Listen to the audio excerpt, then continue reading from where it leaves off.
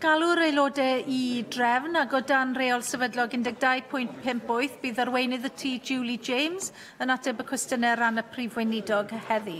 Cwestiwn cyntaf, Mark Reckless. Will the First Minister, or should I say Leader of the House, confirm at what cost the Welsh Government will look at alternatives to the current proposed plans for the M4 Relief Road? A public inquiry has been taking place over the last 12 months to scrutinise all aspects of the project, including costs and suggested alternatives. The independent inspector's report and the business case will inform a final decision this year on whether to proceed with the scheme. But the First Minister told us in 2015 that the project would cost, and I quote, nowhere near £1 billion. I suppose in one sense that's correct, because the cost is now put at around £1.4 billion. If the Assembly does support the Black Route in the vote that we're now going to have, how can we trust the Welsh Government to deliver it at acceptable cost when you've shown no ability so far to do so, and the costs on the Heads of the Valley Road are out of control? Are you asking the Assembly to write you a blank cheque? No, not at all. I'm not going to comment on the merits of the project due to the fact that a statutory final decision remains to be made, and it's quite clear that there are a wide range of views on the significant potential infrastructure investment, and it's extremely right that these views are all being heard at the inquiry and should be taken into account. The Cabinet Secretary for Economy and Transport has clearly stated in this chamber that he instructed the inquiry be comprehensive and test the need for the scheme in the light of the latest proposals for the South Wales Metro, and consider alternatives and indeed consider the costs involved in that. Once the outcome of the inquiry is known, that will inform a final decision on whether to proceed with construction, and that will include, obviously, a business plan, which will then be put into place. Jane Bryant. Diolch, Llywydd. I was 13 years old when an M4 relief road around Newport was first mooted in 1991. Haven't aged. The current local public inquiry is the longest and most thorough inquiry in Welsh history, testing 7 potential routes, including the option of doing nothing. The independent public inquiry is eagerly anticipated by my constituents, and it's only right and proper to look closely at the findings when they're published later this year.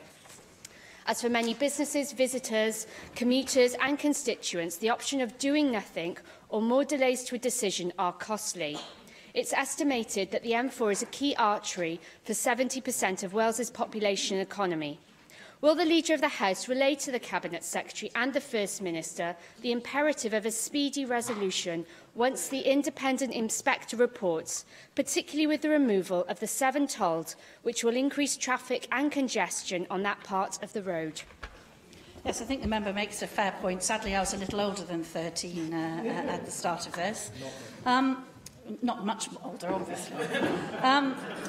But, I mean, there are a large number of legal implications involved in the consideration of the public inquiry, and we will need to consider options once we've got the outcome of the inquiry, and that will have to include also the timing of the decision, the costing and the business plan, as I say. But absolutely, we're all aware of the serious issues on the M4 around Newport, and the Cabinet Secretary is here listening to your remarks, which I'm sure he heard. Simon Thomas.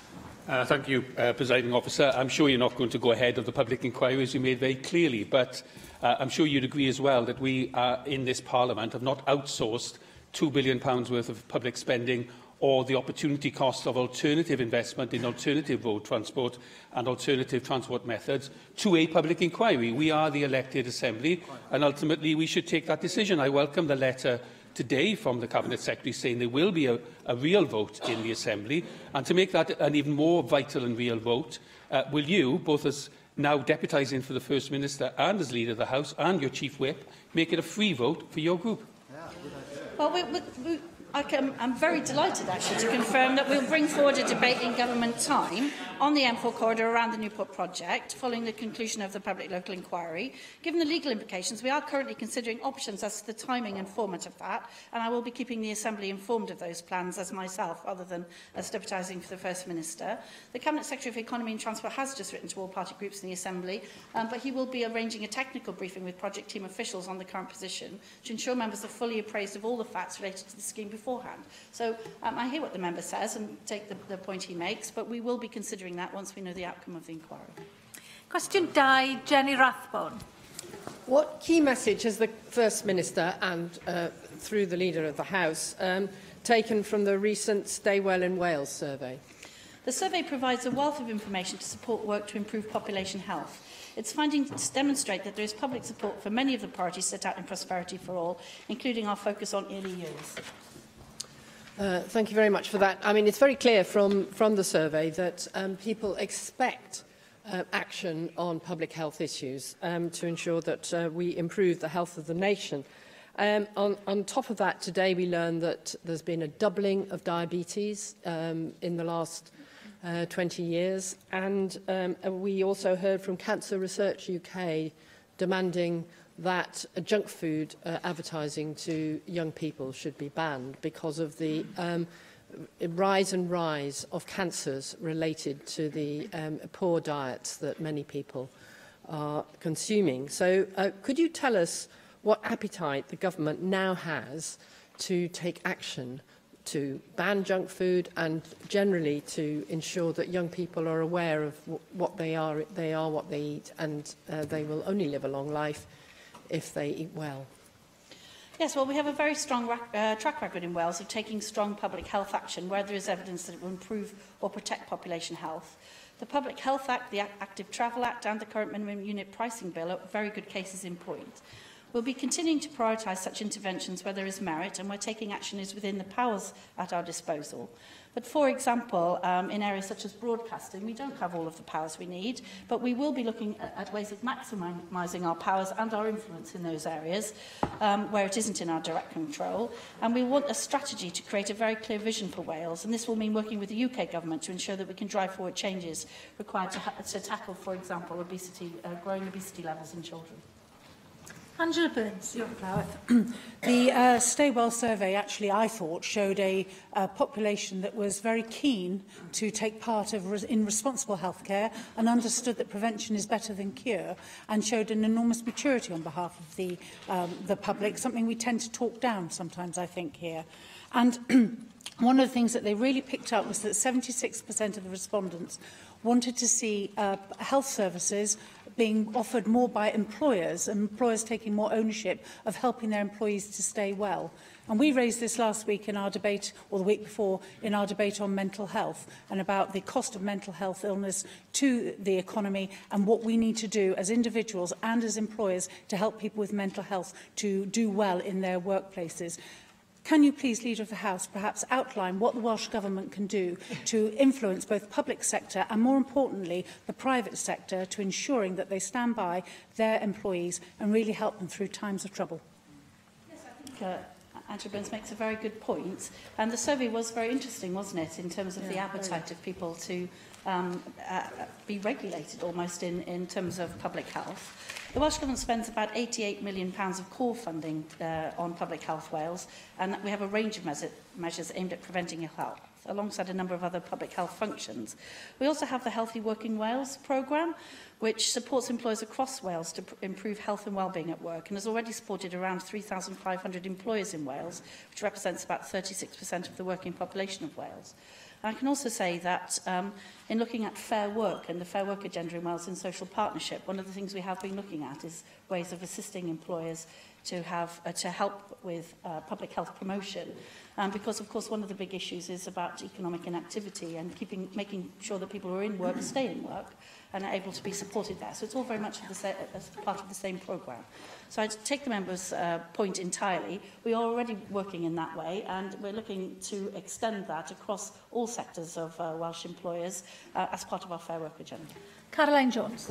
Diolch, Llywydd. Leader of the House, the Stay Well in Wales survey highlighted that doctors and nurses are not the primary source of health information, probably due to the difficulty in getting an appointment with a GP or practice nurse.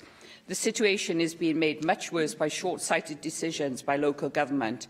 Bridgend Council intend to cut bus subsidies, which put an end to services covering a lot of Porthcawl, making it impossible for some residents to get to the new health centre. What is your government doing to ensure that local government decisions do not have an impact on people's ability to access health and social care? I think that's really quite a stretch in terms of public health, but We have a very good working relationship with all of our local authority partners in this, and of course they're responsible for delivering social care as well. And we have a very well developed bond with them around travel and health travel in particular. And that's something that also comes up in the Workforce Partnership Council from time to time as well. So I can assure the member that we have a very good working relationship with local authorities, and they take into account all of those sorts of decisions in making some of the very difficult decisions they've had to make given the austerity agenda still being pursued by the UK Government. Cwestiynau nawr gan arweinwyr a chynrychiolwyr y pleidiau. Arweinydd grŵp UKIP, Neil Hamilton. Diolch, Llywydd. I was encouraged when I heard that the First Minister was leaving the country, in particular because of what he said at the same time, that America was Wales's most important business partner, and there are exciting opportunities that lie ahead, and he was going to the United States to press the case for developing a free trade agreement between our countries. Unfortunately, the Leader of the Opposition at Westminster immediately torpedoed those laudable aims by saying that Labour would seek to negotiate a new comprehensive UK-EU customs union, which, as we know from Mr Barnier, would not include any cherry-picking by the UK government. And as we would be out of the EU, of course, we wouldn't have anything more than the right to be consulted. How can these two conflicting positions of the First Minister of Wales and the Leader of the Opposition of Westminster now be reconciled? Well, I don't think they're conflicting at all, because, of course, the First Minister was speaking about the potential for a free trade deal between the UK as a whole and the USA. And as we've explained on numerous previous occasions, in the sort of customs union which we envisage the UK would conduct parallel negotiations with third countries to those undertaken by the EU 27. And while talks between the US and the EU are currently in abeyance, these will undoubtedly come back onto the agenda in the coming years. It's obviously nonsensical to exclude ourselves from one of the most powerful trading blocs in the world on the basis of some dogmatic political belief. Well, it's clearly impossible under EU law for any member state to conduct trade negotiations with a third country, because all that is reserved to the Commission in Brussels. So the Labour Party's position is totally incoherent. But I was also encouraged by what the First Minister said, that I want to reassure the United States that Wales remains an outward-looking and welcoming country. Unfortunately, that laudable statement was also undermined by the Shadow Foreign Secretary at Westminster, Emily Thornberry, who described Mr Trump as an asteroid of awfulness that has fallen on this world. She said, "I think he is a danger, and I think he is a racist." And I'm delighted that Welsh Labour's true face is on display today, agreeing with sentiments that can only do damage to the interests of the United Kingdom and the interests of the people of Wales. If the First Minister is serious about wanting to engage the Trump administration and investors from the United States in the possibilities and potential of our country here, then it pays generally in diplomacy to be nice to people rather than to insult and abuse them. Well, I'm very glad to hear Neil Hamilton's idea of appeasement, which is not my idea of appeasement. There is a huge difference between the presidency of the United States and the United States as an entire country. The First Minister and the Labour Party have been extremely clear about the position on the customs union. We have made it explicit that it's in Wales's best interest to remain inside the customs union and actually, indeed, inside the single market. And the FM could not have been more clear in that regard. Well, clarity of that kind is normally to be found only in the pages of Alice in Wonderland, or Alice Through the Looking Glass, because you can't be inside and outside at the same time. But the First Minister I see intends, in the course of his visit, to talk to Hillary Clinton, and nothing wrong with that in itself. But as Hillary Clinton actually lost the election for the presidency to President Trump, wouldn't it actually have made more sense to try to meet with people in the Trump administration rather than the candidate for the party which lost the election the last time the presidency was up for grabs? Well, the Leader of UKIP makes his usual nonsensical alignments between two completely different things. Of course, the First Minister is conducting a series of important negotiations with a range of investors right across the United States and Canada, as it happens, in the best interests of this country. And of course, he will be meeting with Hillary Clinton and a range of other people who have an interest in continuing our good relationship. Ar ran arweinydd Plaid Cymru, Rhun ap Iorwerth. Diolch yn fawr iawn, Llywydd. A few moments ago, Leader of the House, you said that the First Minister had been very clear on the customs union issue. I beg to differ, so I'll keep my first question very simple. Does your government favour staying in the EU customs union or a customs union? Yes, I think it's very important that we maintain an open mind during the negotiations with the EU, and therefore we need to have a customs union of one sort or another. If that turns out to be the customs union as a result of the negotiations, well, that would be very interesting. But in the spirit of a negotiation, of course, we have to keep everything on the table.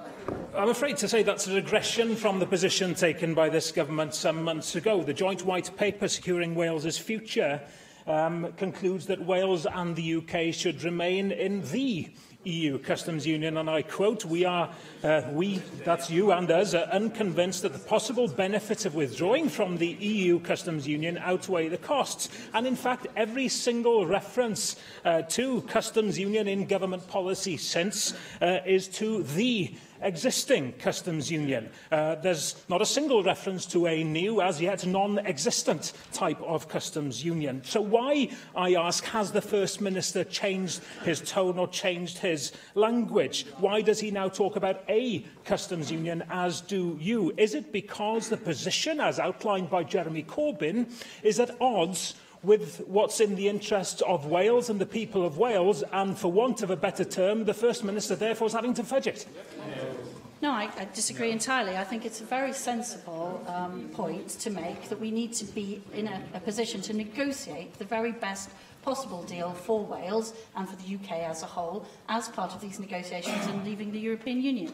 And therefore, we need to try and negotiate the best possible deal. Now, I personally think the best possible deal is the current state of play. I'm a Remainer, I make no bones about it. But clearly in a negotiation, you need to get the best deal, and a negotiation is a two-way street, and we have to see what's on the table from the other side and what their negotiating stance is. So it would be ridiculous to rule out all other options. But what I don't understand is if you were happy as a government to set out with us what our position was when this document was published, why is that still not the case now? I want to work together on this. I'm really proud that through the work that's been done by Steffan Lewis more than anybody on our side, it's good to see Steffan with us today, that we have been able to bring government towards us on some of these core issues, and will continue to try to do so. Now, apart from the customs union issue, I think Jeremy Corbyn's Labour position has another fundamental error, in that he is committed to pulling out of the single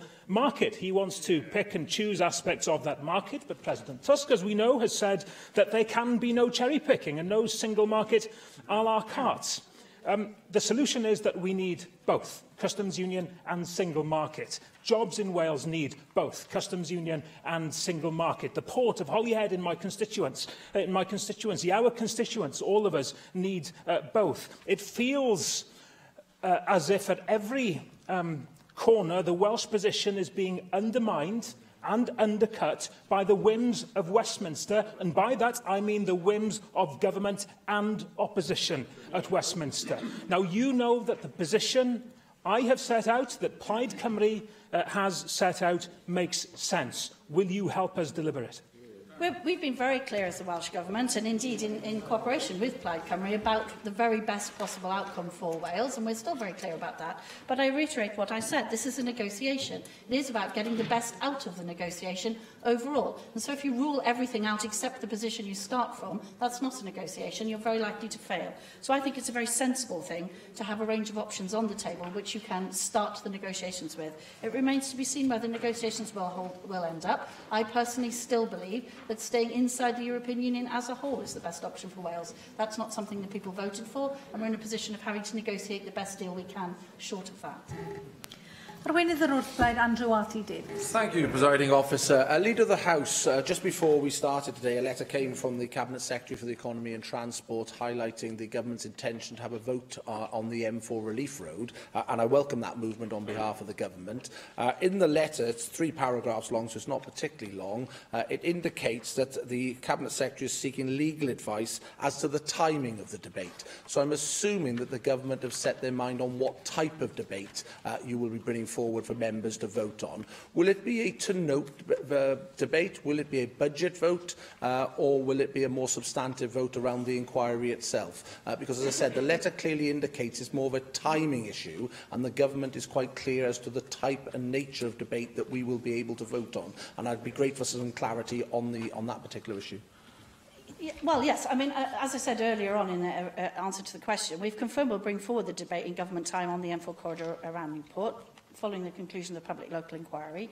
The debate is likely to be a two-note debate at this point in time, but I'm hesitant to say that categorically because we don't yet know the outcome of the public inquiry. So until we know the outcome, we don't really know what we can form the debate around. So I'm prepared at this point to give an indication, but I can't be categoric about it because until we know the outcome of the public inquiry, we're not in a position to be categoric about it.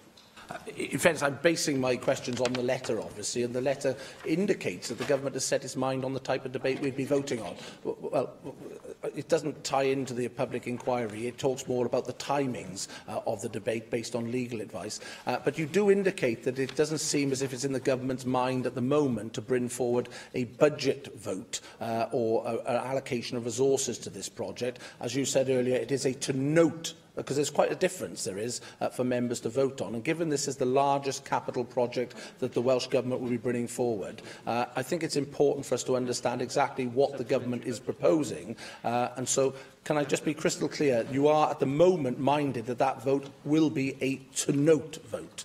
Yes, currently we are minded that it will be a two-note debate, but I want to reiterate that until we see the outcome of the public inquiry and the consequent legal advice and so on, it's impossible to be categoric. So I'm not in a position to be categoric about it for the best possible reasons, which is we need to react to it in the light of whatever the outcome of the public inquiry is. So when we have that, then I'll be able to give an indication of what the government's position is. I'm grateful for an element of clarity. I appreciate the public inquiry is still ongoing, but obviously I'm basing my questions on the letter that was received by members. On another transport issue that came to light over the recess was Abellio's withdrawal from the rail franchise that is currently up for negotiation and tender from the Welsh Government. A bitterly disappointing outcome, obviously. Now 50% of the bidders have withdrawn from the process. One would ask the question, did the Welsh Government or Transport for Wales work proactively with Abellio to try and resolve the problem around Carillion, to keep them in the race for the tender? Because the more ideas, hopefully the better franchise agreement we will get. And one thing that train users in Wales deserve is a better service than they're getting at the moment. I think, irrespective of party colour, we can all agree with that, we can. So what I'd like an indication from the Leader of the House, if possible, is the Government confident that the two remaining bids are robust and will go the duration? And secondly, what clarity can she give around the engagement with Abellio to try and resolve some of the issues they had with the Carillion collapse, given Carillion's long-standing financial problems that were well understood for many months? Was there much engagement from Transport for Wales and the Welsh Government to try and facilitate them staying within the tendering process? Yes, I mean, we work very hard to keep them inside the procurement. Leader of the Opposition is absolutely right. It's better for us to have the widest range of possibilities open to us in terms of the procurement. So a lot of very hard work took place actually before the Carillion collapse and after it to keep them in the procurement. However, we've got two still very robust tenderers to go ahead with, and we're very confident that we will get a good outcome for the citizens of Wales, which I completely agree with him, they richly deserve. Question 3, Vicky Howells. Will the First Minister, through the Leader of the House, outline the Welsh Government's plans for its lunch and fun clubs this summer? Yes, in partnership with the WLGA, we will continue increasing the number of local authorities and schools running this scheme by making a further £500,000 available during 2018-19. This will involve working with partners, including local health boards and Public Health Wales, to align agendas, for example, by reducing adverse childhood experiences or increasing sport participation. Thank you, Leader of the House. It was a real privilege for me last summer to visit the Lunch and Fun Club in Penwain in my constituency and see the positive benefits that this initiative was having. And that's threefold. It's in terms of providing 2 hot meals a day to all pupils who are eligible for free school meals, providing fun educational activities, but also I was interested in the fact that it provided additional work hours for some of the lowest paid school staff as well. Last week saw perhaps the most game-changing announcement on the holiday hunger agenda, with Labour-led North Lanarkshire Council announcing that it is looking to provide meals to its FSM pupils 365 days a year, with an additional cost implication allegedly of only £500,000 for one of the authorities with the highest rates of free school meals. This is backed up by research that shows that it could improve concentration and possibly provide a powerful lever to close the elusive attainment gap between those who are eligible for free school meals and those who are not. Will the Welsh Government look to monitor this pilot and see if it is something which could also be tried in Wales? Yes, indeed. And the Food and Fun scheme is a great scheme. It's won 7 awards, including an NHS award, recognising the scheme's adherence to the tenets of the Wellbeing of Future Generations Act. And I'm delighted to say the Sustain charity wrote to all UK governments in 2017, highlighting the Welsh model for tackling holiday hunger as the best in the UK.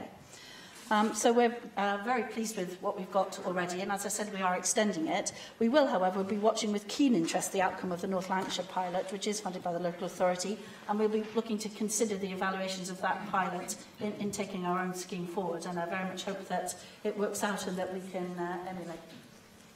Darren Miller. Leader of the House, one thing which is very important is, of course, to make sure that there is childcare provision in the school holidays and indeed outside of the school holidays. What consideration has the Welsh Government given to the concerns which have been expressed by the Future Generations Commissioner and indeed the Professional Association for Childcare and Early Years about the penalties which grandparents, aunties, uncles, brothers and sisters might face if they are childminding on behalf of their relatives? Surely we want to be encouraging families to share responsibilities for caring, not discouraging them by penalising them because of the Welsh Government's change in its guidance last year. Well, I share the member's concern, actually, but I'm not sure I'd put it in quite the way that he did.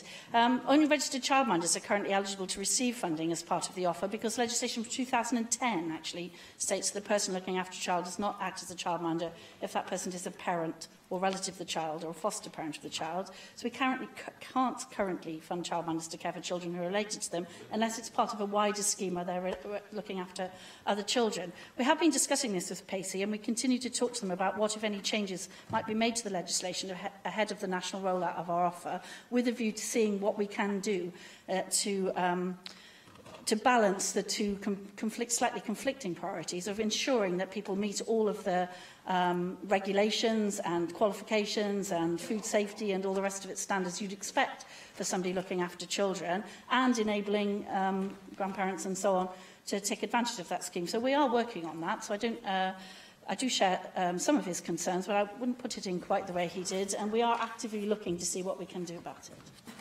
Cwestiwn 4, Rhina Biorwerth. Diolch Llywydd, be mae Llywodraeth Cymru'n ei wneud i leihau'r defnydd o blastig yng Nghymru? Apologies. It's written down. Beth mae Llywodraeth Cymru'n ei wneud i leihau'r defnydd o blastig yng Nghymru? Apologies for that. The Welsh Government has ensured that Wales is at the forefront of introducing the charge on single-use carrier bags. Since its introduction, there has been a substantial reduction in single-use plastic carrier bag usage. We're now developing legislation to introduce a microbeads ban in Wales on both the manufacture and sale of those products. Diolch yn fawr iawn i chi am yr ymateb yna. Mi o'n i yn falch iawn o allu bod mewn digwyddiad yn Rhos Neigr nos Wener dwytha, lle oedd ymgyrch newydd yn cael ei lansio ei droi Ynys Môn yn ynys ddi-blastig, a be mae hynny'n ei wneud ydy apelio ar bobl, busnesau, unigolion, cynghora, i roi'r gorau i ddefnyddio plastig mewn sawl maes. A mae yna gynnig ar fi'n mynd o blaen cyngor Sir Ynys Môn, fel bod yr Sir gyfa yn gallu cymryd safbwynt ar hyn. Ydy'r Llywodraeth yn cefnogi'r math yma o ymgyrch mwyn lleihau faint o blastig sy'n yn amgylchedd ni, ond a wneith arweinydd y tŷ hefyd gytuno bod angen arweinyddiaeth Llywodraeth ac arweinyddiaeth deddfwriaethol gan y cynulliad yma hefyd mwyn sicrhau bod yna weithredu Cymru gyfan mwyn lleihau plastig yn yr amgylchedd. Yes, indeed, very much welcome Anglesea's bid for Anglesey to become Wales's first local authority to be official plastic-free status, and I think it includes plans to establish a water refill network across the island, which will be very interested to see how that goes. The member will be well aware that 2018 is Wales' Year of the Sea, so it's very timely to act to protect our natural assets by taking further action of this sort. We've set up the Wales Clean Seas Partnership with a working group to look at these issues and to focus action on preventing the problem at source. The Minister for Environment was pleased to offer her personal congratulations to the plastic-free Newquay campaigners in Newquay last week when they were officially awarded plastic-free status. And it's really pleasing to see Welsh communities taking positive action on the issue. Newquay joins its neighbour Aberporth as official plastic-free communities, and we very much hope that other towns and villages across Wales will follow suit, and it's great to see Anglesey Local Authority taking that initiative. As I said in the initial answer, we are developing legislation to introduce the microbreeds ban in Wales on both the manufacture and sale of products by the 30th of June 2018, we hope. Llantwit Major recently became the first town in Wales to sign up to the Refill app, which encourages people to refill water bottles at shops, cafes and businesses. So we'd like to encourage that sort of thing as well. But I very much welcome it, and we're very much actively looking to see what we can do, both legislatively and culturally, to help people reduce their use of plastics. Joyce Watson. Leader of the House, last September the Cabinet Secretary for Energy, Planning and Rural Affairs announced that she'd commissioned a study that would be looking at ways to, and I quote, increase waste prevention, increased recycling and reduce land and marine-based litter. The study would also be including research on the impacts of extended producer responsibility schemes. Leader of the House, can I ask, when can we expect the findings of that report to be made available? We've commissioned consultants to conduct a study to examine the potential for extended producer responsibility approaches in Wales, which will help increase recycling and reduce the littering of packaging. I think the research will be focusing on food and drink-related packaging, including plastic bottles and cans, and will also include an analysis of a potential deposit return scheme. The Minister for Environment is in fact making a statement on recycling in Wales later on in today's agenda. I just think it's worth pointing out that Wales has the highest municipal recycling rate in the UK, second highest in Europe and third highest in the world. So we're doing very well already, but the member is quite right, we could do more, and we will be looking to see what we can do. David Melding. Leader of the House, I'm sure you'll welcome the decision by the BBC to eliminate by 2020 all single-use plastics from their premises, and the Royal Family, which is an institution nearly as grand and august as the BBC, has said that internal caterers at Buckingham Palace, Windsor Castle and the Palace of Holyrood will have to use china plates and glasses or recyclable paper cups. I just wonder if the Welsh Government is going to follow the Royal Family and the BBC's example and do the same on its premises. I think it's a very laudable aim. I'm not too sure about China ones, but I know that David Melding has heard me on one of my many soapboxes on a number of occasions about my antipathy towards single-use coffee cups and my carrying around to the detriment of the inside of my handbag on occasions coffee cups that can be refilled, and indeed I'm very pleased that the Assembly state largely uses the china cups as well, though we have a little issue with the lids, I think. It's surprisingly hard to eliminate plastic from real life. I've had a go at it myself, and there are some products it's very, very difficult to get hold of without plastic. So there is a big issue about us working with the UK government to ensure that we put some pressure on manufacturers to come up with alternatives. There are lots of things we can do in the meantime, though, and I will certainly be taking up his suggestion on the Welsh Government estate to see what we can do to reduce what we currently have in terms of single plastic use. And if the Llywelyn will indulge me for 1 minute, I will repeat something I've already said in this chamber, which I would thoroughly encourage everybody to be using bamboo-handled toothbrushes, which are an excellent substitute for single-use plastic toothbrushes. Question 5, Susie Davis. Diolch, Llywydd. Will the Minister provide an update on the Welsh Government's monitoring of ambulance service response categories? Yes, indeed. The new clinical response model is ensuring all patients receive the right response from the right type of clinician and vehicle to optimise their chances of a good outcome, and that patients in most need of immediate intervention receive the fastest response. Well, thank you. It's that immediate intervention question I want to raise with you, because, as you'll be aware, there's been some distressing stories in our neck of the woods where a reported injury has in and of itself perhaps not been life-threatening, but the outcomes for patients have proven serious because secondary factors have not been taken into consideration by the call handlers. We've got one incident where individuals were left for hours in freezing conditions at night in a rural location with an injury which perhaps at home and in front of a warm fire wouldn't have been a problem. In another, an elderly person was left lying for hours on a cold floor after a fall with a fracture which would have proven life-threatening had they been moved by a layperson, of course, which is the temptation when somebody's been left lying too long. And in another correct layperson report of not unconscious, that wasn't interrogated to reveal that the person was barely breathing and actually deteriorated so quickly that the amber categorisation proved a big mistake. So, would the Welsh Government consider revisiting the questions asked by call handlers, not for wholesale change of principle, but to allow environmental conditions to be taken into account before refusing a red categorisation? Yes, my understanding is that the Cabinet Secretary for Health and Social Services has already asked the Chief Ambulance Services Commissioner to review the monitoring of amber calls in order to reduce the time waited by those with the longest response times and to consider how the amber calls are being dealt with. So I'm sure he's heard that additional point that you've made and will be taking that into account. Question 6, Jack Sargent. Thank you. Will the Leader of the House make a statement on investments in transport in North Wales? Welcome to the Chamber. I think that's your first question, so I'm delighted to be the one answering it. Our plans for investment across North Wales are detailed in the National Transport Finance Plan 2017 update. Our resources are directed to achieving a sustainable integrated transport system which supports all modes of transport.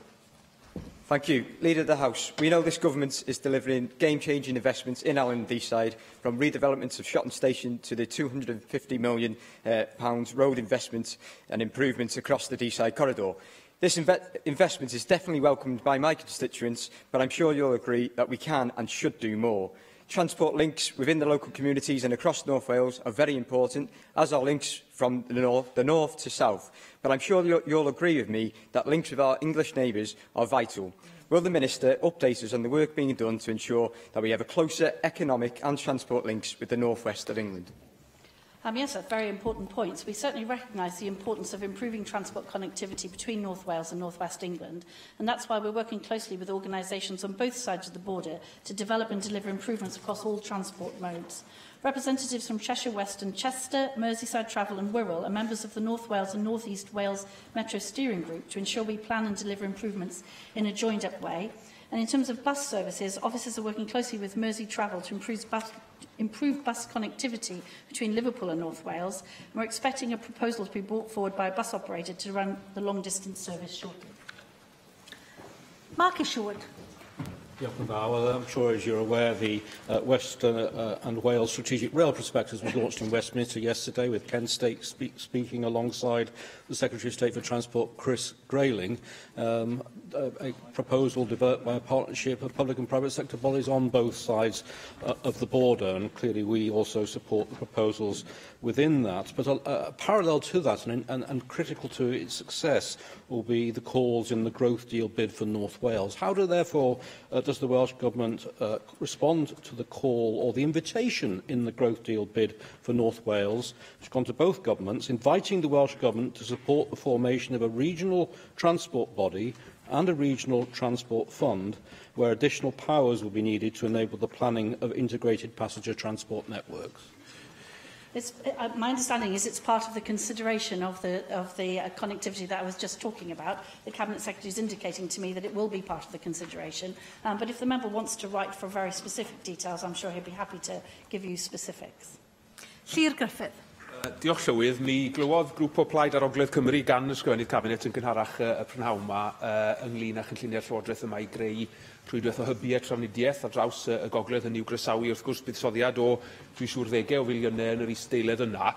Ond ar yr un pryd, wrth gwrs, ychydig wythnosau nôl, mi glywon ni, neu mi welon ni gyhoeddi adroddiad oedd yn dangos mae Cymru welodd y gostyngiad mwyaf yn y nifer o filltiroedd sy'n cael eu teithio ar fysiau cyhoeddus trwy Brydain gyfan. Nawr, tra bod y Llywodraeth yn sôn am fuddsoddiad cyfalaf sylweddol sydd i'w groesawu, mae'n amlwg hefyd bod angen buddsoddiad refeniw cyfatebol mwyn rhoi stop ar yr erydu parhaol yma sy'n digwydd ar fuddsoddiad mewn gwasanaethau bysiau. Felly fyddech chi'n cytuno, mae'r risg yw y byddai'n gam gwag i fuddsoddi mewn hybiau trafnidiaeth os oedden ni'n dal i golli gwasanaethau sylfaenol ar y bysys.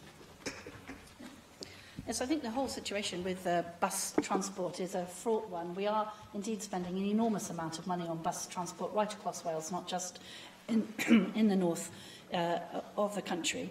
And once we have the bus regulation powers devolved this to Wales, we will have to have, I think, a fundamental look at how we use that subsidy money, including both revenue and capital subsidies, because I think all of us in this chamber have problems with bus services in our area, and there are some significant difficulties around the planning of the routes and the preponderance of routes where, for example, concessionary travel passes are available and so on. So I actually completely agree with the member that a fundamental look needs to be had, but I think we need to look at the point in time we have the power to regulate so that we have a bit more leverage in terms of some of the routes that we would like to see.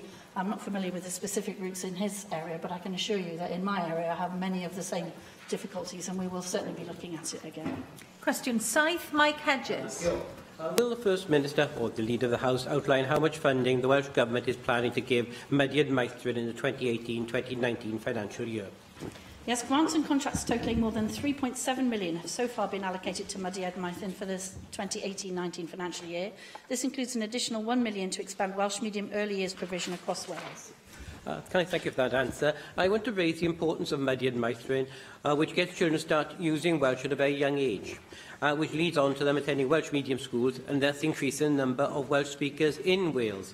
Will the Welsh Government produce a plan to increase the numbers attending TFE and Mydiad Maithrin, because that is going to be the only way in which that number of Welsh speakers is going to be increased dramatically over the next 20 or 30 years? Yes, I have some sympathy with what the member's saying, as my own parents are Welsh-speaking, as he knows, and I'm not Welsh-speaking, as they didn't teach it to me as a child, and I've singularly failed to get any better at it than knowing my colours and numbers, I'm ashamed to say. So I think there's a lot to be said for bringing up your children bilingual. Cymraeg for Kids provides advice and support for parents and prospective parents aimed at enabling families to use more Welsh. The programme is targeted at prospective parents and families with children aged 0 to 4, and Mydiad Maithrin delivers local activities and support on behalf of the Welsh Government. These include story and song sessions, baby yoga and baby massage groups. These activities were expanded to all local authorities from April 2017, and the contract for delivery of the activities has been extended to March 2019, as we absolutely agree with the member that the earlier the engagement with the Welsh language and the more frequent that engagement in the family, the more likely it is that their language will stick. We've got a network of more than 400 I can't even say that in Welsh, I'm ashamed to say, Cylliodd TFE, parent and toddler groups across Wales. These provide activities promoting the development of children from birth to school age and offer the opportunities for families to socialise in an informal Welsh atmosphere.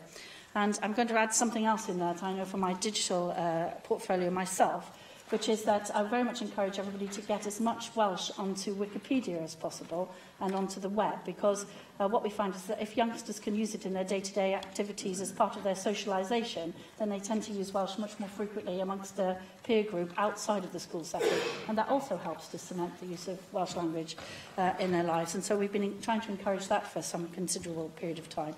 For the additional £1 million to support the work in 2018-19 will enable them to make rapid progress to expand Welsh medium early years provision, and it will be used to undertake work specifically aimed at establishing new settings in areas with a current shortage of Welsh medium childcare provision as well. Susie Davis. Diolch. Well, this money is very welcome, and of course it's a very important seed corn investment for the 1 million speakers policy by 2050. But you can't make the assumption that just because a child goes to TFE and Mydiad Maithrin that they will continue to use Welsh throughout their lives, particularly when they leave school. While it might be quite difficult to monitor the progress of individuals using Welsh when they perhaps learn it online, it should be easy to track the progress of a child and whether they develop and use their Welsh throughout their life. Is that something that's part of Welsh Government's plans within the 2050 strategy?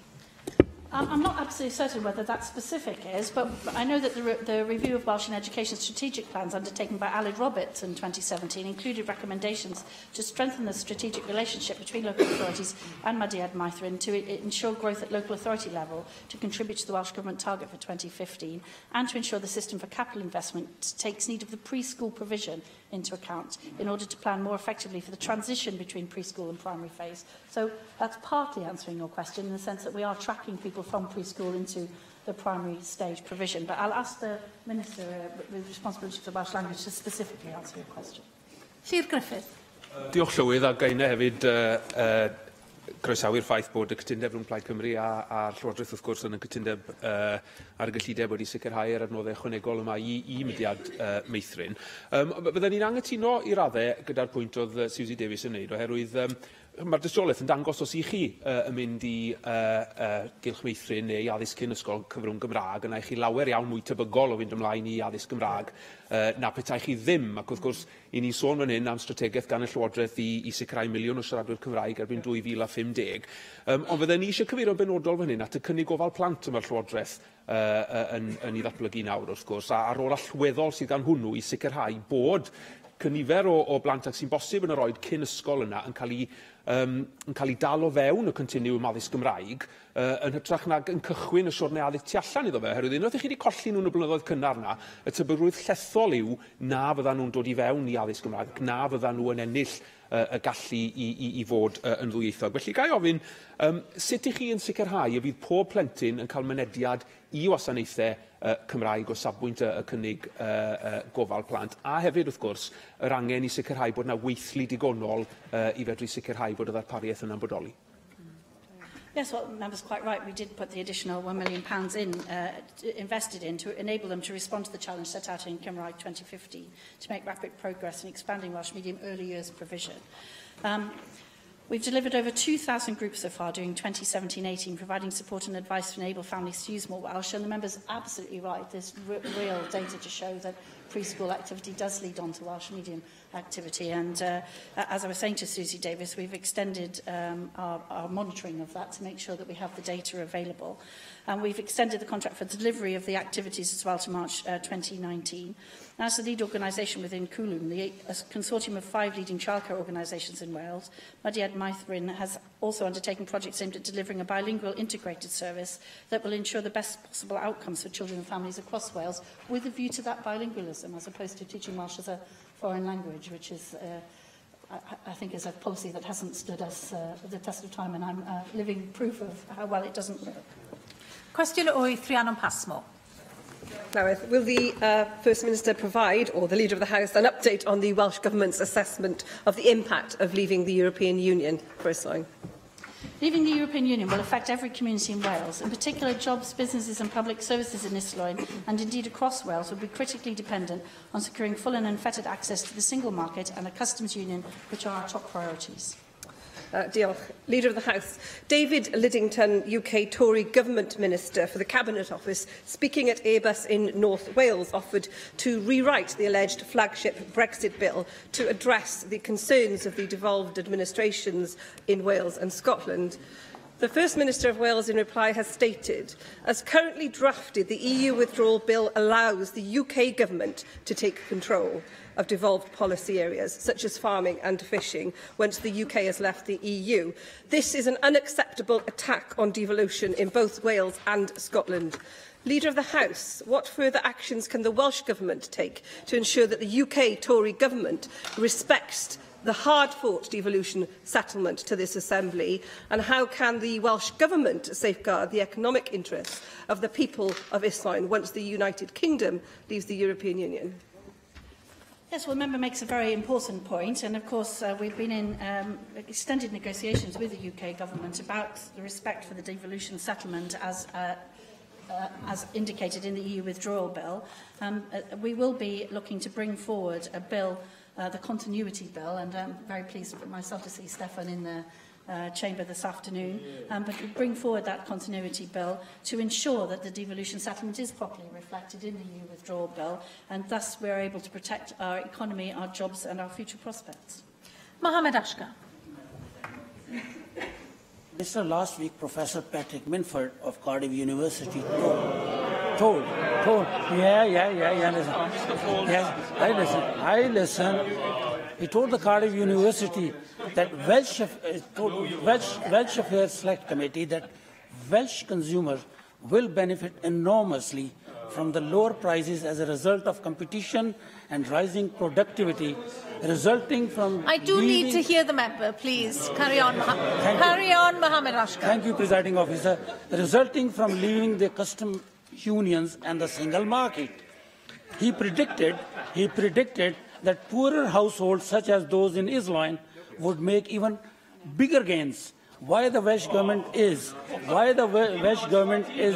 so dismissive and negative of the views of economists like Professor Minford, and reluctant to recognise the economic opportunities resulting from the Brexit for Wales. Professor Minford is a little of an outlier amongst economic professors, and in fact I think he's entirely alone in his analysis of the Welsh economic prospects without the EU.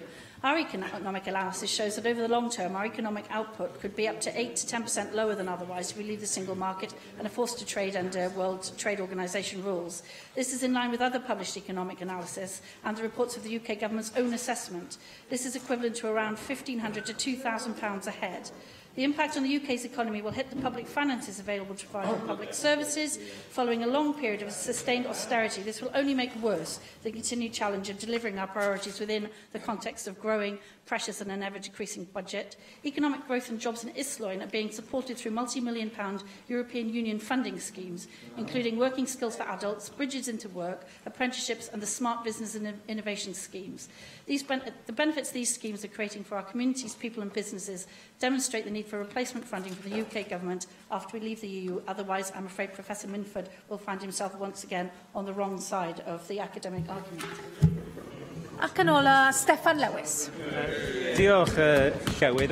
I deeply regret the newfound politicking and ducking and weaving on the question of the single market that was apparent yesterday in the UK Labour leader's speech on his vision for a future relationship with the European Union. There are real consequences to leaving the single market for real people. One of those will be that we will lose the right to benefit from clinical trials from the European Medicines Agency.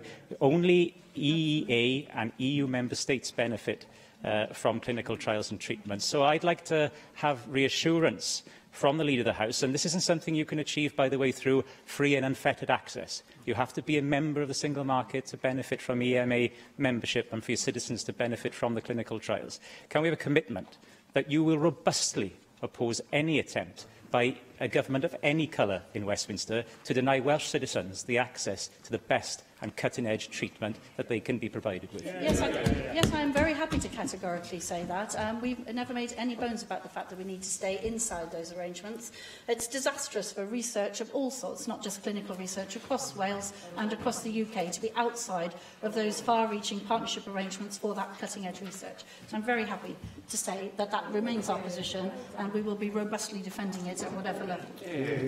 Diolch i arweinydd y tŷ. Ar eitem nesaf, credwch na beidio yw'r datganiad a chyhoeddiad busnes gan no other than the arweinydd y tŷ, Julie James, wearing her other hat,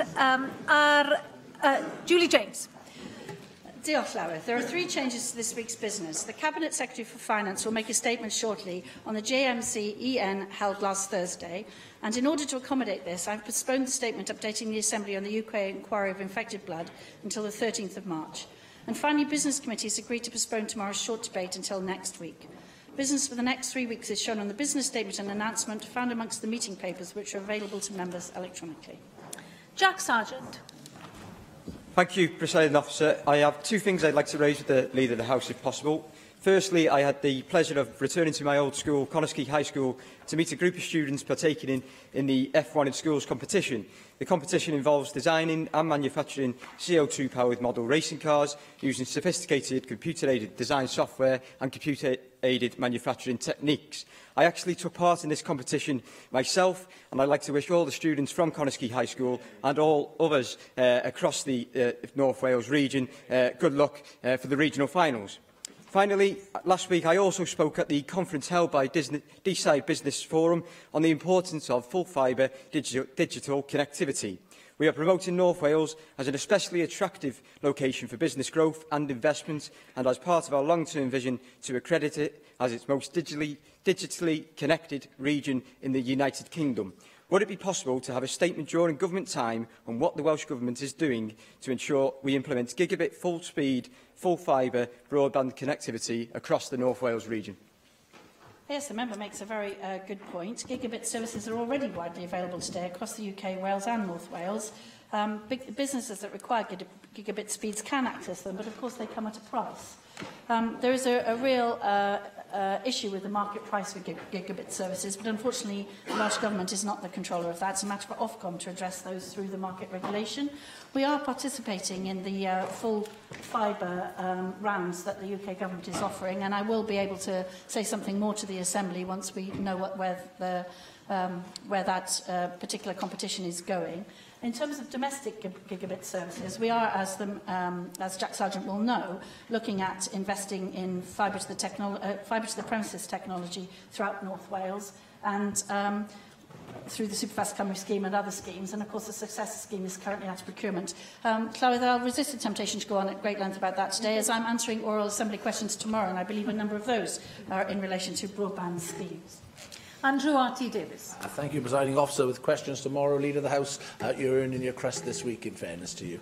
Can I ask for a statement from the Minister, or Cabinet Secretary for Finance, should I say, around the non-residential land transfer tax? I've had extensive correspondence over the half-term recess, and I know the Cabinet Secretary has had similar correspondence from the sector in relation to the impact that the tax will have on the commercial attractiveness of Wales as a destination for capital. It is imperative that we do understand exactly how this tax will impact on Wales's ability to attract investment. As I understand it, the sector are pointing out that the evidence that the government bases its commitment to introduce this tax on, Bangor University's assessment, there was little or no consultation with the sector to ascertain the impact of the tax on the sector. 79% of inward investment on capital projects such as the tax will affect over the last 10 years would fall into the increased taxation rate that the Welsh Government is setting. What we've seen in Scotland with a lower level of tax is greater inward investment and greater flows of capital into the commercial property market. And so I'd be most grateful if the Cabinet Secretary for Finance could bring forward a statement to outline exactly the levels of consultation that the Government undertook with the sector, importantly, over the impact of this new tax, and what response the Welsh Government has to the very detailed analysis that the sector has put together over the likely impact of being able to attract such valuable capital into Wales to develop new opportunities for properties the length and breadth of Wales. Well, the Assembly's only just passed the tax regulations. We had a full and frank debate about it at the time. I think that it would be far too early for a statement to be brought forward on regulations that have only just been passed. I'm sure the Cabinet Secretary will bring forward a statement once we've had a good period of time for the regulations to show what they do in Wales, and we've got some empirical evidence on which to base that statement. Simon Thomas. Diolch, Llywydd. Os gai codi dau beth gyda'r arweinydd y tŷ.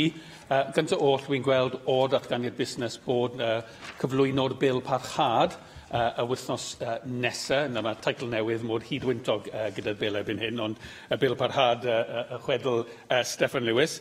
Ac wrth gwrs, fe gawn ni datganiad yn y man gan yr ysgrifennydd Cabinet, dwi'n deall hynny. Dwi eisiau gofyn i chi ynglyn â drefn cynulliad o delio gyda'r bil yma. Fyddwn ni gyntaf oll yn credu yn penderfynu a dyn ni'n derbyn fel bil bris, ac wedyn yn mynd ymlaen os ni yn derbyn hwnna i gwneud hynny. Felly, fedrwch chi dweud wrthyn ni pa hyd i chi'n disgwyl i'r bil yma cael ei drafod a penderfynu arno un ffordd neu llall gan y cynulliad, ac a fydd amser o gwbl yn ystod y broses yna a gyfer craffu gan bwyllgor. Mae'n ymddangos i fi, bod dwi'n deall bod yn bil bris, mae'r bil, wrth gwrs, wedi bod yn yr arfaith ers yr haf o leia, ac mae'n ymddangos i fi colled i bod ni wedi sefydlu bwyllgor benodol i edrych am materion Brexit, dim ond Brexit, ond yn bennaf Brexit o dan gydawyddiaeth 2 mis. Os nag oes amser i pwyllgor yma, o leia cael cyfle i edrych ar y bil ac i gynnal rhyw fath o adborth nôl gan bobl ynglyn â'r bil. Felly, jyst cadarnhad o'r drefn yn ytrach na polisi, gawn ni cyfle i holi'r polisi yn y man, dwi'n gwybod hynny. A'r ail beth hoffwn i ofyn amdano yw datganiad gan y Llywodraeth ynglyn â sefyllfa bancio yng Nghymru ac yn ywedig bancio yng nghefn gwlad. Mae hwn yn bwnc sydd wedi cael ei codi sawl gwaith, dwi'n gwybod, gan aelodau pob plaid yma. Ond fi'n godi fe heddi gan y byddwn ni'n hoffi i Llywodraeth edrych ar bil sy'n cael ei cyflwyno gan yn gydweithiwr Ben Lake heddiw yn Tir Cyffredin. Mae'r bil o dan y feol 10 munud yn sefydlu tair egwyddor bwysig, dwi'n meddwl, a defnyddiol iawn yn ei edrych arno o safbwynt bancio yng Nghymru ac cefn gwlad yn benodol. Un, yn edrych a sut mae modd newid y protocol ynglyn â mynediad at fancio o un o pellter i un o amser i gyrraedd. A pan ych chi'n meddwl am beth sy'n digwydd yn Cefn Gwlad, mae pellter weithiau yn gallu bod yn gymharol byr, ond mae amser i gyrraedd yn gallu bod yn llawer mwy, yn ywedig yn gan dibynnu at trafnidiaeth cyhoeddus. Yr ail egwyddor mae'n gofyn amdano yw bod y reolaiddwyr bancio yn edrych ar y bosibiliad bod banciau gwahanol yn gallu rhannu safleoedd, rhannu offer, rhannu staff os oes angen. Na, wrth gwrs, bydd eisiau newid y reoliadau mwyn caniatáu hynny, ond fedrwch chi weld sut mae hynny yn gallu bod o fydd i nifer o trefi Cefn Gwlad, ac byddwch chi'n ymwybodol bod hyn wedi digwydd yn cyd-destun telecyfathrebu symudol yn enghraifft. Felly mae'n rhywbeth dylen ni fod yn y gofod iddo fe. Trydydd egwyddor ynddo fe yw rhywun sy'n edrych i ehangu'r gwasanaeth sy'n cael ei cynnig gan y swyddfa bost. Weithiau mae swyddfa bost yn gallu cynnig gwasanaeth clodwiw, ond dwi ddim pob tro yn defnyddio ar gyfer busnesau, yn ywedig busnesau sy'n dal i delio gyda gafian enghraifft. Felly, mae'r tair egwyddor yna yn y bil, dwi'n meddwl yn werth ystyried gan y Llywodraeth, a byddwn ni'n licio cyfle i drafod nhw, ac falle clywed gan y Llywodraeth hefyd beth yw ei barn nhw am y bil yma, neu unrhyw beth tebyg sy'n mynd i wella sefyllfa bancio yng Nghymru. Yes, well, those are two very interesting points. The first one on the procedure on the continuity bill, which I'm also going to call it because the title is indeed very long and complicated, is that we will be looking to table a motion next week to get the Assembly to agree that it should be treated as an emergency bill, and then that will also have a debate on the scheduling of that bill rather than the merits of it. And then once the Assembly has agreed the scheduling, then obviously the scheduling will go forward. So next week there'll be an opportunity to debate the merits of the various sorts of ways that you can deal with the emergency bill. And obviously in the motion to treat the bill as an emergency bill, we will be putting forward the government's reasons for wanting to do so and what the various things. So I won't reiterate them here as we're scheduling it for next week. But the member's quite right. We need to sort out both the Assembly accepting that it should be treated as an emergency bill and then what the scheduling of that bill should be. So that's a matter for next week. I wasn't aware of the Ben Lake bill on banking. It's very interesting. I will make sure that the Cabinet Secretary becomes aware of it. We've had many debates in this chamber about access to banking. I share all of the concerns that the member raised. I have to say, I don't think it's just rural. My own very urban constituency has all of those problems, including time taken to get to banks and businesses banking with cash and so on. So I'll be very happy to talk to the Cabinet Secretary about what we might do to look at that bill and any of the things we might be able to take forward here in the Assembly. Jenny Rathbone. Last week I had the opportunity to talk to a lot of university professors and lecturers who were on strike at Cardiff University, which was really closed down the university for the last 2 days of last week. And it's unsurprising, really, that given that the university superannuation scheme has been torn up and teaching staff are expecting to see the biggest pay cut they've ever had in their history, because instead of having a pension scheme based on what they pay in and then therefore what they get out when they retire, they've been told that their pension will be reliant on the vagaries of the stock market. So it's unsurprising that university staff across 64 universities in the UK are really concerned about this latest watering down of their terms and conditions and the casualisation of much of the workforce in our universities. Given the importance of universities for the future economy of Wales, our future leaders, our future inventors, our future entrepreneurs, is it possible to ask for a statement from the Cabinet Secretary for Education about what, if anything, the Welsh Government can do to ensure that the Universities UK gets back round the negotiating table with the unions, given that if the strike goes on for beyond this 4 weeks, it could actually have an impact on students' ability to sit their exams. So it's extremely serious. Yes, that's a very serious and important point. We'd very much like to see the university employers and unions negotiating a settlement to the dispute if at all possible. The Welsh Government has made it clear that if needed, we're prepared to facilitate that process in Wales and whatever it takes. The Cabinet Secretary for Education is meeting union leaders and representatives of University Wales this week, and I'm sure she'll provide an update during her Assembly questions next week on how that goes. Higher education institutions are autonomous bodies responsible for all employment matters, and unfortunately, as such, neither the Welsh Ministers nor the Higher Education Funding Council for Wales can play any formal role in what are UK-wide negotiations. But we're continuing to monitor the situation and any future negotiations that may occur, both on the staff and on the students, and we're very concerned to limit the impacts that affect the reputation or future sustainability of the sector in Wales. The greatest concern is, of course, the impact on students, but the staff are also a concern for us. So our fervent hope is that they can get back around the negotiating table as soon as possible and bring a very damaging dispute to an end. Leader of the House, may I ask for a statement from the Welsh Government on financial support for apprentices in Wales? The Economy, Infrastructure and Skills Committee has reported that there is a substantial evidence that financial barriers are discouraging and, in some cases, preventing young people from taking up apprenticeships across Wales. The committee has called for the Welsh Government to establish a universal grant to cover living costs for apprentices and a hardship fund for those on the lowest pay levels, or providing concessionary bus or rail cards. Could we please have a statement on this important issue? And the member's quite right. Apprenticeships in Wales are a very important issue, but I have to point out at this point that one of the biggest issues is the minimum wage regulations that the UK government imposed on apprenticeships, which are very low indeed and which are a matter of some concern. We are looking to see what we can do to support vocational forms of education through grant schemes and others, and I'm sure in due course the Minister will bring a paper forward on what can be further done. But there is a big problem around expecting that apprentices are able to live at home with family and don't need to earn even the minimum wage, which we need to address in the UK as a whole in order to be able to maintain our apprenticeship system even remotely in the situation it is at the moment. Di Lloyd.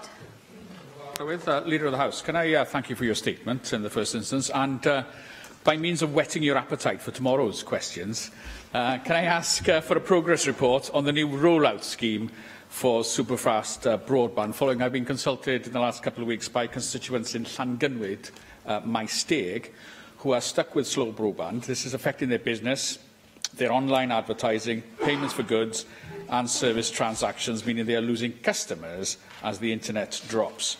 So can I press the Leader of the House, with one of her several hats on today, to provide more detail on the process by which different areas will be selected for the new rollout scheme, and in particular, when will superfast broadband get to Llangunwyd? Thank you.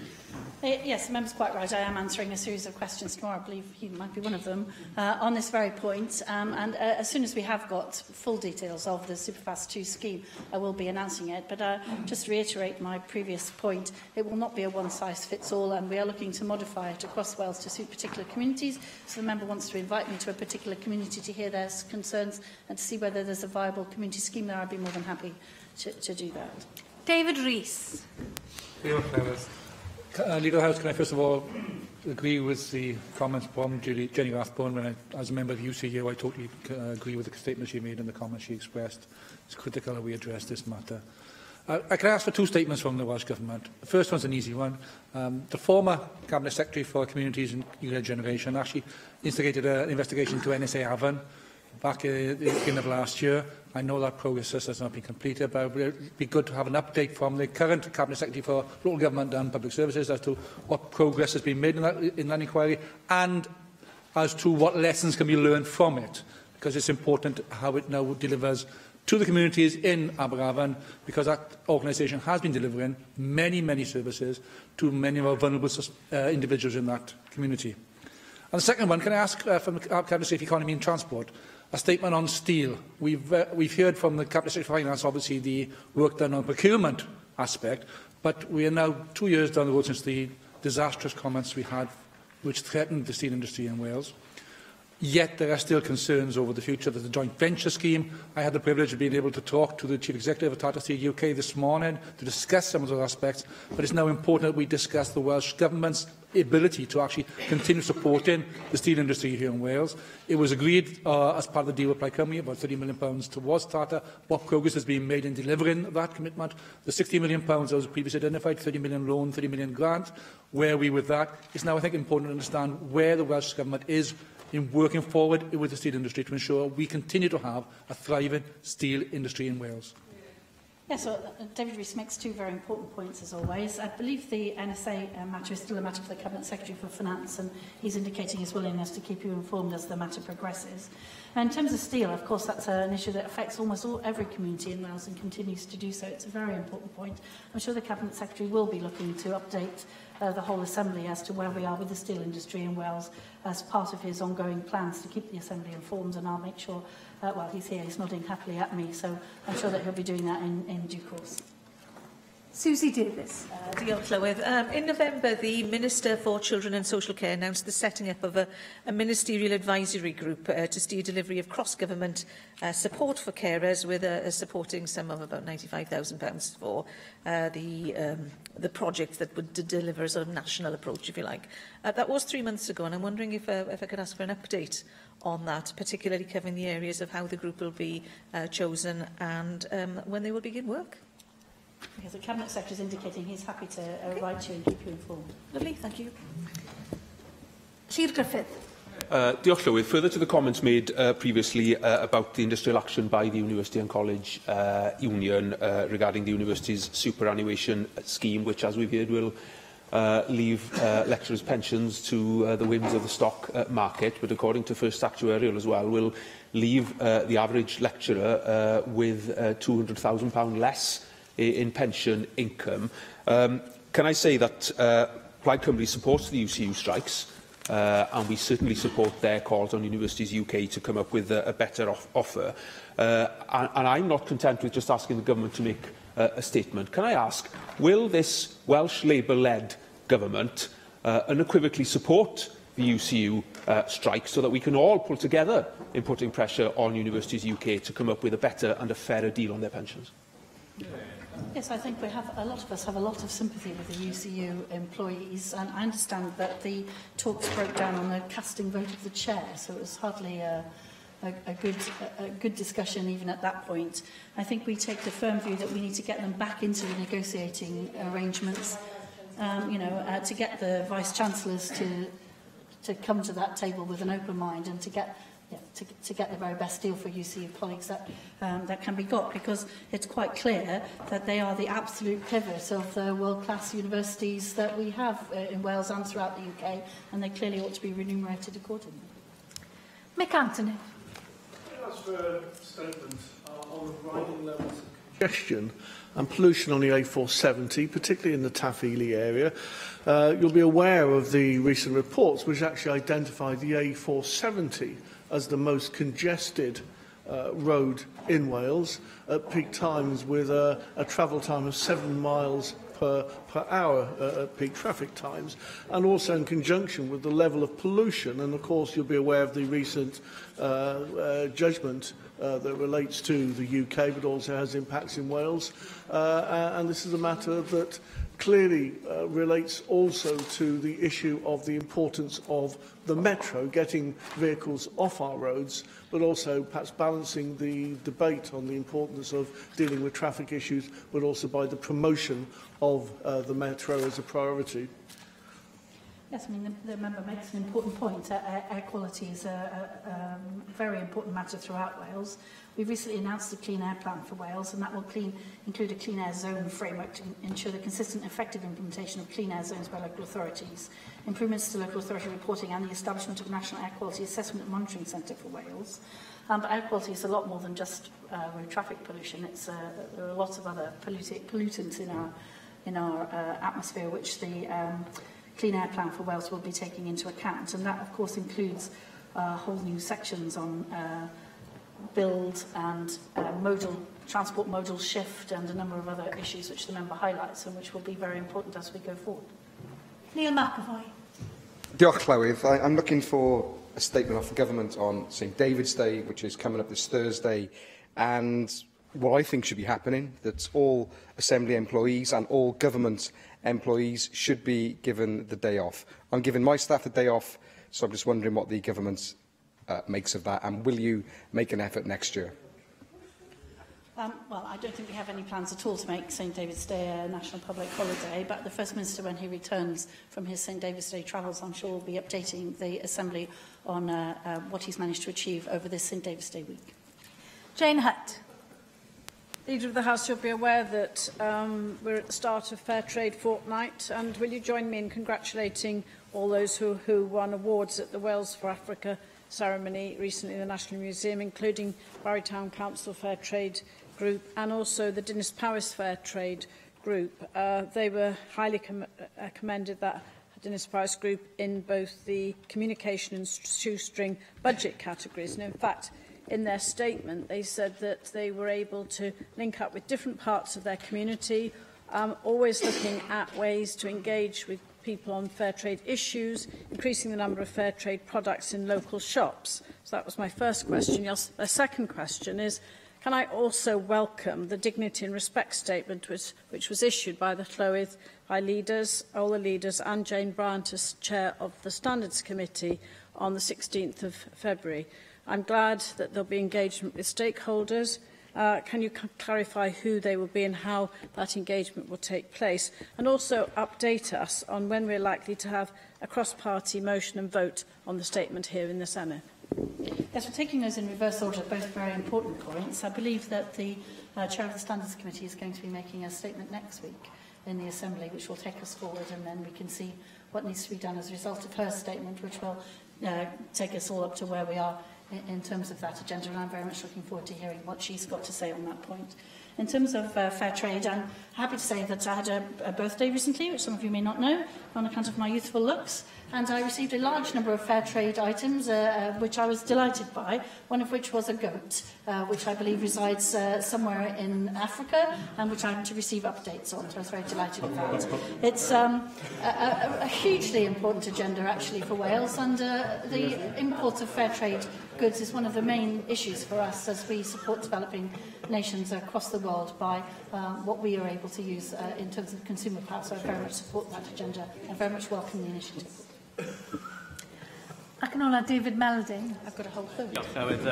Leader of the House, can I ask for a statement on the progress that is being made with the cladding safety tests in high residential buildings in Wales? You may know that last week a report to the South Wales Fire and Rescue Authority stated that a hotel and a block of flats in Cardiff had not met, I quote, combustibility requirements, end quote. This now brings the total of failed cladding test buildings to 12 since the fatal fire at Grenfell. I'm particularly concerned about the assessment of risk in the private sector, and I think a statement is appropriate because this is a difficult area for the government, I realise, in terms of your reach in that area, but I do think we should have a statement of progress. Yes, the Minister's here listening to you, a very important point, and she's indicating that she's happy to make a statement on updating us as to where we are with that important agenda. Diolch I arweinydd y tŷ. A'r eitem nesaf felly yw'r datganiad gan ysgrifennydd Cabinet dros gyllid ar y cyfarfod cydbwyllgor gweinidogion negodiadau'r Undeb Ewropeaidd ar yr ail ar hugain o Chwefror 2018, a dwi'n galw ar yr ysgrifennydd Cabinet I wneud ei ddatganiad. Mark Drakeford. Llywelyn, thank you for the opportunity to make a statement on the latest meeting of the Joint Ministerial Committee European Negotiation, JMCEN, which was held in London on Thursday last, the 22nd of February. The JMC was chaired by the Chancellor of the Duchy of Lancaster, David Lidington, and was attended by the Secretary of State for Exiting the European Union, David Davis, and the Secretaries of State for Wales, Scotland and Northern Ireland, as well as Michael Russell, the Scottish Government's Minister for UK Negotiations on Scotland's place in Europe, and myself. Northern Ireland was represented by civil servants, following the failure of the latest attempt to put a new executive in place. The meeting was constructive. It took place just ahead of the UK Cabinet Committee meeting at Chequers, intended to provide greater clarity about the government's positioning on the long-term relationship between the UK and the EU 27.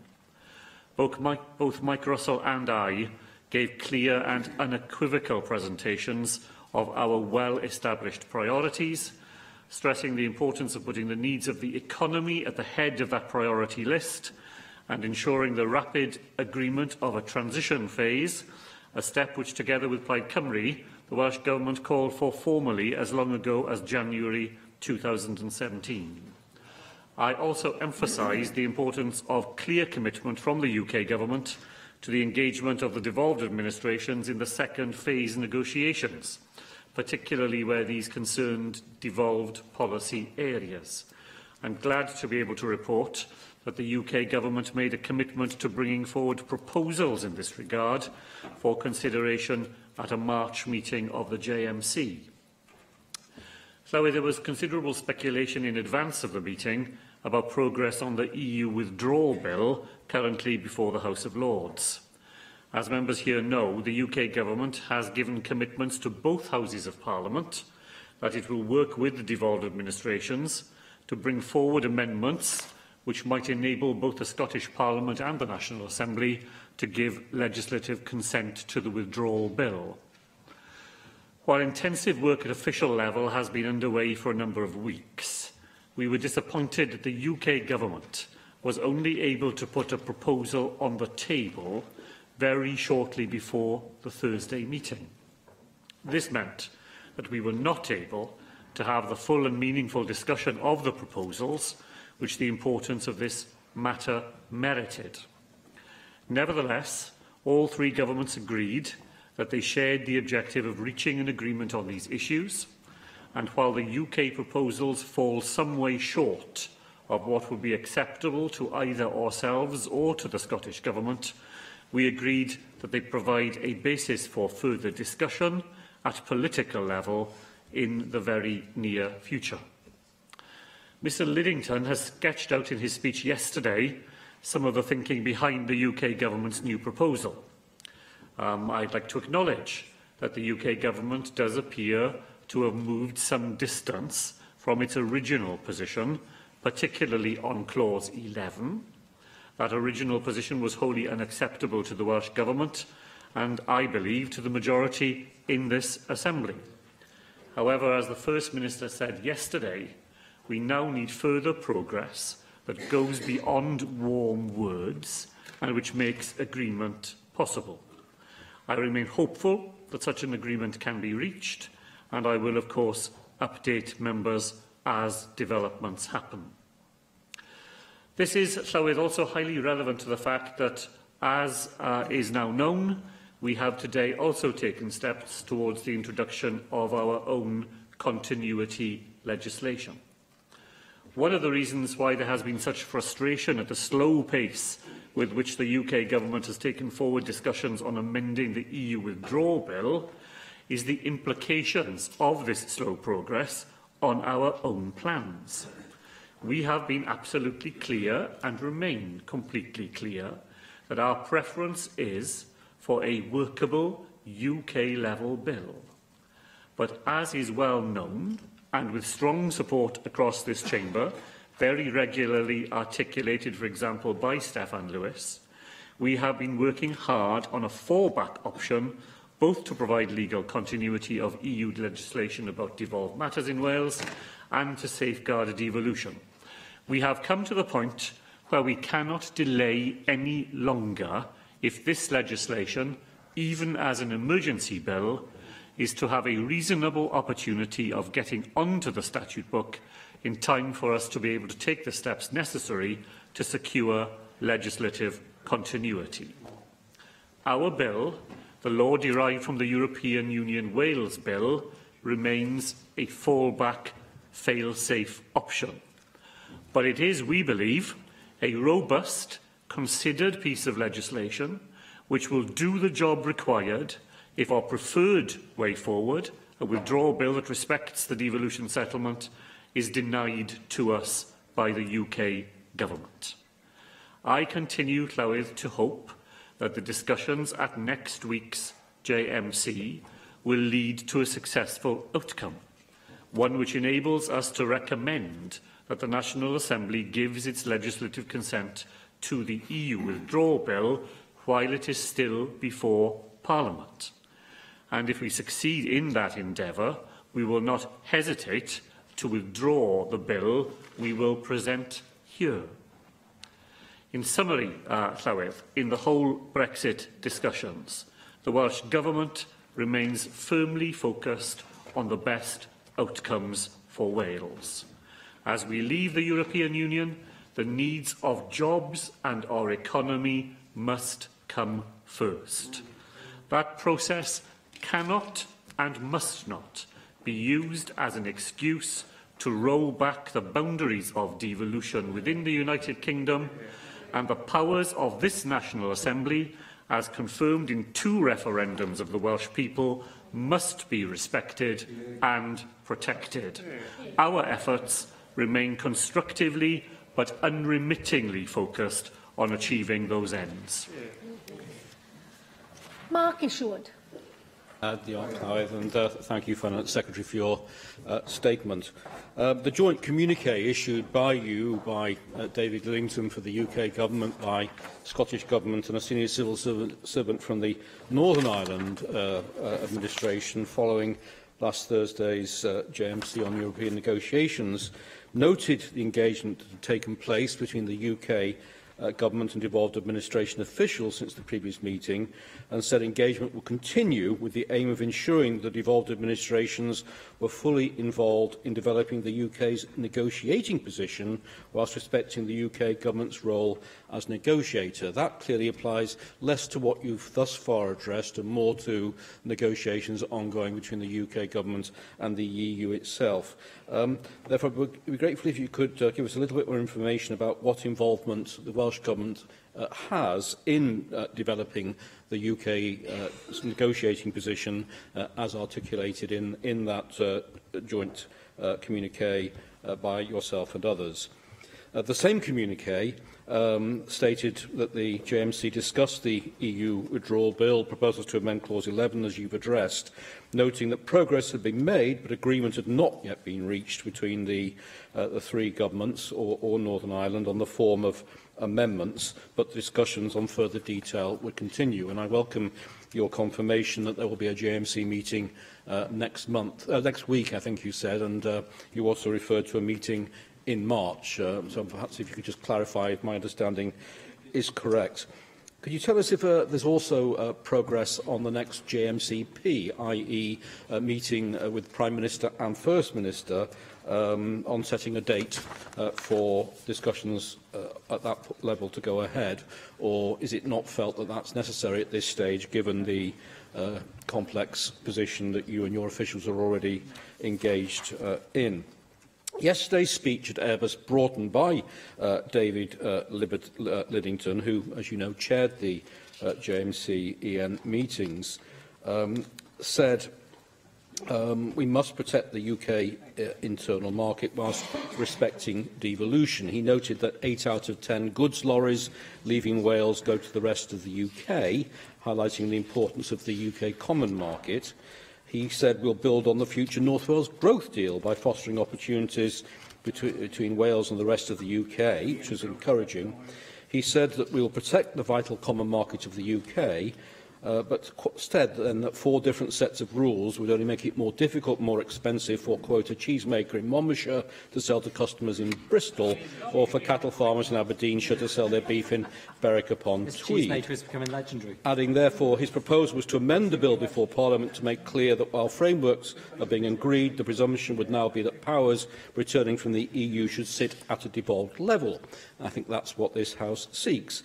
He said Westminster would only be involved where, to protect the UK common market or to meet international obligations, they needed a pause to give the governments time to design and put in place a UK-wide framework. And only yesterday I note that the President of the British Veterinary Association responded to the UK Environment Secretary proposals on health and harmony in the future for food farming, environment and a green Brexit, saying with all eyes on Westminster we'd urge serious consideration be given to the coordination of agricultural policy across all 4 regions and nations of the UK as we head towards Brexit. So that's the impasse, I believe, the UK Government position as articulated by David Lidington yesterday. and the ongoing concerns of the Welsh and Scottish Governments in particular about some devolved matters not passing directly to the devolved governments. Therefore, can you tell us specifically what further movement beyond the movement that's already occurred would you like to see, or do you need to see, in order to move matters forward in the context of the points you've made and the position outlined by David Lidington yesterday? Finally, in reference to the continuity, I'm sorry, this is an important matter. It's not something simply to score points, and I'm trying to avoid point scoring in this context. You state your preferences for a workable UK-level bill. You also rightly point out or refer to the amendments currently before the House of Lords, and that the UK Government has given commitments to both Houses of Parliament that it will work with the devolved administrations to bring forward amendments that enable both Scotland and Wales to give consent to the bill, which is your preferred outcome. Will you therefore confirm that it remains the case, and I think you've said this, that ideally agreement on a withdrawal bill, or if that fails, amendments through the House of Lords remain your preferred option, but as you indicate towards the end of your statement today, that because of the clock ticking, unless you lay a continuity bill over the next week, you would miss the royal assent opportunity before a UK bill itself would receive royal assent. Thank you. Diolch yn fawr, Llywyd. I'll try and take those questions in order. Mr Isherwood is right that the JMC did discuss devolved administration's involvement in Phase 2 negotiations. We had discussed exactly this point during our meeting in the middle of December, where UK ministers agreed that there would be the need for a different level of participation in Phase 2 discussions because direct devolved responsibilities will be at stake in them. It was agreed in mid-December that officials would work together rapidly, that was the word used, rapidly, to come up with practical proposals for how that might happen. It was particularly disappointing, therefore, to have no paper at last week's JMC that reflected any of that work. I said in my statement, and I'll repeat it, I was nevertheless glad that the chair of the JMC, David Lidington, committed to the production of such a paper for a JMC during March.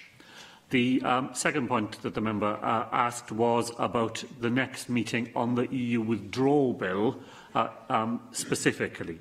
What was agreed at last week's meeting was that there will be a regular JMC during March in which we will discuss the wide range of matters relevant to leaving the European Union that form the agenda of the JMC, but that there will be a separate political discussion focused entirely on the EU withdrawal bill, and an opportunity for us to be able to respond to the paper which the UK Government did table very late in the day, in which we were therefore not able to discuss with the sort of detailed engagement that we would have preferred.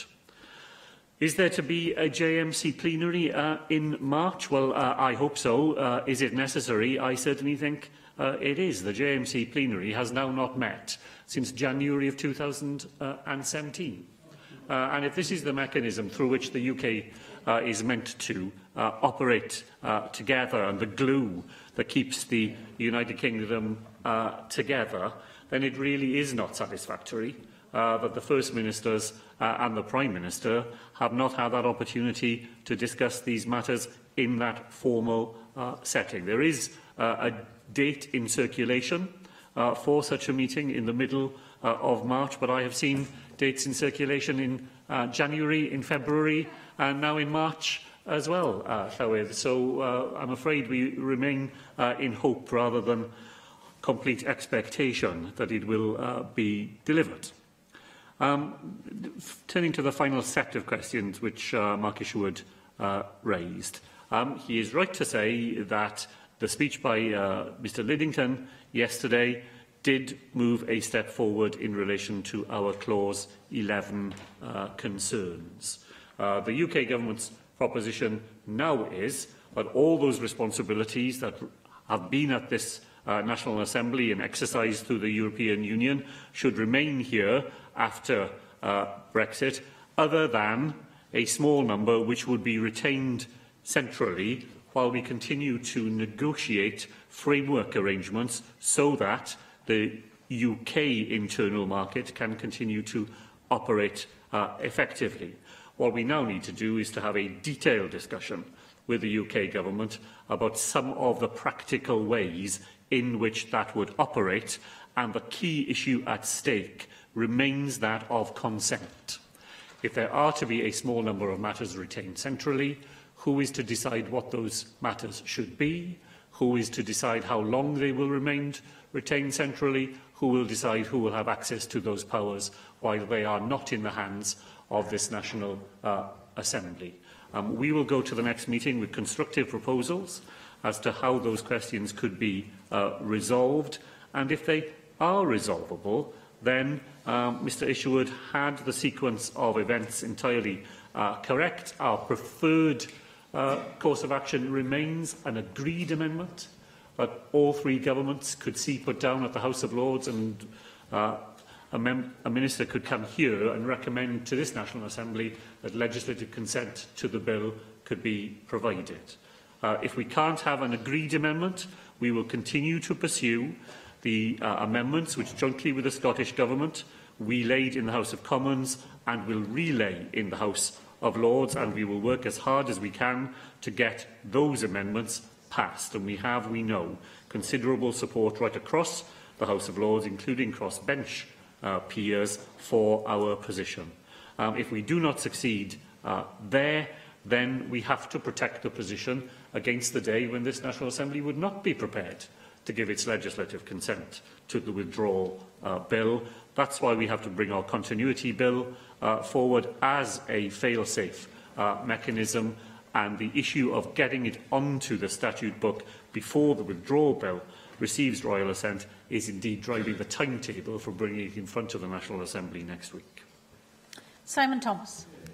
Diolch, Llywydd. Can I thank the Cabinet Secretary for his statement and for the continued patience that he shows with some of these difficulties. Can I particularly thank him for confirming today that the Government is moving ahead with the continuity bill, long advocated for by my honourable colleague Steffan Lewis. And we are, in Plaid Cymru, very pleased to see that this is now a firm part of the Government's armoury, something that we thought should have been there earlier, it has to be said.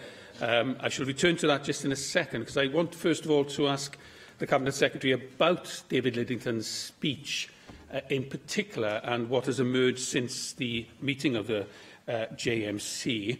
I did find that speech somewhat frustrating, and I felt it still demonstrated some of the bullying and threatening manner that Westminster has used towards both governments in Wales and in Scotland.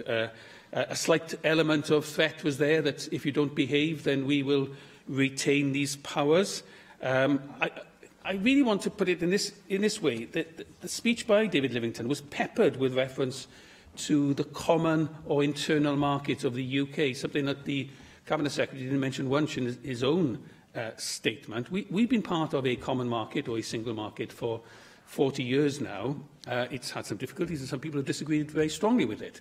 But it hasn't affected how we run our own internal mechanisms. And surely all that's needed to ensure that we have strong frameworks and agreed frameworks in the UK is a simple respect agenda that addresses all parts of the UK equally, gives equal roles and weights and strengths to that. The weakness in that, of course, is England, not Wales or Scotland, but that is a matter for the people of England.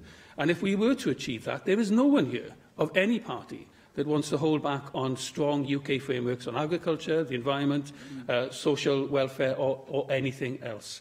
And it's not necessary to hold powers that are now held in common at the European level, to hold them now at Westminster and not to roll those out following the decision to leave the European Union to all parts, constituent and constitutionally, administratively devolved parts of the United Kingdom. So that's very much where Plaid Cymru comes from on this regard. I understand that the Cabinet Secretary wants to keep his powder dry, wants to continue to negotiate with the Westminster Government, but I don't think he has an opportunity to get a unanimous view on the legislative consent motion here, unless it is clear that the people of Wales do have those powers returned to them, and that there is no veto, whether it's a short-term veto or a long-term veto, in the hands of ministers in Westminster.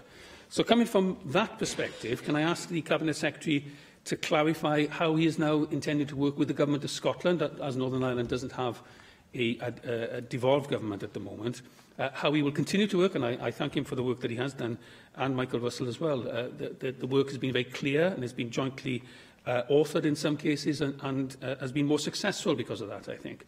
So how does he continue to ensure that does happen? Can I remind him what I did say about 6 weeks ago? You can't trust the Tories. I think we've been proven right, which is why, of course, you've gone for now the continuity bill, and looking in particular at that bill, which does give us that extra string to our bow. I do think, had it been introduced earlier, we may have quickened this process. I think it may have demonstrated stronger to Westminster that we were taking this very seriously, but we are where we are.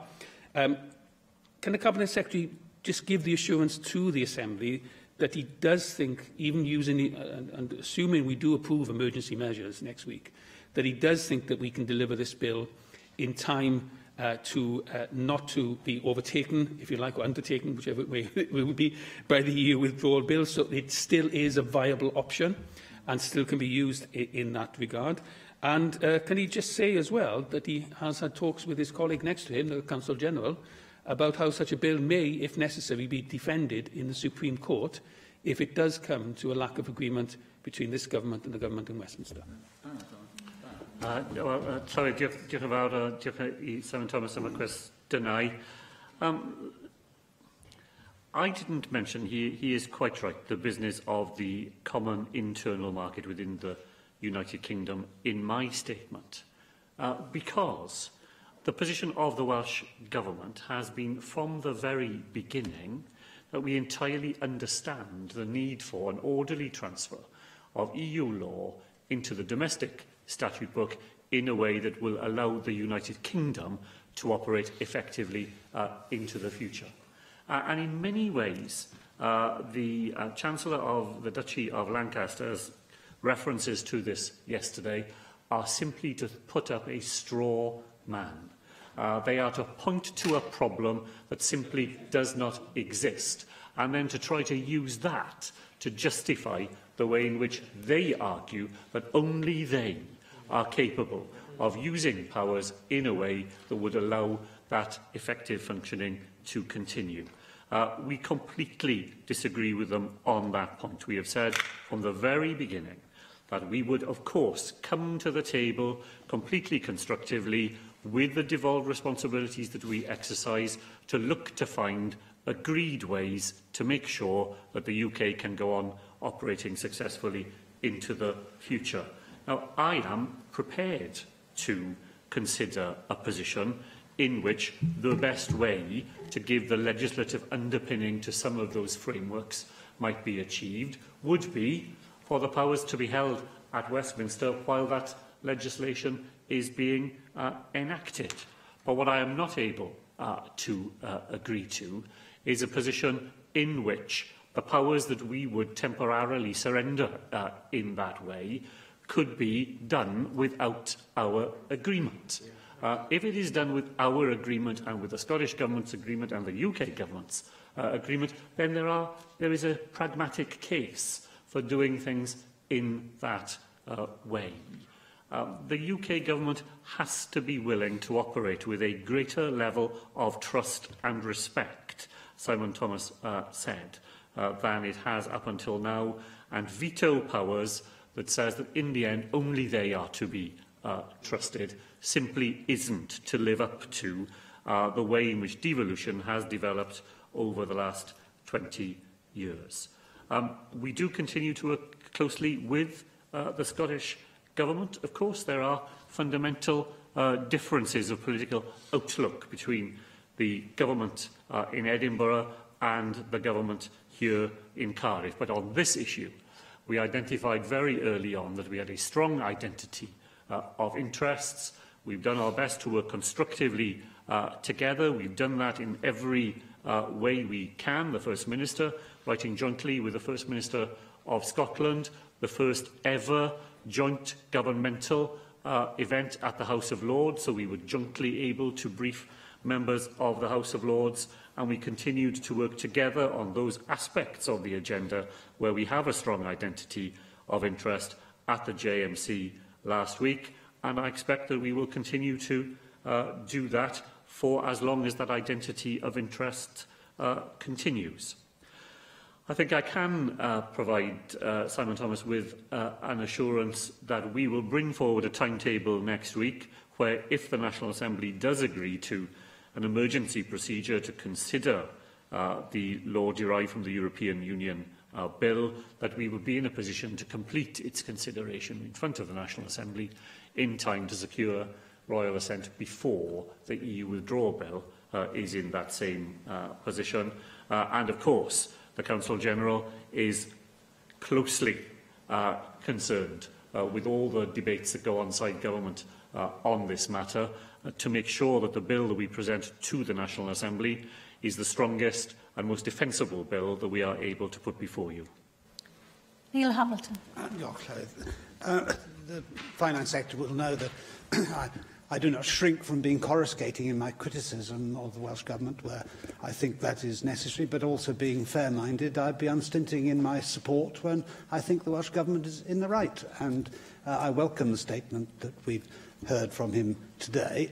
And I would like to say that I think he's displayed the patience of Job in his negotiations with the UK Government.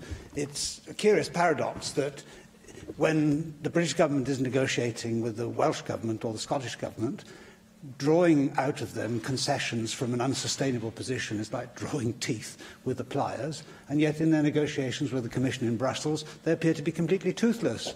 The Brexit negotiations, whether they be with the EU or with the other parts of the United Kingdom, have been a total shambles. And does he share my perplexity that the UK government has handed to the opponents of the Brexit process a weapon by creating an unnecessary dispute in this particular instance?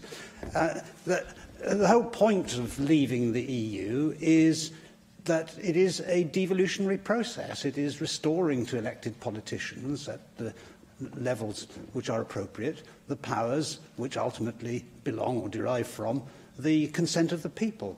And it would be quite wrong for the UK government to retain powers, or seek to retain powers, which have been devolved to Wales as a result of other referenda where the will of the people has been expressed. And it may be inconvenient for the UK government to recognise this fact, and because England is so dominant by population in the United Kingdom, perhaps English politicians find this rather difficult to understand, or some English politicians do anyway. But as Simon Thomas said a moment ago, fundamentally this is a question of respect due to institutions which have been set up following a democratic process, of which Brexit is an extension. I would like to express again my perplexity at the dilatoriness of the UK government in coming forward with proposals to amend the withdrawal bill, given that they had in principle agreed to bring those amendments forward. And it's quite unacceptable that these should be slapped onto the table within hours of the meeting of the JMC, and nobody can give proper consideration and therefore have a meaningful discussion to such proposals given that timing. This is not a surprise that these amendments are necessary, and it's quite inexplicable that the UK government should have been so dilatory in coming forward with them. Of course, we all know, as everybody agrees, that there will have to be, and certainly desirable to have, UK frameworks for matters such as agriculture. But during the referendum campaign and subsequently, when I've addressed meetings with farmers up and down the country, I have advocated the Brexit process on the basis that this will give us the opportunity to create an agricultural policy which is tailor-made for the interests of Wales, Welsh farmers and Welsh consumers. And so I'm utterly perplexed by the failure of the UK government adequately to understand the nature of this process. So I support the proposal to introduce an emergency bill into this Assembly. I think that this is necessary as a tactic, at least, to force the UK Government to recognise the reality of the situation, that the Welsh Assembly is a legitimate expression of the views of the Welsh people, and our purpose here is to ensure that the devolution settlement is respected by the UK Government, and that the Brexit process should not be used to undermine it. Thank you, Llywyd. Well, of course, Mr Hamilton is right. We have profound disagreements between the position taken on the whole business of Europe and leaving the European Union, between the position taken by the Welsh Government and the position that his party, and as he himself has regularly outlined it here on the floor of the Assembly. But in the ecumenical spirit of his contribution this afternoon, let me make 2 or 3 points.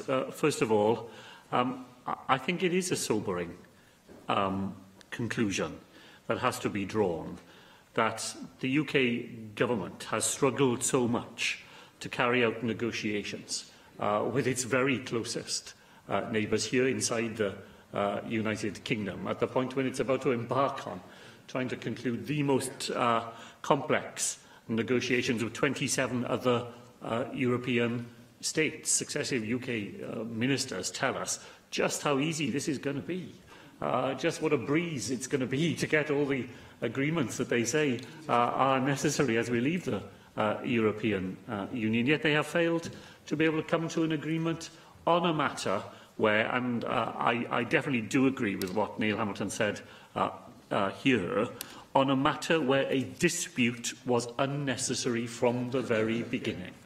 The very first time David Davis, as the Secretary of State for exiting the European Union, said at a JMC that there was to be an EU withdrawal bill, I said on behalf of the UK Government that we agreed that it was important that that bill was brought forward, and we wanted that bill to be a success, because the bill is about an orderly transfer of law that we have relied upon as a result of our membership of the European Union into the law that we will need the other side of Brexit. And picking a quarrel with a group of people who were on your side in that endeavour has been mystifying to me, when the UK Government has its hands full, so very full, you might say overfull, with trying to navigate and negotiate all the other complexities of leaving the European Union.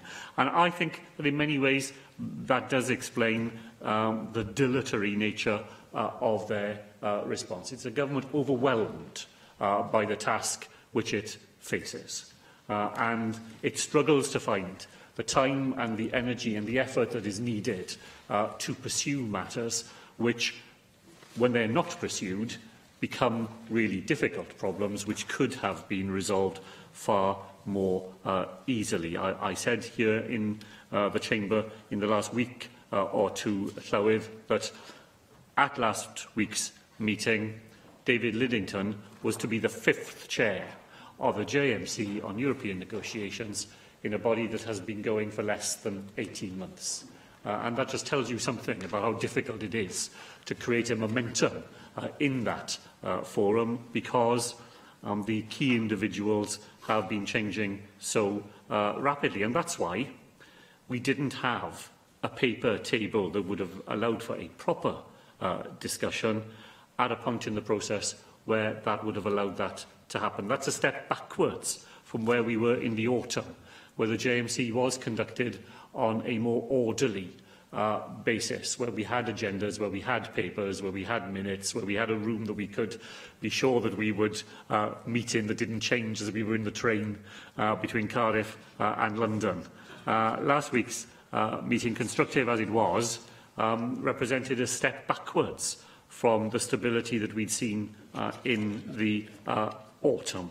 Nevertheless, we press ahead in the way that I've described. Our job is always to try and be as constructive as we can, to find ways of coming to an agreement, of bridging positions which are not in the interests of either the United Kingdom or of Wales, and the Welsh Government's part in all of this is always to try to look for ways in which difficult situations, even ones that need never have happened, can in the end be successfully resolved. Steffan Lewis. Llywydd, and I thank the Cabinet Secretary for his statement this afternoon. And I must say that I continue to be in awe of the Cabinet Secretary's relatively sunshine disposition. I can't imagine what a frustrating and painstaking process this has been, but yet he always seems to get the word constructive into a statement about the JMCEN. Although trying to find anything constructive can sometimes be a challenge, but that's something I very much admire about the Cabinet Secretary. Obviously, I very much welcome the decision to go ahead to publish a continuity bill, not because, as the Cabinet Secretary says, because it's desirable, but because it is the right thing to do. It is the measured thing to do, and in fact it is the necessary thing to do if we want to preserve the will of the people of Wales that was expressed in 2 referenda, not just to establish a Parliament for Wales, but to have a Parliament for Wales with the powers that we enjoy today. I also would be interested to hear the Cabinet Secretary's views on whether he believes that the mishandling, shall I put it politely, on the part of the UK Government of the relations more generally with the devolved governments is a conspiracy or is it incompetence? I keep going from one to another. I can't believe at some points that a government could possibly be so incompetent, but then I listen to some of their ministers and then I can quite easily believe it.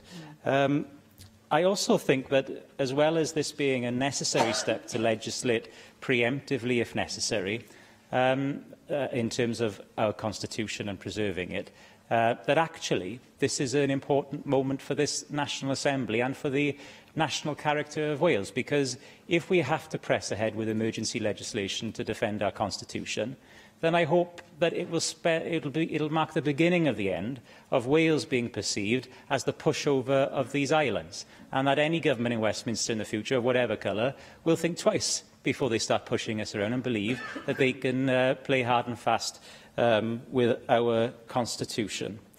I'd like just to have clarification from the Cabinet Secretary in terms of the future discussions that he's planning, that are being planned for the JMCEN, particularly next week.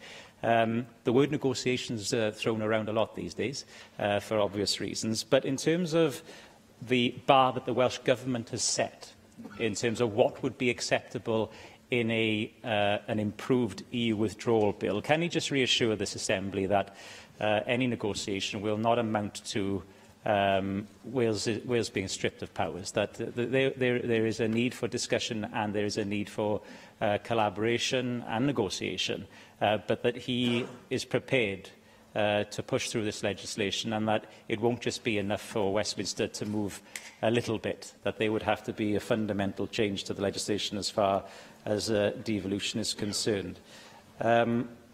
Also, my colleague and friend Simon Thomas touched on this in his contribution, but the Cabinet Secretary and the Scottish Government have been so busy firefighting the potential of damage of the withdrawal bill. I wonder whether he can update us further on any progress that there might have been in terms of common frameworks. It's something touched by other members too, because if we don't have a paradigm shift at the UK Government level when it comes to the withdrawal bill, I fear that we definitely won't get one when it comes to future frameworks, although there was talk in the past of there being some progress, at least a concession that frameworks could be jointly composed and jointly agreed, which was a landmark moment for the Westminster Government. But I'd be very interested to hear from the Cabinet Secretary if there's been any further discussion on those common frameworks. And just finally, does the Cabinet Secretary agree with me that discussions such as this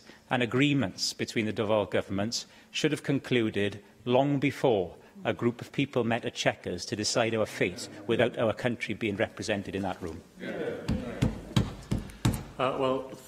Thank you, Llywyd. And can I begin by saying just how good it is to have Steffan Lewis participating in discussions of this matter here this afternoon, and how much I think the contribution that he has made up until now and again today helps us to think our way through some of these very complex and important matters. So I agree with him that I think our continuity bill, the law derived from the European Union bill, will be a measured piece of legislation, and it is a necessary piece of legislation to protect the interests of devolution, albeit that it remains, as I've repeatedly said this afternoon, not our first choice, but a fallback position that we have to have been able to articulate and take forward. How do we understand the position of UK ministers? Well, it is a perplexing matter. Undoubtedly, incompetence plays its part, at least in this way. As I say, my impression of meeting the UK government is that the whole business of leaving the European Union has come as an enormous shock to the system. The lack of preparation for this eventuality, the huge struggle to mobilise the intellectual effort, the people you need, the sheer grasp of detail that lies behind so much of all of this. You get the impression of a system that is almost always in danger of being overwhelmed by the task that it has. But there are some voices in the UK government, and as Stephen Lewis will well know, it is by no means a government that speaks with a single voice. But there are elements in that government who are unreconciled to devolution. While they may have got a form of words that they're given to use, deep down they believe that devolution is something which the Westminster Parliament was good enough to give us and can take it away from us as soon as it becomes an inconvenience to them. And those, I don't say those are a majority voices, but there are people you meet in the UK government for whom it is clear that the profound change that devolution has brought about in the constitution of the United Kingdom has simply passed them by, and they do believe that to step out of the European Union is to step back in time, and that they will somehow be able to recreate the United Kingdom that was there before we ever joined. This is an important moment in our history, of course.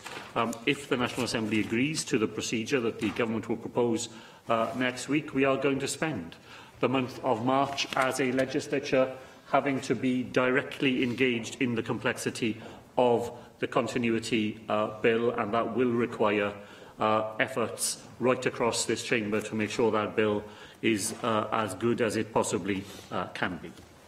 Let me finish what I say to Stephen Lewis by confirming his belief in my ability to be optimistic, because as far as common frameworks are concerned, then there has genuinely been a great deal of detailed work that has gone on at official level since that process began. There have now been over 20 of what are called deep dives, involving the Scottish Government, ourselves, the UK Government and civil servants from Northern Ireland, and there are up to another 10 or so still planned for the month of March. So it is demonstrating the point that's been made around this chamber this afternoon, that we are quite capable of coming together and solving these common problems by sitting round the table and acting constructively without the need for a big stick to be waved at us and told that, we can't be trusted to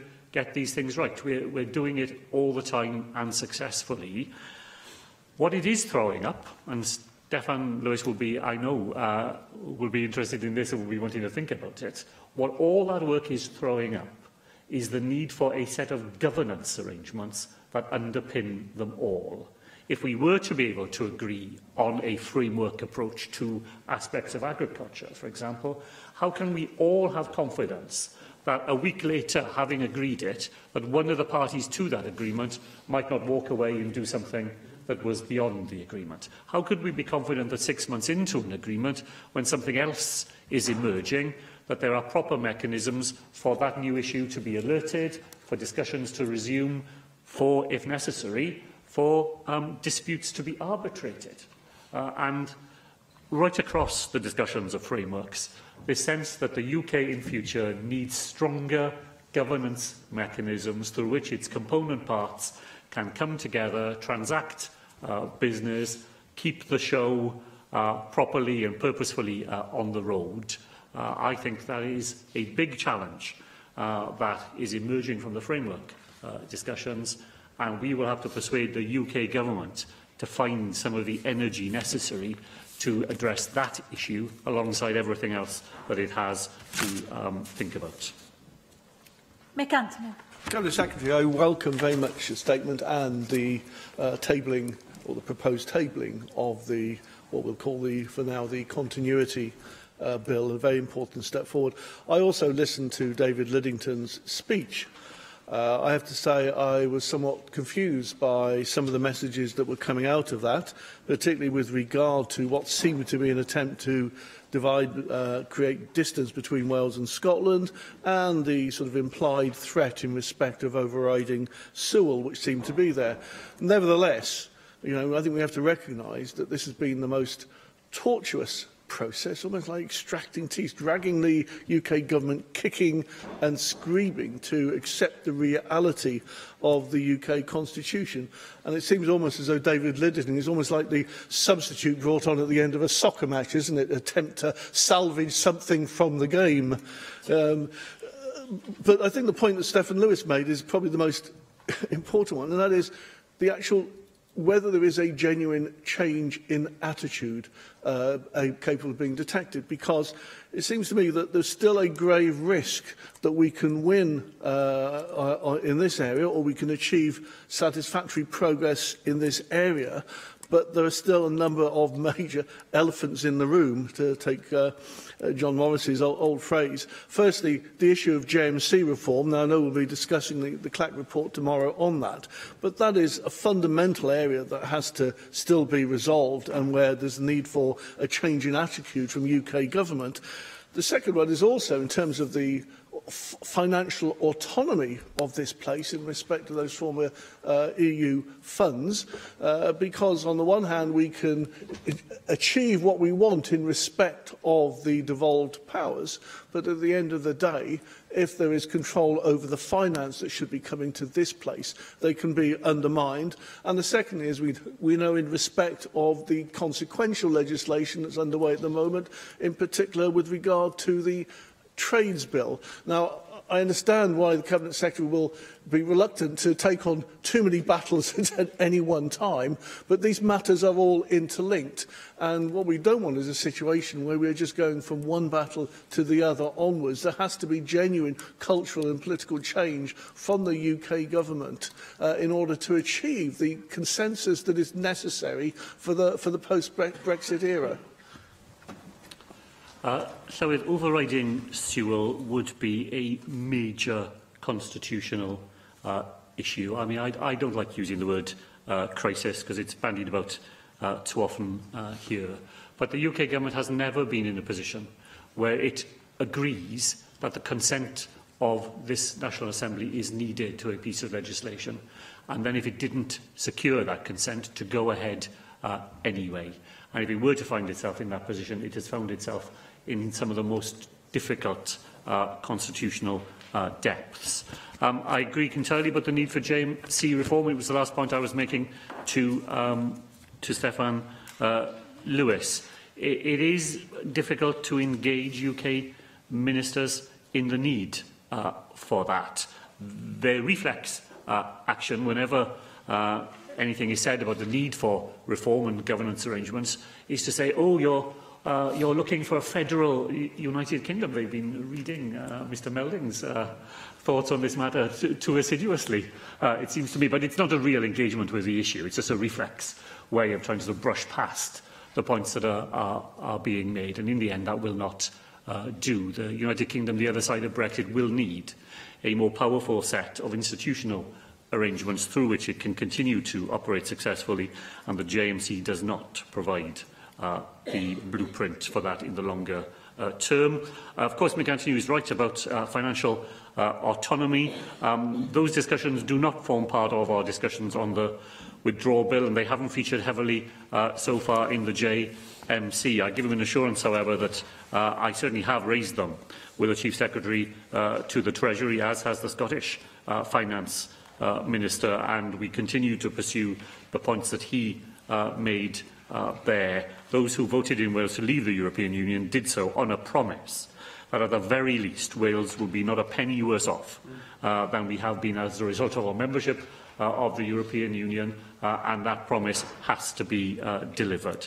Finally, Mick Anthony was absolutely right to point to the interlinked nature of the trade bill and other pieces of legislation we expect at the UK level with the EU withdrawal bill. It's part of the reason why I think we've put such effort and indeed such patience from time to time in trying to get that bill right. Because if we can get those things put right in the withdrawal bill, then I think the solution that we craft there will cascade into the trade bill. The trade bill will be amended in the same way, and we will have solved the problem not just for the withdrawal bill, but for legislation that will follow, and that's why we think it's worth putting in the effort we have to get that right. David Meldon. Diolch, Llywydd.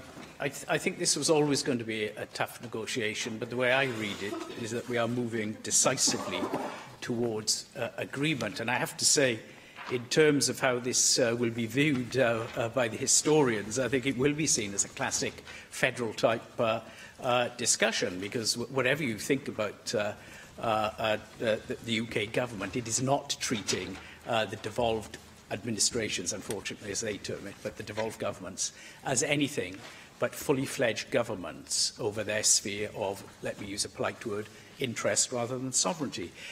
We've not in any way been treated like local government, and I don't want to disparage local government, but there are real interests and constitutional principles here, and they are now playing out. And I welcome, in general, the Cabinet Minister's tone, and as I said, I do envisage that agreement will be reached, and therefore the continuity bill will become redundant. Obviously, on this side of the House, let's be frank, we're uncomfortable about this emergency legislation, both here and in Scotland, but, you know, it's part of a wider landscape, and I don't want to be distracted by the reasons for that.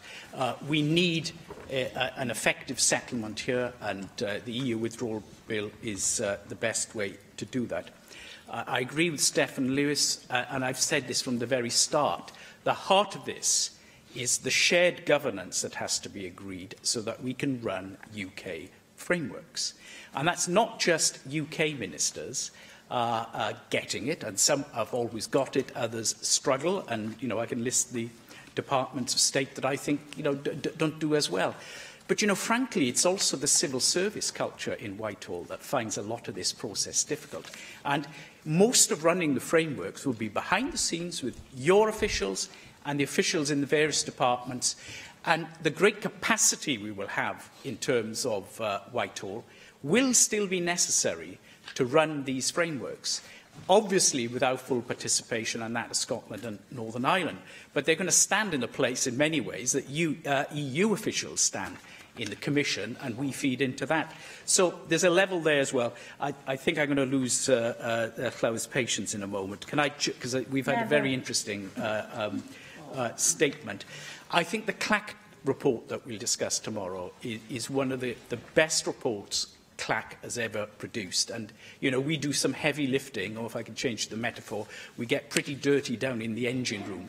But tomorrow's debate, I think, is very significant. And that really is about the governance arrangements we will need for shared governance. And can I finally say that I hope the Welsh Government is thinking carefully about how the legislature here will scrutinise the Welsh Government's work ongoing in shared governance, because we do not want the equivalent of the rather closed system they have in the EU about how governments get together and agree. We need the light of the legislature to hold you to account for what you decide and gain through those procedures in the future. Llywyd, I absolutely hope that the member is right that we are on the threshold of reaching an agreement. I agree with him that settling this matter through a withdrawal bill that respects devolution is the right and best way to do it. Again, if we're looking to be optimistic, then David Lidington, I think, is one of those UK ministers who probably does grasp the idea of shared governance, because as Minister for Europe, he chaired the JMC on Europe over many years, and the JMC on Europe is a far more effective piece of government machinery, where the devolved administrations have come together with the UK government 4 times a year in advance of the Council of Ministers to share ideas and perspectives on what will be discussed at the Council of Ministers, and devolved ministers have represented the UK level from time to time in those discussions. So I think there is some sense of optimism there that Mr Lidington is a minister who has seen that work and seen it work effectively. I think David Melding is absolutely right about the civil service, and it's why I think those deep dive discussions on the frameworks have been so important, because they have brought UK civil servants into the room with people from Scotland and Wales and Northern Ireland in a way that they probably not had that opportunity previously. They've been using the set of principles that were agreed at the JMC back in the autumn, and it is as a result of those discussions that they themselves are concluding the need for a framework for future governance of the frameworks, and therefore through to the United Kingdom, is so important. I'm really grateful to members of the CLAC committee for the detailed work they are doing. There is no great either appetite or certainly there is no available energy elsewhere to do the heavy lifting that is required, to do the thinking of how this is to happen in the future. And the report of that committee will, I think, be genuinely influential in shaping thinking, not just here and with the Welsh Government, but in our ability to use the arguments and the thinking through of the different ways in which this could be done that report grapples with, that will allow us to use it to be influential elsewhere in the United Kingdom. Jane Hutt. Thank you, Cabinet Secretary, for your statement and your update on your discussions at the JMC. What's striking from this statement and the responses and questions that you're seeking to be constructive, but that's not been reciprocated by the UK Government. But I will welcome the commitment by the UK Government to involve devolved administrations in the second phase of negotiations at the forthcoming meeting. And of course, you are told that you will have a paper in advance of that meeting, but you didn't get a paper in advance of the proposals that you received at the JMC. And I think that demonstrates, as has been said today, a lack of respect and trust, or is it just thoughtlessness? Are we, any other business in terms of these important negotiations? Because obviously what's come forward is not acceptable. The proposals could indeed set us back in terms of devolution. So I do welcome the news that the Continuity Bill will now be commenced, and thanks Stephen Lewis for helping to position us so effectively. 2 questions. One, from your discussions at the JMC, can you clarify why the UK Government is not prepared to accept the Welsh and Scottish Government amendments, which they've had before them for so many weeks and months? They would provide the best way forward, rather than setting us back at this late stage with these centralising proposals. Were you able to make the case, indeed, to discuss the amendments to the JMC?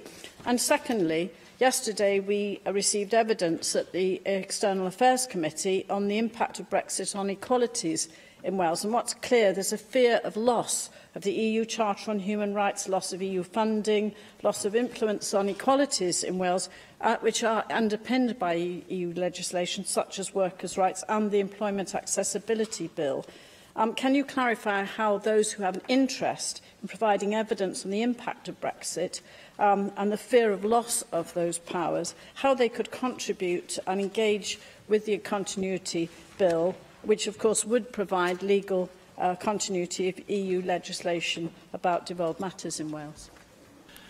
Thank the member for both those questions. I want to say again, Dipurawi, that the JMC has been a better forum since the autumn of last year than it was previously. That there has been constructive talk by UK ministers. What we have to see now, as the First Minister said yesterday, is a move away from the warm words and into the actions that are necessary to secure consent.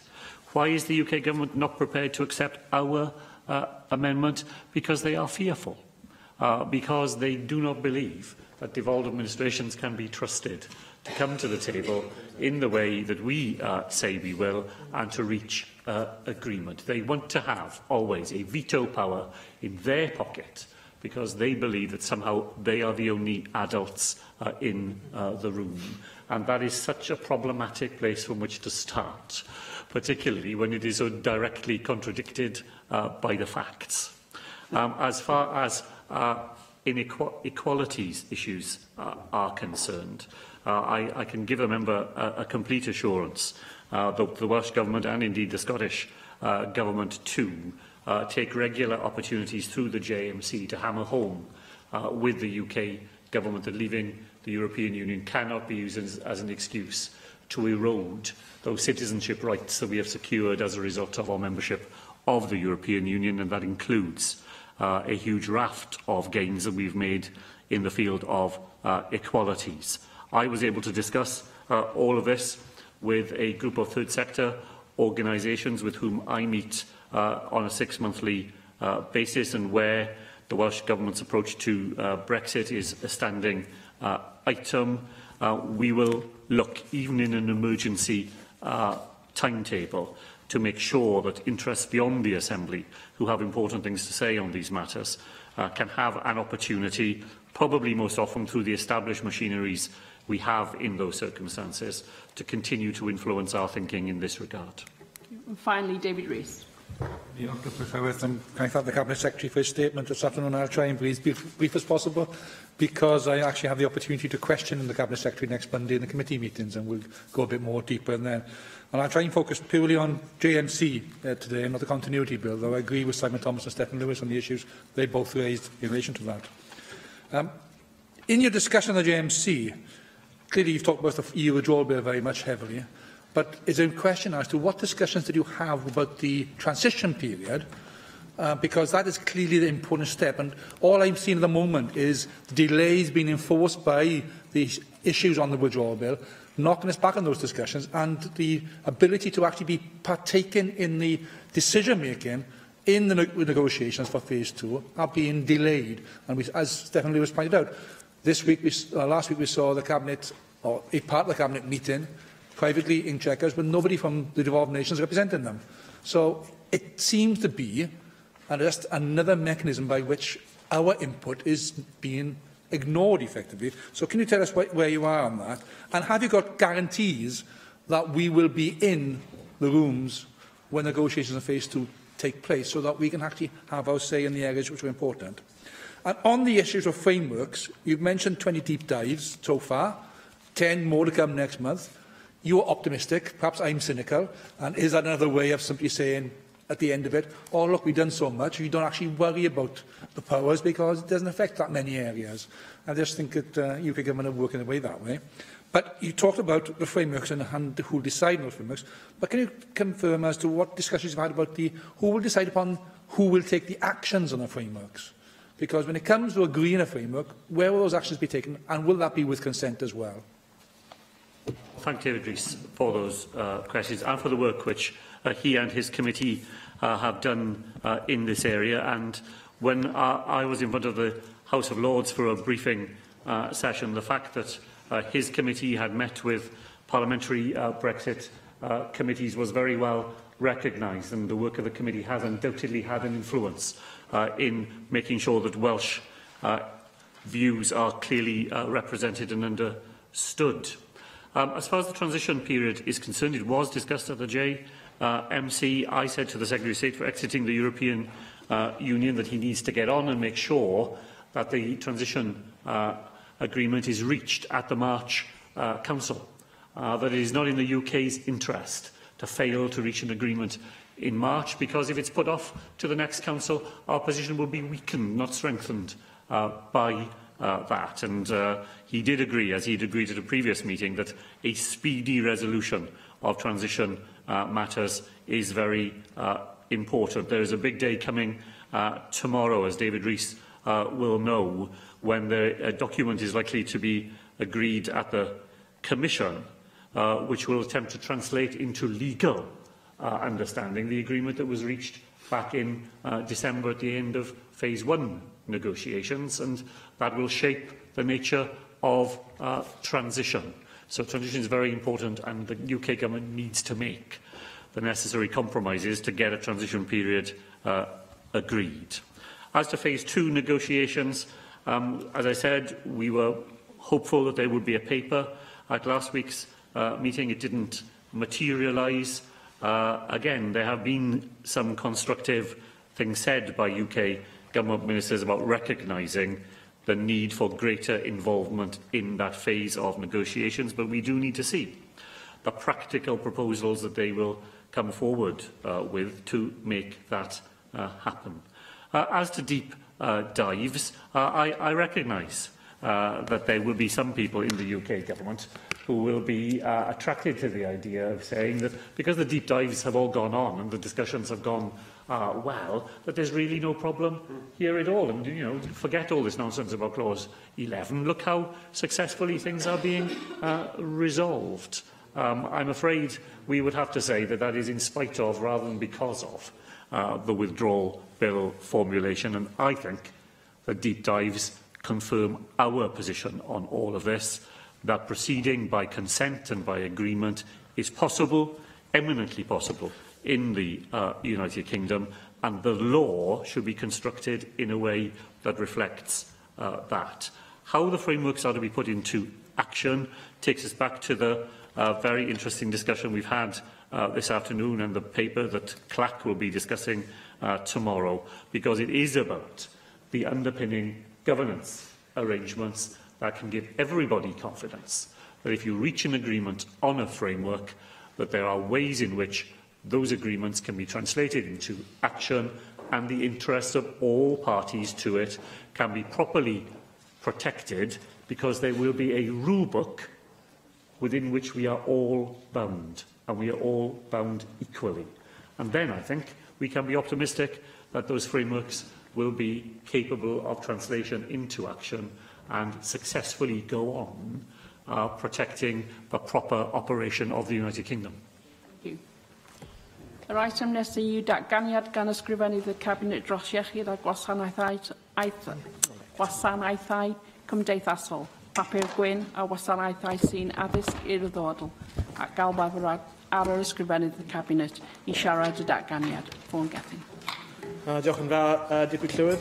I am pleased to make today's statement and publish the outcome of the consultation on the Services Fit for the Future White Paper published earlier today.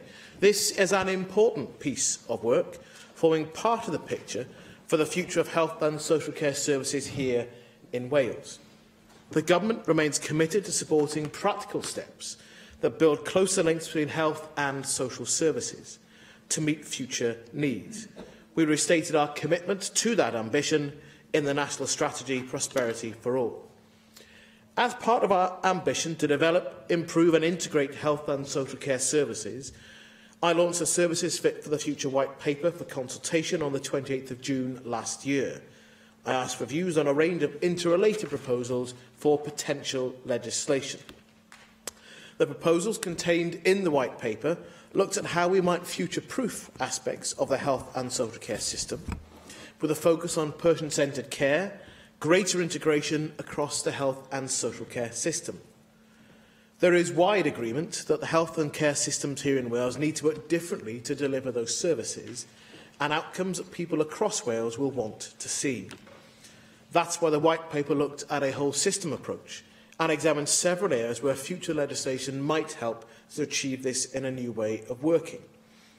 The proposals in the White Paper covered stronger governance and leadership at board level, new duties of quality and candour, and areas such as standards and complaints handling, where common processes could support a more integrated approach.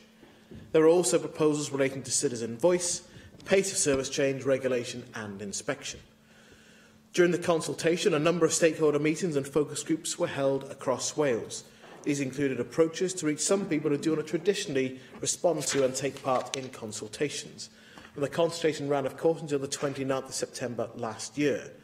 There were 336 submissions from individuals and organisations, as well as 1,328 pro forma responses relating to proposals for citizen voice and representation. It is clear from the responses and the report of the Parliamentary Review that we need to act now to preserve our health and care services for generations to come. Responses to the consultation reflected the view that joint working between organisations is essential in order to promote well-being, to identify people's needs and to plan and provide quality services to a robust and consistent standard. Many respondents agreed in principle with what was being proposed in the White Paper. However, some respondents asked for more information and detail on how some of the proposals might work and be implemented in practice. There was support for more effective leadership, for having the right skills and experience at board level, and for robust action to be taken if organisations were seen to be failing. In terms of service change decisions, respondents were keen to ensure clinical evidence was considered and that the views of citizens were given real weight together with experts. As in the previous Green Paper consultation, some respondents remained unconvinced about the use of legislation to promote behavioural change, such as collaborative working.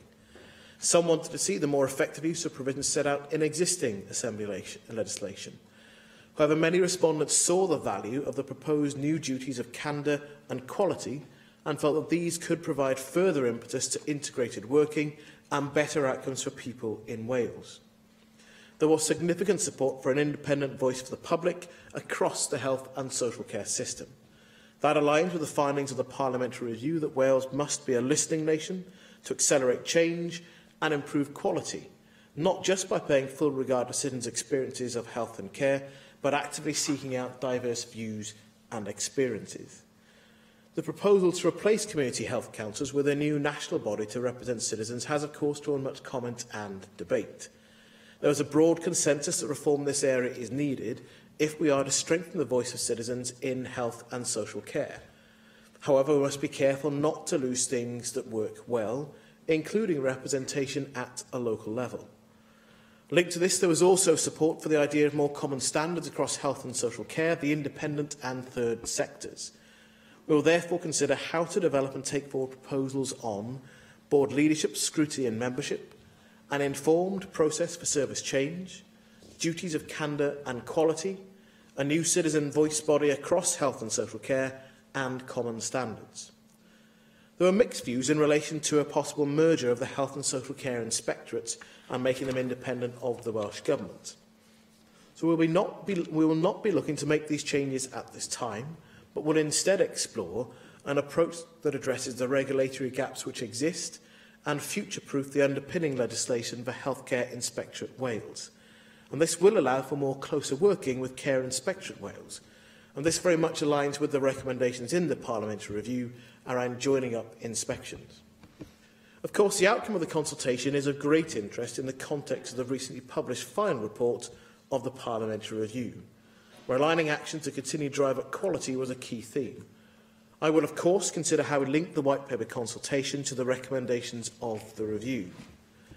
In light of the responses to this consultation, the Welsh Government will now undertake further policy development. We are actively considering whether legislative solutions are the most appropriate way to meet the challenges identified and commented upon in the consultation. I will, of course, be happy to continue to update members in the coming months. Thank you. Angela Burns. Deputy Presiding Officer. Good afternoon, Minister, Cabinet Secretary. There are a couple of questions that have sprung to mind, having read your statement and indeed the Services Fit for the Future White Paper. I'd like to firstly and mainly address the appointing members to the board in regard to underperformance. Now, the consultation states that there was significant support for the principle of introducing time-limited ministerial appointments where health boards or NHS trusts are found to be underperforming. Cabinet Secretary, 4 of 7 of Wales's health boards are underperforming to the point of either being in special measures or with targeted interventions. Most recently, for example, we've learned of the acute financial challenges faced by Hal Var, who've accumulated an overspend of some 149 million over a 3-year period, the greatest of all the health boards. When recently asked via a written question about the Welsh Government's knowledge of this, the Welsh Government said they were only made aware of this deterioration in December. And furthermore, in regards to stabilising the financial situation at the Health Board, the Welsh Government only issued general guidance. Now, back to this consultation and about the appointing of members to the board in regard to underperformance. Could you please clarify what is the role and function of these Welsh Government levels of intervention? Because it seems to be completely unclear as to what part Welsh Government really takes in understanding what is going on in a health board when you have had to put people in for either targeted intervention or special measures. Now, I raised this issue in November 2017 in quite a wide-ranging debate on this subject, because I think that it is right and proper for Welsh Government to put extra people on the board in order to ensure that we have health boards brought back into the fold, meeting the targets of service delivery and financial management that you set upon them. What I fail to understand is what we've been doing so far in terms of putting those targeted interventions in and the people in who can then turn around and say, gosh, we didn't know £176 million worth of debt, for example, was being racked up. And there are examples in Betsy Carolla that I have raised with you in the past. The second area of concern I have coming out of the Fit for Future white paper is about the public presence on the board. And again, the consultation talked about the fact that there was a general consensus that the public and their representatives should be able to make meaningful contribution to board meetings, and board members should understand local people's needs and local issues. And I find that quite staggering in a way, that there should be any doubt over that, because if the board does not represent the needs of the local people, then surely they are a board that is not fit for purpose, because their function is to ensure that local people have the health care that they need. So could you please just expand on that a little bit more about what you intend to do about that, and whether or not you think that there's been a sufficient or a fairly significant shortfall in that provision of public presence. And I'd like to tie that in with the proposal to scrap community councils. Again, and I note your comment in your statement about the community councils, but there has been a lot of criticism of the perceived lack of details around the proposals. On the one hand, we talk about the need for the public to have a strong and considered voice that is able to be heard by all. The parliamentary review talked enormously about how the public need to take responsibility and be part of the game changer that we need to see in the NHS. This Fit for White Services paper talks about the same thing, and yet the policy that appears to be coming out talks about diluting, diminution, and making it more difficult for the voice of the public to be heard on boards. Can you please reassure us as to what the Welsh Government's intention in this area is going to be? And the last area I'd like to talk about is the duty of candour. It's a very interesting concept to put forward a duty of candour. There's a considerable amount of support in the white paper or the consultations that came in. What I don't quite understand is how you believe we can incentivise being truthful and open. What is the best means to encourage openness and honesty? We firmly believe that our NHS should have, without a question of a doubt, an inbred culture of shared responsibility, openness and learning. But I don't think that this can be achieved simply by legislating for it. So what other measures do you think that you might be able to look at or bring forward to ensure that this duty of candour, which, as I said earlier, I think is actually a very interesting concept, can be translated into a real deliverable? It's very hard to legislate for honesty, but we just need to inculcate that into every single person who works in the NHS and for the NHS, and indeed in us as the general public when we deal with the NHS, that there is that openness and transparency that we all crave and we expect to see in the NHS going forward. Cabinet Secretary. Thank you for those questions. I'll take them in turn. On your point about ministerial time-limited appointments, we're always looking to review our ability not just to have a transparent framework for intervention and escalation, but the tools that we then have to intervene and support boards that are not performing as they would wish to or we would wish them to as well. On your point about those organisations in heightened stages of escalation, of the 3 organisations in targeted intervention, 2 of them have made real improvement in their financial management over this year.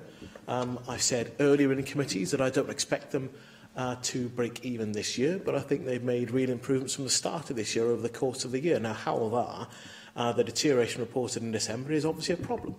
And to be fair to the board leadership, they've had enough recognition and insight to say that that is a challenge that they themselves need to do something about. They've been supported by the government with the reviews that we've had done of their financial management, of the zero-based budgeting review as well. Now, the first report they're taking through the public board, I think, if not this month, then next month. So there'll be, again, public board conversations.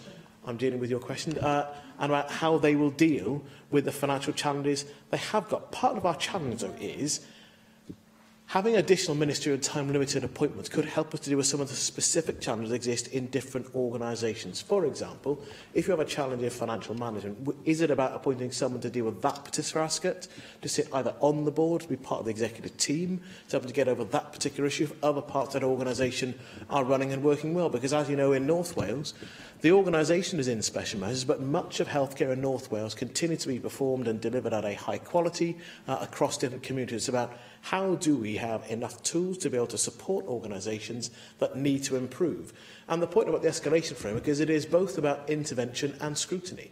And so it's what do we need to do to intervene to support organisations and having a heightened level of scrutiny as they go about their business. So this is a proposal about the potential for time-limited appointments to help fit and fix some of those potential individual skills gaps in an organisation in addition to what we already have. The point about public voice and the way in which the public can make meaningful contributions to board meetings, there's a challenge here about the different roles we expect the board to cover. So we want a board that's got the skills and the oversight to be part of the challenge and support that the executive team need and that we require. So that's where we have all our independent appointments to take place on those boards. Organisations typically have a budget of around about £1 billion, and you and I know the NHS is a wonderful and complex organisation, multifaceted, so actually that's quite a challenge. And so we set high standards for board members we want to see come in. That means, though, those boards don't often reflect the nature of the local population. Some of that is understandable, because if you have a limited number of independent members, unless you're going to expand that massively, then in whichever board area you choose, you'll find those independent members don't necessarily represent all the people within that community where that citizen's voice matters. That's why the proposal has been looking at, if you're going to have something else around that, would that be about having associate members to try and have a greater representative voice around that board table when those discussions take place, and not just about the essence of having those board meetings taking place in public. Because if you look at boards around Wales, actually we have, on a leadership level across chief execs and chairs, women are well represented. Not everywhere, and all of the independent members or all the executive leadership positions, and actually the position on Black and Asian origin communities is certainly not one of them, does not reflect the country that we are. So there are challenges about our diversity, as well as, frankly, about people that are the greatest participants and users of healthcare services. So we do have socioeconomic challenges about a lack of diversity on board membership too. So we need to think about how to manage that appropriately, as well as boards themselves going out and being proactive in talking to and wanting to listen to communities. And I think there's something different there about the role of a citizen voice body. So what do we expect boards to do, regardless of the citizen voice body? And then how do we expect them to work alongside those? They obviously have a scrutiny role as well. And I say, again, I recognise the points you made about the parliamentary review. The review, understand, we didn't say community health councils must stay or must go. That wasn't something that we particularly asked them to do. But they recognise the need to have citizen engagement. I've said on a regular basis in this place and outside it that if we want to have a strengthened citizen voice body with a clear mission and purpose across health and social care, then we need to change the legislative footing on which CHCs operate. And the title should change as well, because it's about looking at how they go across health and social care. The challenge is that CHCs is actually set out in primary legislation, so we've got to be able to change that. This isn't abolishing something and not replacing it. It's what comes in to take on board the citizen voice across health and social care, and how do we properly engage with the very constructive conversation we had with the National Board of CHCs about a change in their potential role and remit for a successor organisation across the health and care sector. And that remains our objective within the government, rather than seeking to diminish or avoid having a voice for the citizen. On the duty of candour, again, this goes back to the point that I made in the statement. There are different views about how far legislation can change organisational culture, although we all recognise that legislation can have a part to play in that. Other parts of the UK have a duty of candour, and part of what's been the interesting commentary in response to the White Paper has been about whether it should be a duty on individuals, because, of course, lots and lots of individual healthcare professionals already have duties in this area, but in particular about an organisational duty of candour about decisions and choices that it makes. So I'm keen, as I said, that we take forward that policy work to think about whether legislation could and should be part of that answer, but that is about promoting an organisational culture, rather than the only thing that we could and should expect. Rhina Piorwa. Diolch yn fawr iawn, Dirprwy Lywydd, a diolch i'r ysgrifennydd Cabinet am y datganiad yma heddiw yma. Dwi'n trio asesu faint o gydnabyddiaeth sydd yna mewn difri o'r concern sydd wedi cael ei codi yn sgil gyhoeddi'r papur gwyn yma. Mae yna ddisgrifiad ganddoch chi fel ysgrifennydd Cabinet o mor eang fy'r ymatebion, a mae'n rhaid atgoffa'n hynny'n cyfnod mor fyr oedd na i gynnal yr ymgynghoriad yma dros fisoedd yr haf diwetha, ac mae camau munudola iawn oedd yr cyfarfodydd cyhoeddus a'r ffordd yma y casglu barn gafodd i cynnal ar draws Cymru. Mae'n bwysig cofio hynny, ond bod yna, fel ydych chi'n dweud, dipyn o ymateb wedi dod i mewn, digon arwynebol efallai di'r hyn da ni wedi glywed ganddoch chi heddiw ynglŷn â be yn union ddaeth allan, bosib o hynny'n anochel mewn datganiad cymharol fyr, ond mae llawer o'r rhain nath ymateb. Meddach chi yn cytuno mae'n egwyddor efo yr hyn oedd yn cael ei gynnig yn y papur gwyn, ond bod rhai nath ymateb wedi gofyn am ragor o wybodaeth a manylion. Dwi'n gwerthfawrogi spin gadarnhaol ydych chi'n ei roi ar hynny, a mae'n rhaid i ni atgoffa'n hynny bod yna gonsern difn iawn wedi cael ei lleisio ynglŷn ag ambell elfen o'r hyn oedd yn y papur gwyn. A mi wna i ddechrau efo y pryder ynglŷn â y bwriad i gael gwared ar y cynghora iechyd cymuned. A mi wna i wneud y pwynt eto, fel dwi wedi wneud o'r blaen, nad gofyn am gael cadw y cynghora iechyd cymuned i hunain am byth mae pobl, ond gofyn am gadw yr function, os liciwch chi, cadw'r diben oedd yn cael ei gyflawni a sy'n cael ei gyflawni fel llais y bobl. A dwi'n gobeithio ei bod hi wedi dod yn glir iawn i chi fel rhan o'r ymgynghoriad yma bod na deimlad na all yr arolygiaeth iechyd a yr cynghora iechyd cymuned neu ryw gorff newydd fod yn gwneud yr un gwaith, oherwydd diben y corff sy'n cynrychioli y claf ydy mesur a asesu a gwerthuso y profiad mae'r claf yn ei gael o fewn y gwasanaeth iechyd, a doedd yr hyn oedd yn cael ei argymell yn y papur gwyn ddim yn mynd i fod yn cyflawni hynny ar ran cleifion yng Nghymru. Felly mi hoffwn ni gadarnhad ganddoch chi trac bod chi yn deud eich bod chi'n mynd i ddatblygu a chymryd cynigion newydd ymlaen ynglŷn â chorff i roi llais i'r cleifion, bod cael gwared ar CHCs neu rhywbeth tebyg iddo fo bellach oddi ar y bwrdd, achos mae'r claf yng Nghymru yn heiddi llawer gwell na hynny. Dau gwestiwn arall. Mae'r datganiad yn deud bod cefnogaeth wedi cael ei ddatgan y dylai camau cadarn iawn gael ei cymryd yn erbyn cyrff iechyd sydd yn methu. Be mae hynny'n ei olygu pan ydym ni yn sôn am sefydliadau sy'n eisoes mewn mesurau arbennig? Ydych chi'n sôn am gyflwyno mesurau arbennig iawn? Neu mesurau arbennig orfeddol o arbennig? Rhowch eglurhad i ni ynglyn â hynny.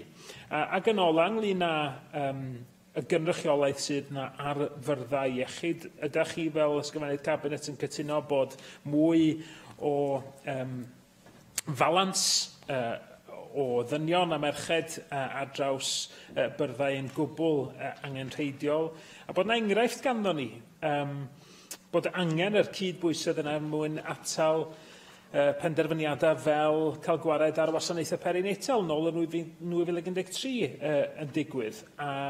Dwi'n meddwl y galla penderfyniadau fod wedi bod yn wahanol pe bai na ragor o ferched ar fyrddau ar y pryd.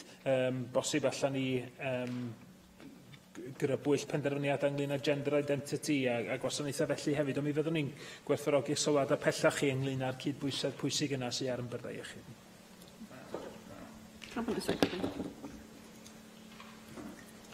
Thank you, Deputy Presiding Officer. I don't broadly accept much of what Rena Yola said in his contribution, to be frank. When it comes to the consultation, I think this was a full public consultation over a reasonable period of time. We had deliberately chose to have additional events for those people who don't regularly take part in consultations. We engage communities connected to do so. I realise that the Consultation Institute wanted to run their own event. We said we would not engage with that because I don't believe that the Welsh Government should send ministers or officials along to events where our stakeholders pay for that access. I do not believe we should help the Consultation Institute to run their business. This is about how the public engage and how we have gone out proactively for the public to engage in those events more generally, and then specifically for those people who regularly do not get engaged in consultation. On the point about the future of Community Health Council, again, we've been round this track many times before, and I continue to say I want to have a citizen voice body across health and care with a strengthened role in representing the citizen across the health and care sector. That means reforming CHCs. It means you have to remove CHCs as they currently are, given their primary legislation, and to replace them. So this isn't about having a period of time where no citizen voice body exists for a period of months or years before I then generously get to replace it with something different. It is about, if we were to move forward with legislation, we would have to then set out what that new body would look like and how it would replace at the same time when CHCs are then superseded by that new body.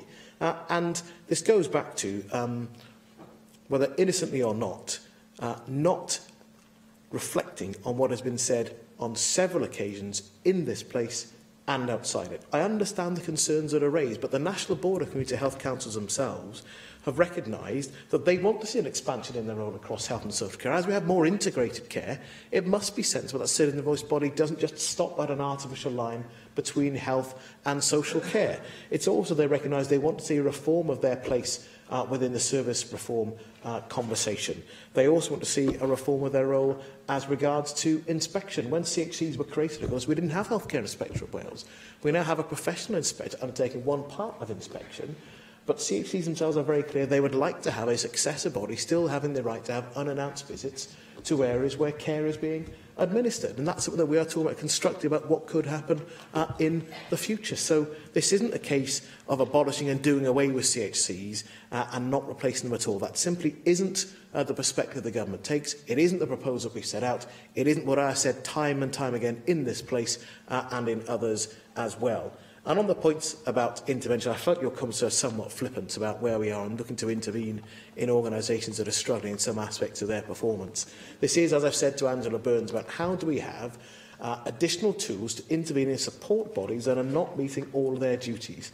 Sometimes there will be a corporate challenge and not simply an individual service area or functional challenge. But sometimes even that service area or functional challenge may require a support on a time-limited way in which ministers could act promptly by appointing someone to work alongside the board or the executive team. And that is a proposal that has been well received in the consultation, and I just don't think that's particularly difficult to understand. And on your point about board representation and Gender and the gender split, actually, as I've said earlier, we actually, on a leadership level, for chairs and certificates, do rather well in the health field, actually. A really good example is the recent appointment of Alex Howell to be the new Chief Executive of a new body, Health Education Improvement Wales, and in addition, Tracy Myhill moving across to be the Chief Executive of Abertawe Bro Morgannwg. And she did that, not just as someone from our system here in Wales, but actually from someone the external assessor also agreed, and a high-quality external candidate as well, but that Tracy Myhill was the best candidate, not just the best Welsh candidate, but the best candidate. And that is someone who has done a significant job in turning around the ambulance service as well. And that is a real positive. This is being done on merit. And it's been done because there's been some determination about how we develop and promote people. But we recognise, actually, in other tiers within our service, on executive-level leadership, we have a real challenge about the next tier down, about the middle tier and who is coming next. And that is something that I have more to say on, that this is only partly about. It is also then, of course, about our public appointments process. And I dealt with those comments in response to Angela Burns.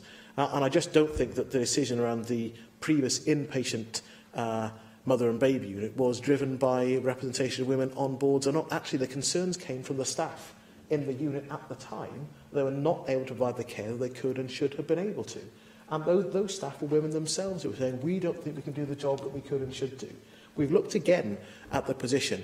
I've said right at the outset of this particular inquiry, and thinking about the debate that we had in this place 2 weeks ago, that brought to a close the inquiry of the committee, but the work of the government and the health service certainly doesn't stop at that point, because we've committed to having inpatient care within Wales, not because there are a number of women on boards across Wales, because we think it's the right thing to do, and we have a way to deliver that care in a way that meets the needs of citizens across Wales. And this white paper is about doing that. How do we meet the needs of citizens across Wales?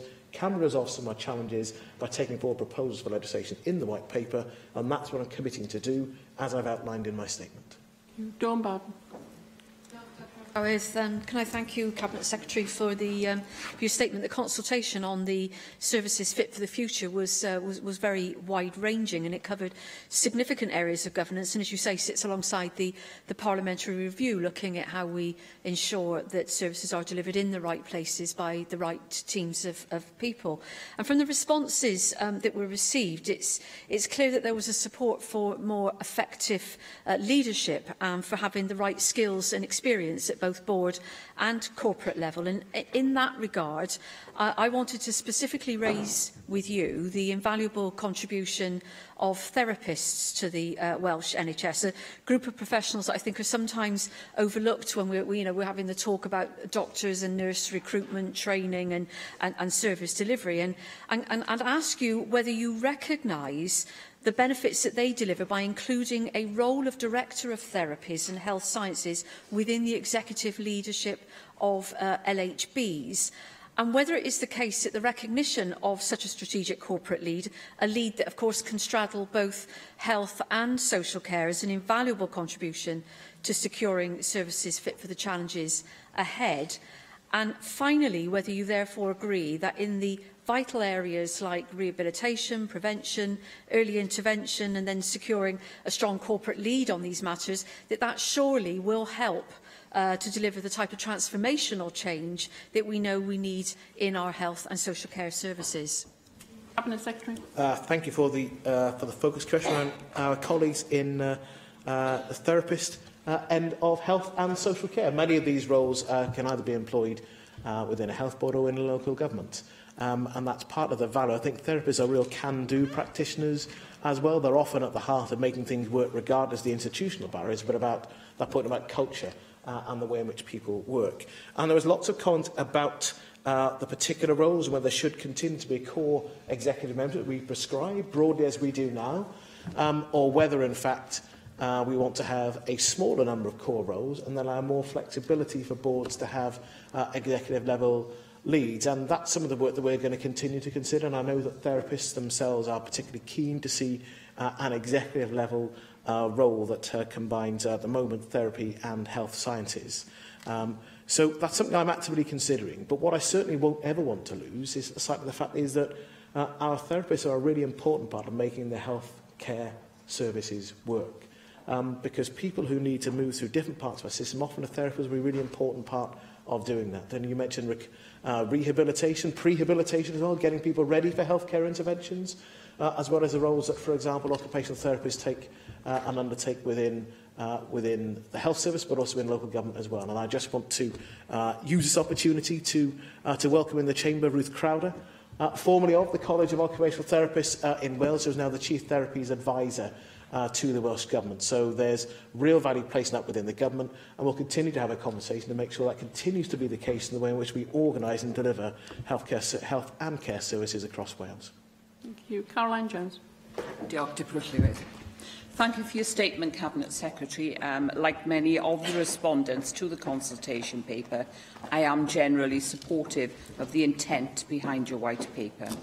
I fully support the intention to introduce a legal duty of candour, which will extend to other parts of the health and social care system, the same codes of conduct which apply to doctors and nurses. This will also ensure that Wales is in line with other parts of the UK. So, Cabinet Secretary, do you anticipate that the duty of candour will apply to everyone working in health and social care in Wales?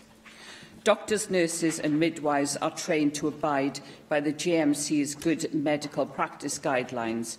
What guidance and training will be made to NHS managers and social care managers to ensure that they abide by the principles of being open and honest with patients? And can you expand further upon what sanctions could be imposed for any breach of the new duty? I would also be grateful if you could outline the timeline for the proposed introduction of the new legislation.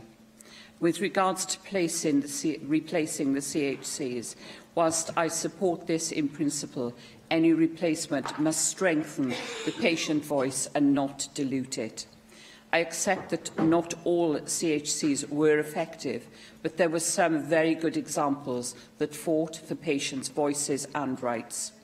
Whatever the form of the new national arrangement, it is important that we don't lose these patient champions. So can you assure us, Cabinet Secretary, that this new national arrangement to represent the citizens' voice will not only be comprised of mainly citizens, but also truly independent from Welsh Government? Finally, Cabinet Secretary, I welcome the decision not to proceed with the merger of HIW and SSIW. We have to first develop a consistent approach to inspection and ensure that the changes introduced by the Risk Act are given time to bed in before we seek organisational change. We have to ensure that both organisations work closely together in future, and we have to ensure that there are no regulatory gaps. When can we expect to see legislation to address these gaps, Cabinet Secretary? Thank you once again for your statement. I look forward to your proposed legislation and working with you to ensure that our health and social care systems have the needs of the patient at the forefront. Thank you. Diolch yn fawr. Cabinet Secretary. Thank you. I'll take those three broad points in reverse order. On inspectorates, as I've outlined in my statement, we're not taking forward proposals to merge the organisations. The challenge, again, comes with any legislative underpinning, as I've indicated. I think there'd be a real opportunity to resolve some of the challenge Healthcare Inspectorate Wales have about their legislative underpinning to allow them to do a more effective job. But this goes into your point about the duty of candour as well, and the timescale for legislation. I can't give you a timescale for legislation because it's up to the First Minister to stand up in this place and indicate the new legislative programme and the timetable for new bills to come forward. But everybody knows that even bills that we may want to bring forward, the reality is that the discussion we just had before this statement on Brexit, well, that may take up more time than this place has to undertake every other piece of legislation that we may want to and think there's value in. So there are real caveats about our ability as a legislature to get through all of the pieces of legislation we want to, and I'm not in a position to give you any kind of commitment on a timescale because it simply isn't my place to do so. On CHCs, again, I make the point that this is a new body that we're seeking to create to cover health and social care, and I recognise the points about independence. However, The government funds CHC, so we provide a budget for them. It's a significant budget, well in excess of £3 million to undertake their work. The chair of the National Board is a ministerial appointment undertaken through a transparent public appointments process. So we need to look at what people mean by independent of government. In effect, though, I don't interfere, and I'm not particularly interested in interfering in the way in which the National Board of CHCs operate, or indeed in the way those functions are carried out to support people on the ground in their very important advocacy role. On the duty of candour, the duty of healthcare professionals already have their own duties. They're not all covered by the GMC. The Nursing Midwifery Council, the Healthcare Professionals Council as well, including, of course, Dawn Barton's question about therapists. They have different professional and regulatory bodies, but they all have essentially broadly the same duty as healthcare professionals that looks like a duty of candour. What we don't have is something that covers all staff, because not all staff are in those groups, and we don't have an organisational duty as well. And that, again, is some of the work that I'm committing to take forward. And obviously, any conclusions that we reach, we'll come back on, make a statement to this place. And if there is to be legislation, I'll have to front up in front of a committee, but at stages 1, 2, 3 and 4 to do so. Thank you. Susie Davis. Diolch to Pillowydd, and thank you very much for your statement, Cabinet Secretary. I've just got 3 questions here, I think. I've been looking at responses from those who've contributed to the consultation from within my own region, so this is where this is coming from. And can I just start with common standards to achieve person-centred care? As you know, the NHS is currently characterised by standards reflecting a medical model, whereas in social care it's very much an alignment with a social model. And I note Reen mentioned earlier this focus on experience and what we might mean by experience. Now, I personally still have some underlying anxiety that social care priorities may struggle to compete, if that's the right word, with some medical priorities in increasing merger. I just wonder if you can explain whether that kind of anxiety is what's at the core of preventing the 2 inspection regimes coming together at this stage. I recognise the stalling, but I think it would be quite useful to have a slightly fuller explanation of that. And beyond that, what safeguards are you considering now to ensure that both the patient voice, however that's articulated, and I'll come to that in a minute, and social care professionals, their views are appropriately weighted against those clinicians who are, traditionally seen as experts when we come to conversations of this nature? I want to make sure that there is a genuine equality between these voices, rather than the NHS being the loudest and the proudest. Just briefly on CHCs, I don't want to sort of go through what everyone else has said. I take you completely at your word that it's not your intention to leave a gap at any point in any advocacy. But you've repeated this phrase, a national body, a few times now. And I think what concerns me in this, it sounds very much like the statement we've had previously, where earlier today, the comparison between the UK government trying to take responsibility for imposing a framework and the devolved bodies having to put up with that. Don't you think there's an argument that if you're looking at a national structure here, then actually the voices that should be at the forefront of designing that should be the CHCs as modified to cover social care, not a sort of top-down model? I appreciate that you want one voice to communicate with government, but that shouldn't be something that you design and the CHCs are a subsidiary of that. It should be the other way around, surely. And then finally, I'm just picking out a few quotes from the responses that I've looked at, where people, and these are individuals now rather than big bodies, where they say that trust is a misnomer, that they expect to see actual penalties imposed on boards, not people pensioned off, that the whistleblower provisions in existence at the moment don't seem to be very effective. I presume the duty of candour will go some way to addressing that. But I heard what you said to Angela Burns about a government and the stages at which it knows about problems. These responses are more about what does government do when the working together bit fails and actually there is still a problem. There's a genuine sense in these responses that nobody gets to carry the can when there's a problem that can't be resolved. And if you're hoping for this to create a greater trust for our governance system, which I'm sure we all agree that would be great, I think you need to, really consider, I say it with a heavy heart, a punitive element at some point. And I'm not getting a sense of that within the statement to date, anyway. Thank you very much. Cabinet Secretary.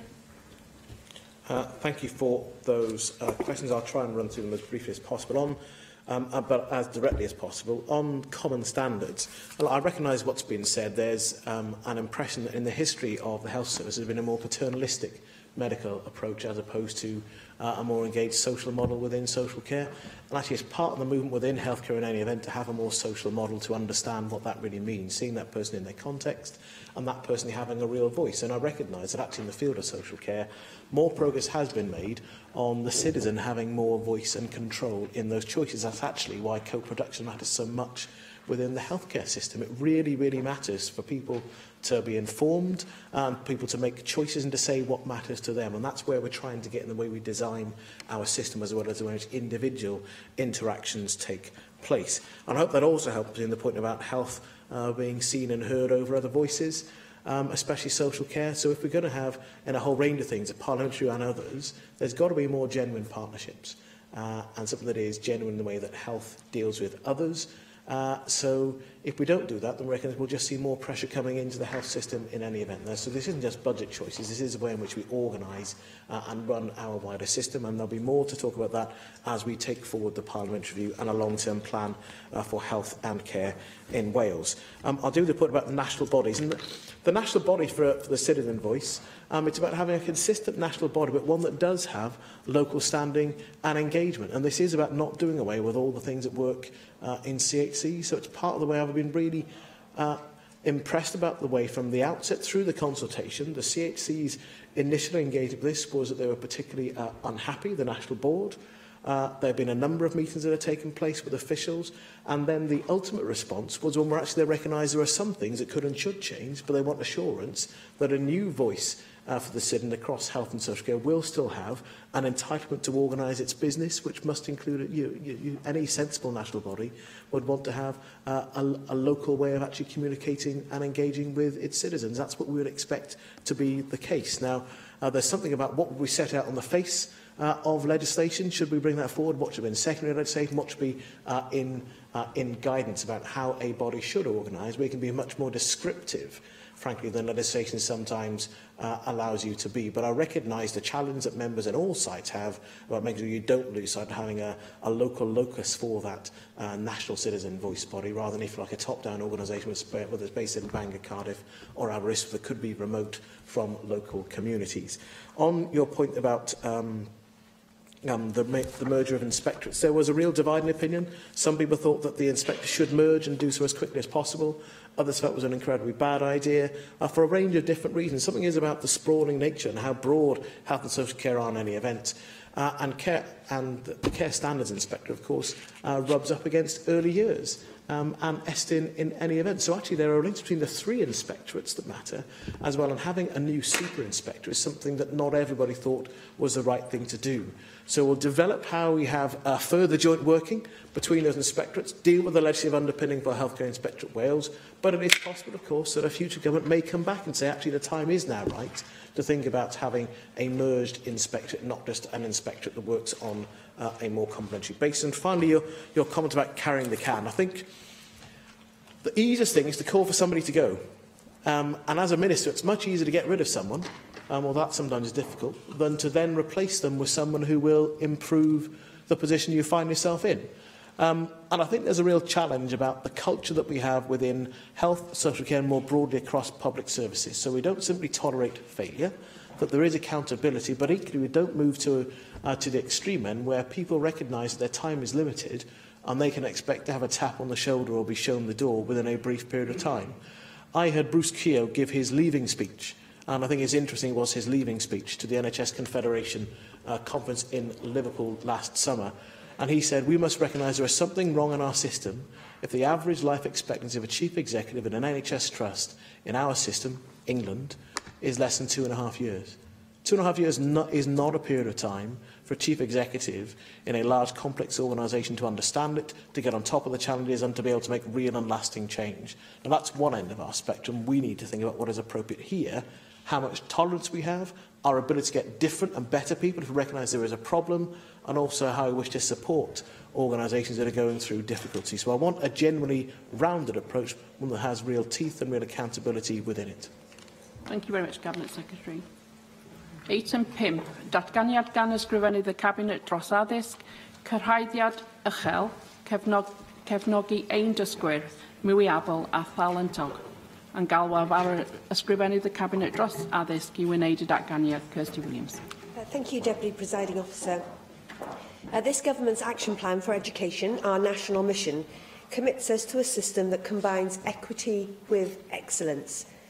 And it is these values that ensure that we succeed for all pupils and teachers with an inclusive, innovative public service education. We can be rightly proud of the success of the Pupil Development Grant in raising aspirations and ensuring extra resources for children from our most disadvantaged communities. And our new Additional Learning Needs Act paves the way for a new approach in driving improvement for that significant group of learners. However, an education system that is truly equitable and excellent ensures that all pupils are supported to reach their potential, and I am very clear in this conviction. Therefore, Deputy Presiding Officer, we must follow the evidence. It is clear from PISA, previous Estin reports, the Sutton Trust and UCL research that Wales must do more to identify, support and stretch our most able learners. As I have said on previous occasions and outlined in our national mission, we are committed to developing and delivering provision to address this weakness in our system. Quite simply, a truly equitable and excellent system supports and inspires the needs of all learners. My statement today further strengthens our commitment to an equitable, fair, progressive education system which sets high aspirations and ambitions for all. We are not, however, starting from a standing start. There have been improvements year on year as learners transition from primary to secondary, and last year performance at the highest grades at Key Stage 4 remained stable despite the introduction of new examinations. At the same time, the pass rate for A-level students getting A star and A increased, and the SEREN network goes from strength to strength. Within the further education sector, we have introduced a national programme to help practitioners support more able and talented learners, and more widely, improved decisions around GCSE subject choice and early entry are already having an effect. Set within this context, I want to further accelerate progress for our more able learners, whatever their background. Today, therefore, I am setting out core principles for sustained action and improvement. Firstly, better identification and support at school, regional and national levels. Secondly, opportunities that will inspire the highest levels of achievement. And thirdly, the development of a rich evidence base to support further investment and work. There are already pockets of innovative practice in Wales, and I am determined to see these rolled out. In fact, this is an area that suffers from a relative lack of high-quality international best practice and research, and the opportunity is there for Wales to lead the way through both action and research. Therefore, I am making available up to £3 million over the next 2 years. As a first step, this will support a new national approach for identifying and supporting our more able learners. We will establish a new definition, which will facilitate early identification of those learners, together with new comprehensive guidance.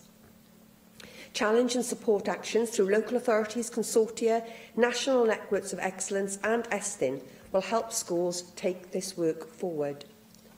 Further encouraging a culture that recognises and supports high aspirations for all learners, teachers and schools is crucial to the delivery of an education system that is a source of national pride and enjoys public confidence. Deputy Presiding Officer, we must provide rich experiences that broaden horizons and intellectual curiosity for all learners, and this is fundamental to our curriculum reforms. Today, I'm announcing that the SEREN network will be expanded. It already makes a hugely positive contribution to raising aspirations, boosting confidence, and encouraging post-16 students to be ambitious.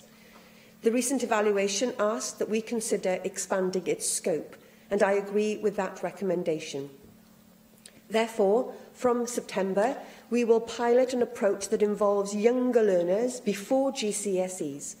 Working across the regional hubs, it will connect like-minded learners from different schools and communities, providing access to leaders and experts across a range of disciplines.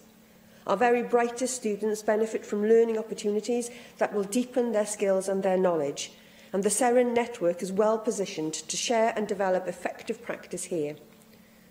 For others, the key is widening horizons and raising aspiration, helping young people understand where hard work could take them in terms of future study and onward careers. We will build on SEREN's existing links with leading global universities, and I will make a further announcement on their involvement in the near future. Finally, and integral to the principles of a self-improving system, we must encourage exploration and innovation. As I mentioned earlier, by providing this focus, we can be a pioneer in pedagogy, policy and research in this area. The investment I'm announcing today will include funding to develop capacity to capture the evidence from our approach, both to support our own developing policy work and also to be recognised as an international innovator in this field. To conclude, Deputy Presiding Officer, today's statement is not simply a matter of supporting a few select learners. Far from it. It has far-reaching system and societal benefits. It is these learners, from all backgrounds, that can be, will be, the public servants, the entrepreneurs, the teachers and scientists that will drive Wales's future prosperity and success. Getting it right for these learners and those with the potential to be these learners means getting it right for everyone. It is a true test of our principles of partnering equity with excellence, and I believe that this comprehensive approach and investment ensures that we can meet that test head-on, raising standards and aspirations for all within our system. Thank you. Thank you. Darren Miller. Thank you, Deputy Presiding Officer, and can I thank you, Cabinet Secretary, for your statement, although I have to say it's been a long time coming. We've known that we have not been sufficiently stretching our most able and talented pupils for a number of years now. Not only has Estin confirmed this, but we've had others also confirm it, in particular the OECD, and I do believe that the lack of action has, unfortunately, left some people behind. But that said, I do welcome the fact that we have a statement today and that there's going to be some additional investment in the SEREN network. Quite obviously, we have a problem here in Wales. We're not doing well enough on the OECD league tables.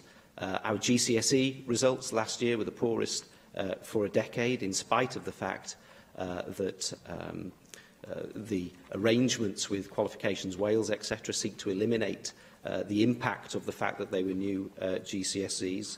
And we know also that we have some problems within the existing SEREN network in terms of inconsistency, in terms of different qualification criteria from one SEREN hub to the next, and indeed not having equitable access within those SEREN hubs or indeed across Wales. I note that you're making £3 million available over a 2-year period. What about beyond those 2 years?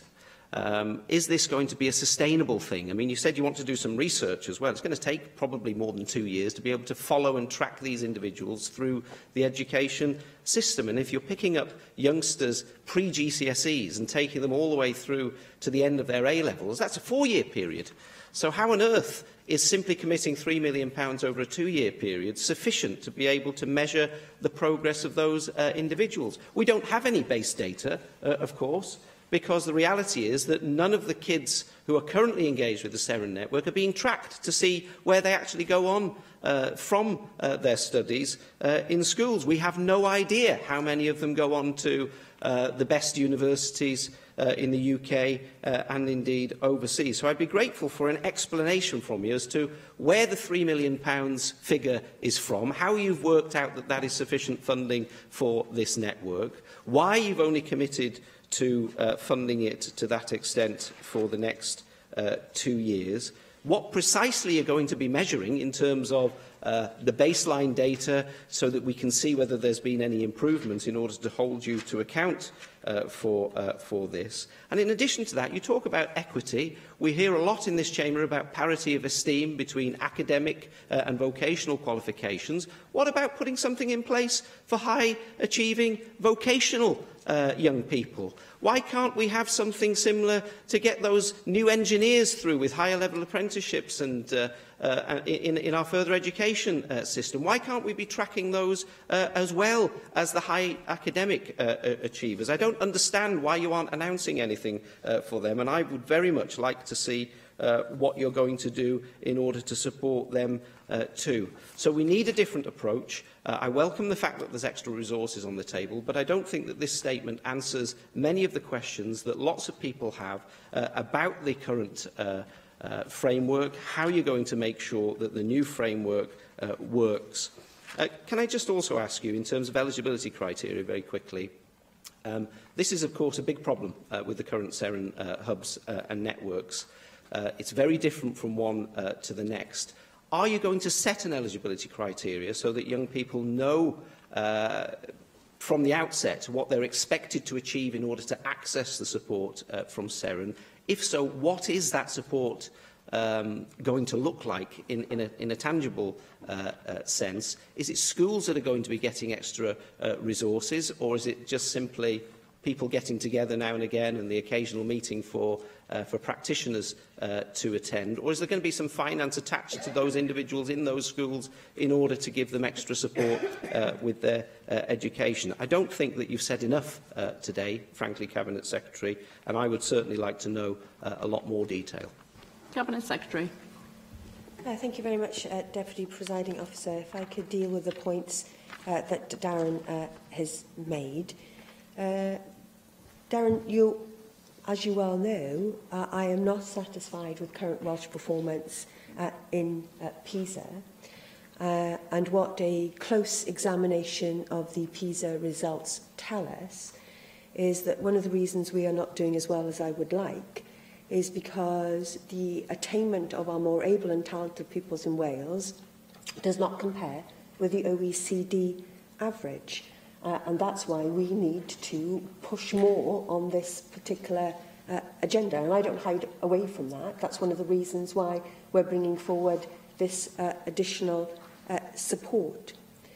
You say, why aren't I able to commit funding for more than 2 years? Well, if your government in London could commit to a comprehensive spending review and there was some certainty over the overall Welsh Government's budget, I would love to be in a position to be more certain. But I have to say, Darren, with Westminster governments actually taking money out of the overall education budget, which reflects on our budget here in educational terms, it's very difficult to be able to plan more than 2 years ahead. But I can't let perfect be the enemy of the good. I could sit here and wring my hands and say, I can't go beyond 2 years, therefore I will do nothing. Or I need more resources, therefore I will do nothing. Or we can take charge of this agenda and start to make some progress.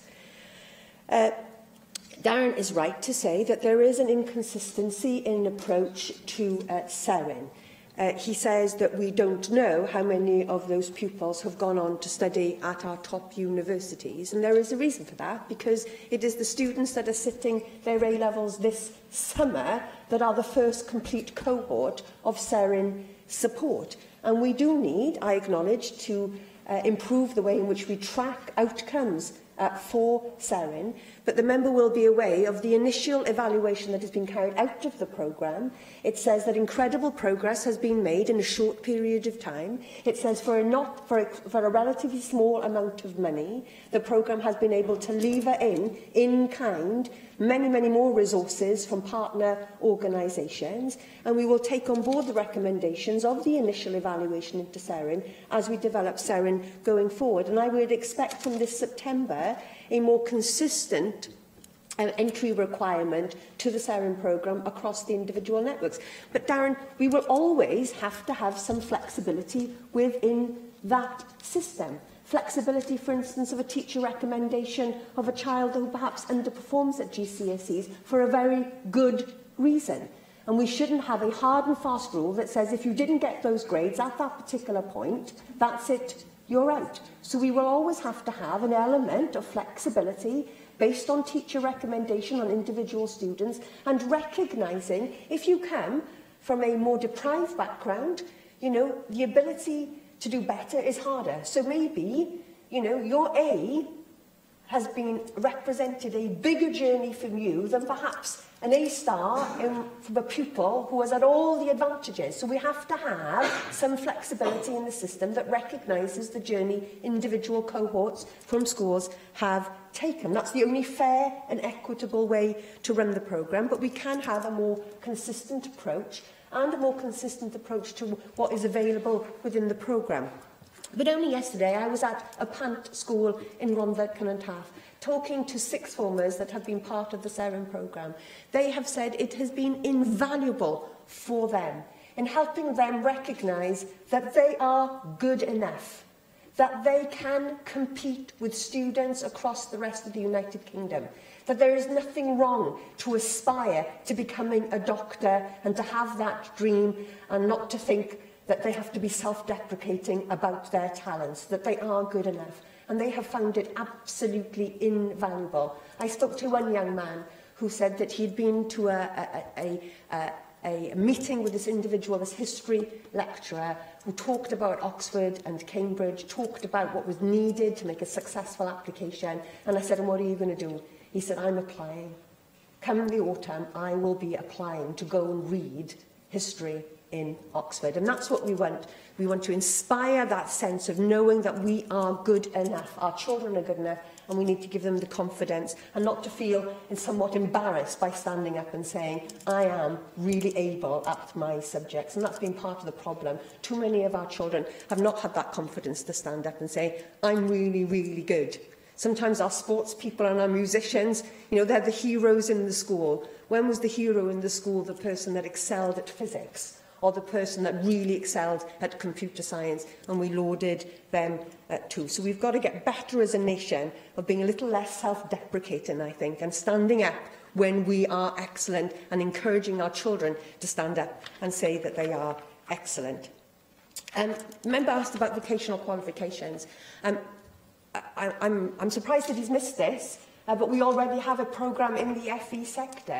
We already have, working in conjunction with Colegau Cymru, a new programme within the FE sector to support excellence in our vocational subjects. We will be co-sponsoring with Colegau Cymru later on this year a SPIN symposium and conference to be able to share that good practice. So we already have a programme in the FE sector. Actually, we need to accelerate it in our schools' systems. So we have to look at encouraging excellence in all aspects of our education system. This is an area that has not had the attention it's deserved, and if we get this right, we will not only succeed for individuals, we will succeed for our nation. Thank you. Claire Griffith. Diolch i'r Prylywydd, a gain ddiolch i'r Ysgolion Cabinet am ei datganiad. Yn sicr mae angen gwneud mwy i fynd i'r afel ar agenda yma, ac falle fyddai'n mynd taro nodi'n cweit mor negyddol a Llyfarydd y Ceidwadwyr, ond yn sicr dwi'n cytuno gyda ambell i bwynt mae wedi wneud. Un ohonyn nhw, wrth gwrs, yw'r ffaith bod yna adroddiad ar ôl adroddiad wedi amlygu'r gwendid yn y maes yma, ac o'r diwedd i ni cyrraedd pwynt lle mae yna weithredu mwy penodol. Mewn perthynas ag addysg bellach, wrth gwrs, fi'n credu bod y pwynt oedd yn cael ei wneud yn ddilys, os mae yna raglen yn ei le, ond wrth gwrs i ni sôn fan hyn am raglen sydd yn mynd i'r ysgol i hyrwyddo'r cyfleoedd ac o flaen oed tygau hefyd. Felly dwi yn meddwl bod rhaid ni sicrhau bod yr Party of Esteem yn estyn reit lawr blynyddoedd o fewn ysgol uwchradd hefyd, ac nid dim ond unwaith mae rhywun yn cyrraedd falle addysg bellach ac wedi gwneud y penderfyniadau, ond chi'n meddwl falle llwch chi ymateb ymhellach i hynny wrth ymateb i fi. Nawr, mae'r datganiad i chi wedi ei roi ni heddi yn pwysleisio, wrth gwrs, chi'n meddwl bod angen hwyluso adnabod disgyblion mwy abal a thalentog yn fwy cynnar. Allen ni ofyn, wel, pa mor gynnar i ni'n mynd i fynd oherwydd po cynhara, wel, po orau am hwnni, ynddo fe. Ac un o'r heriau mwyaf sy'n wynebu ysgolion, ac mi ai mor bell yn ôl ag ysgolion cynradd fan hyn, yw gwahaniaethu o fewn yr ystafell ddosbarth.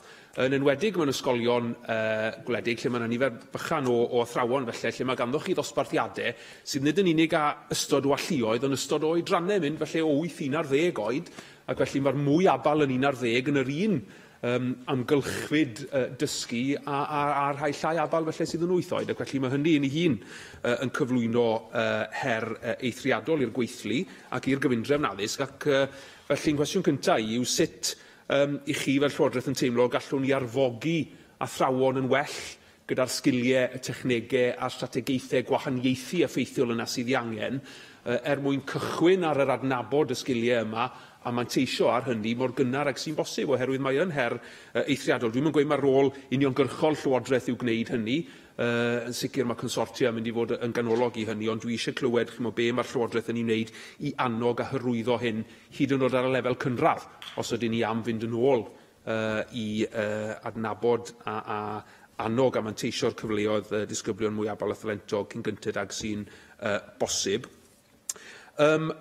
I chi'n cyfeirio hefyd yn eich datganiad at y grant datblygu disgyblion, y Pupil Development Grant. And of course, there's a danger that we forget that the PDG isn't just about getting the lowest attaining children from deprived backgrounds up to a certain level. It's about meeting all those individuals' needs, some of whom, of course, are more able and talented. And I think Estyn has said that very few schools are actually using the PDG to target more able and talented pupils. Indeed, the National Pupil Database Impact Analysis shows that the gap between those eligible for free school meals and non-free school meal pupils attaining the highest grades of A-star or A remains large, indeed hasn't changed over the past 5 years, despite, of course, overall attainment gap at Key Stage 4 closing. So I think the point I'm making here is that actually there's more that we can do with existing programmes and initiatives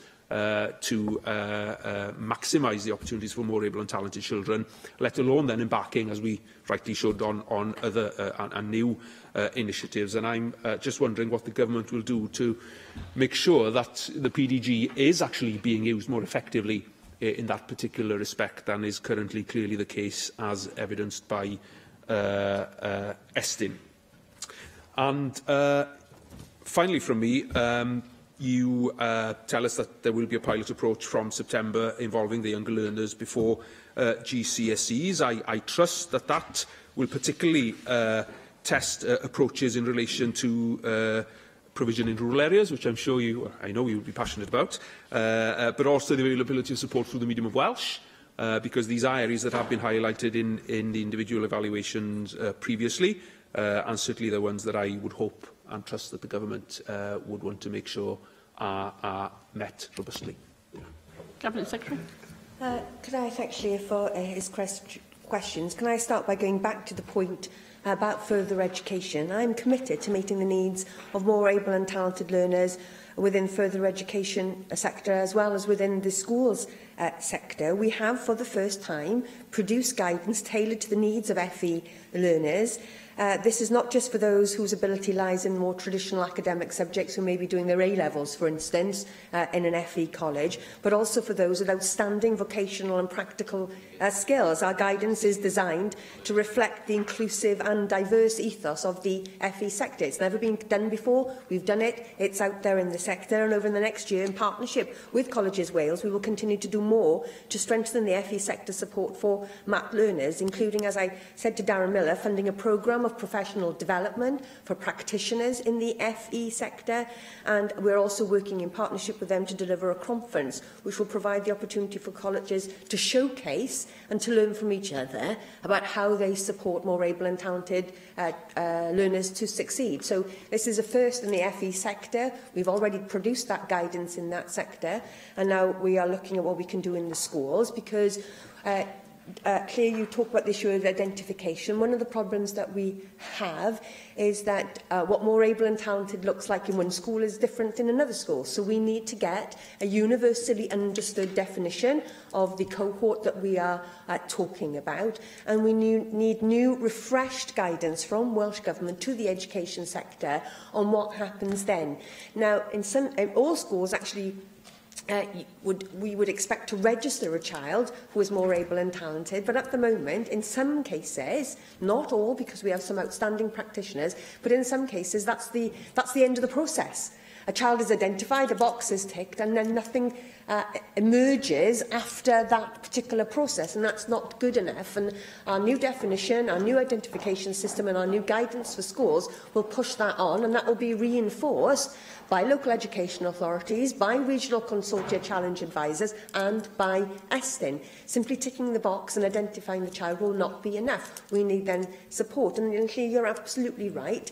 That then comes down to pedagogical approaches within the classroom, and undoubtedly delivering that in a very small rural school is a challenge, and I don't want to do that, and that's why we can't see this programme on its own. And you're quite right to say, although this is a discrete pot of money for this particular that I'm announcing today, we cannot see it in isolation from resources that are already going into our schools, whether that be the Pupil Development Grant or the Rural and Small Schools Grant, which is specifically designed to address some of these challenges of teaching in a rural area. So we can't see this on its own. It combines with the criteria around the Small and Rural Schools Grant, which is to try and address some of these very practical challenges that teachers face without the need to say, well, it can't be done. The only answer is to ship our children in rural areas to larger schools, something that I don't want to do and something I know that you don't want to do. So we can't see it in isolation. Pupil Development Grant, we have to continue in our determination to see that that money, £91 million in the new financial year, that £91 million is getting to those children that need it. And you're right, some of our more able and talented children are also children who are entitled free school meals. And sometimes, and that has been evidenced to the committee, that sometimes the PDG goes towards those less able children, but the challenge is for us in working with schools, regional consortia and LEAs is to ensure that that PDG is used in its fullest possible sense. And we need to continue to drive evidence-based approaches in our school. We know what works. The Sutton Trust has done a huge amount of research into what interventions make the biggest difference for these children. And we have to continue the drive via our regional consortia, is that if a school is not following the Sutton Trust toolkit, if the school is not following tried and tested approaches and evidence, then there has to be a really good reason why is that not the case? And that school themselves should be carrying out their own action research project within their schools to demonstrate that their approach is actually making a difference. But what is absolutely clear to me, we cannot start young enough. We need to identify these children as early in their educational career as possible, but also recognising for some children those talents might emerge later on in their schooling. And so we shouldn't say, right, if you haven't made the grade when you're 5 years old, that's it. We know we don't want to be in that situation. We need to recognise that children reach their milestones in different ways, and that talent may become more evident in different shapes. And we shouldn't have a system that is so rigid that we can't take account of the fact that each of our children is very different and their educational journey is different. Caroline Jones. Diolch to Prwllwyd. Thank you for your statement, Cabinet Secretary. We in UKIP Wales welcome your announcement of £3 million in support for Wales' brightest and most talented pupils. It is important to nurture talent and identify who our brightest pupils are at the earliest possible stage. So because this needs to be done earlier than at sixth form level, it is a good initiative for the SEREN network to embark upon targeting younger learners. Also, I'd like to ask, how sustainable do you think the £3 million is going to be in achieving your target? You know, how productive is it going to be in, you know, the educational system? Do you think also, well, I think so, this initiative may not have been necessary if we did have schools which catered for everyone's individual talents and abilities, and we did have grammar schools, secondary schools and technical colleges for people, for pupils at quite young ages. I'm pleased that you said about a PANT school, because a PANT school was a school which went in between the grammar school and the secondary school many years ago. So pupils, if they went to a secondary school at the age of 11, they then had an opportunity at 12, where their talent was identified, to achieve, a place in a PANT school or go to the grammar school. So nobody was sort of missed, really. And I thought that that was quite a good system, and the PANT school was a very good school to bring on people's abilities and strengths, because a one-size policy doesn't fit all, and we have to recognise that. It's good announcing this extra funding, which will be specifically targeted for pupils who are year-marked early to go to a leading university. But what are we doing to support our children who aren't academic in the traditional sense of the word, but are just as talented? What are we doing to support children who aspire to do an apprenticeship and learn a trade? And I'm talking about pre-GCSE. Wales' brightest and most talented pupils, as you described, are not just academic, but are those that work hard at what they're good at, who excel in physical education or art, design. So talent does not necessarily equate to academic ability. So I'd like to know what you are going to be doing for these pupils. And one area which may help those who are most academically talented in traditional subjects are STEP papers and S papers. These papers are seen as positives for admission in some subjects in Russell Group universities, such as Cambridge and Warwick. So, Cabinet Secretary, could you outline what improvements the Welsh Government and SERIN Network are making to ensure that students receive the very best of preparation if they decide to take such examinations? Thank you. Cabinet Secretary. Can I thank Caroline for her questions?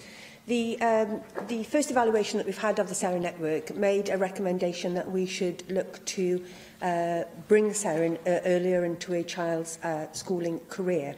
And I think there are real benefits, and the network is well placed to do that. For instance, in choosing GCSE subjects, that can have a profound effect on a student's ability to go on and study things later on. So if we don't get the advice right at the end of year 9, a student may unwittingly cut off particular paths to themselves. So actually having that support in earlier, I think will be beneficial. So we will pilot it. We want to walk before we can run. We are still developing our SERIN network programme for the 16+ learners, but I do think we don't need to wait to get that perfect before we can learn the principles and apply it earlier on in the schooling. Caroline, I'm not going to rehearse again today why I absolutely reject selection at 11. I reject it. This government rejects it. All the evidence that I just quoted the Sutton Trust, independent researchers like that tell us that selection is not a way in which we can promote equity and excellence for all students. So I'm going to gloss over that because I am never going to be convinced of those arguments, because the evidence is simply not there to back it up.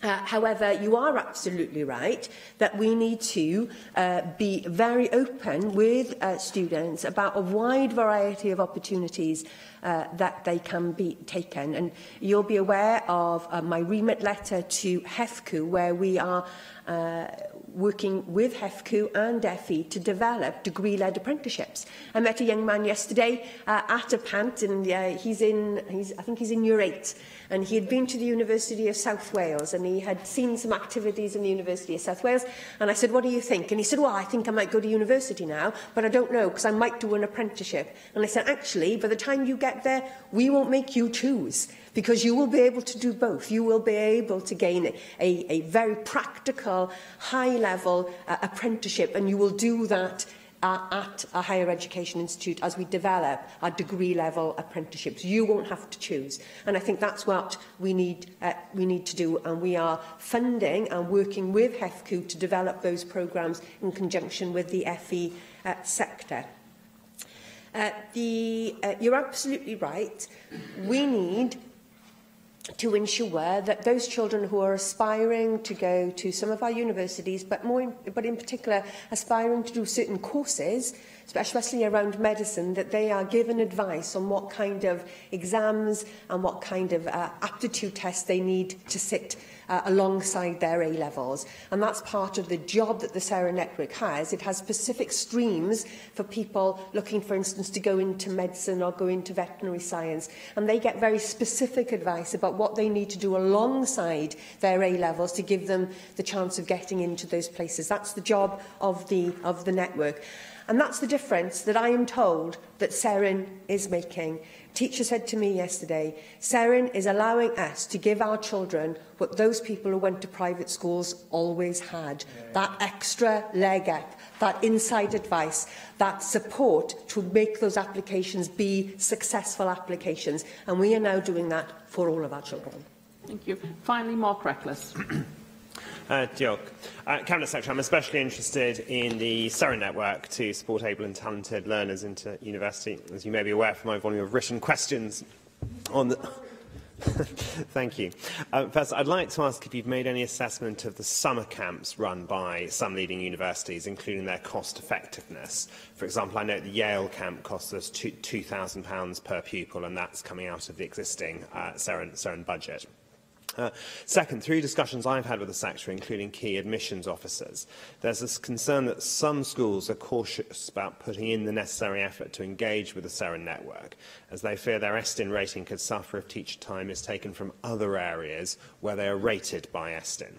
Would it be possible, as part of your commitment to expanding and bolstering the SERIN network, to have ESTIN inspections consider engagement with the SERIN network and its objectives?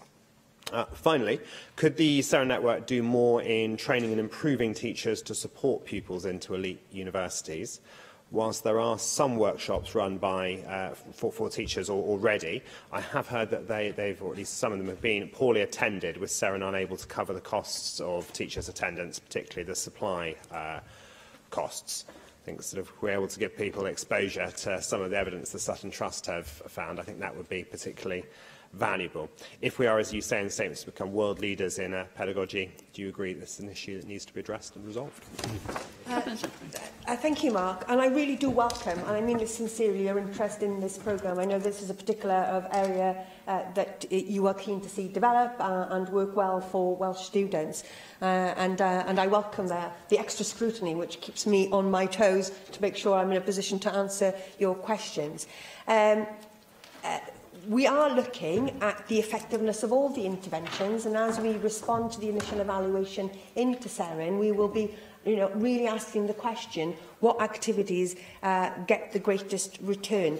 Mark gives the example of the Yale Summer School. Well, personally, I'm delighted that this summer a number of Welsh students will have the opportunity to go to the Yale Summer School. What an amazing opportunity that is for those young people. What an amazing thing to inspire them to be able to write on their applications and their CVs in years to come. But we will need to understand whether that is an effective intervention and use of that money. But I want to expose Welsh students to the very best, whether that be in Wales, whether that be in Oxford or Cambridge, or whether that be around the world. And I'm delighted. I'm really jealous. I'd love to go to the Yale Summer School this summer. You're right about ESTIN and the crucial role ESTIN plays and how ESTIN influences behaviour within our school system. I am very aware that I can say something in this chamber, but if schools think that ESTIN are going to mark them down, they'll ignore it and they will do what they think ESTIN will require them to do. So we need a joined-up approach from ESTIN and the regional consortia, who of course are part of the evaluation that comes up with the schools categorisation model, that we are all working in a line and clear that actually teacher time spent on this should not be regarded as a detriment to something else going on in the school. The inspection regime, of course, is a matter for them, as independent of the government, but I will be sure to raise it when I next meet, one of my regular meetings with the Chief Inspector, because I'm aware that what this ESTIN does indeed drive behaviour within individual schools. The roles of teachers are absolutely crucial in being realistic cheerleaders for their students. and therefore they themselves need to be equipped. And one of the things we do know, where there are teachers who are less experienced in the application processes for Oxford or Cambridge or for some of our top universities, then we don't see children making that transition. So training teachers and giving them the information is absolutely crucial. And I promise, as we look at our guidance and the development of the SERA network, we'll ensure that we are breaking down any barriers that stop teachers from participating fully in the opportunities that are available, because they are crucial in supporting that child through that process and helping them make decisions. And they themselves need to have the confidence that they know what they're doing, they know what works. As I said, it's quite surprising if you look at international research. More able and talented pedagogy isn't something that there is a great deal about. And I think this gives us as Wales as a real opportunity to get on the front foot and actually develop our skills and expertise in this area, where there is a combination of action in our schools, but that is backed up by research, so we can become leaders in filling that gap where there is at the moment about really, really intensive research in this area about what works. Thank you very much, Cabinet Secretary. Item 6 on the agenda this afternoon is a statement by the Cabinet Secretary for Economy and Transport, Active Travel Integrated Network Maps, and I call on the Cabinet Secretary for Economy and Transport to make the statement. Ken Skates. Thank you, Deputy Presiding Officer, and I welcome this opportunity today to update members on a major milestone in the implementation of our Active Travel Act. Following the submission and approval of the maps showing the existing active travel routes in 2016, local authorities in Wales have submitted the maps showing their plans for integrated active travel networks last November, and these have now been fully assessed. The Active Travel Act requires local authorities to submit an integrated network map within 3 years of the Act coming into force.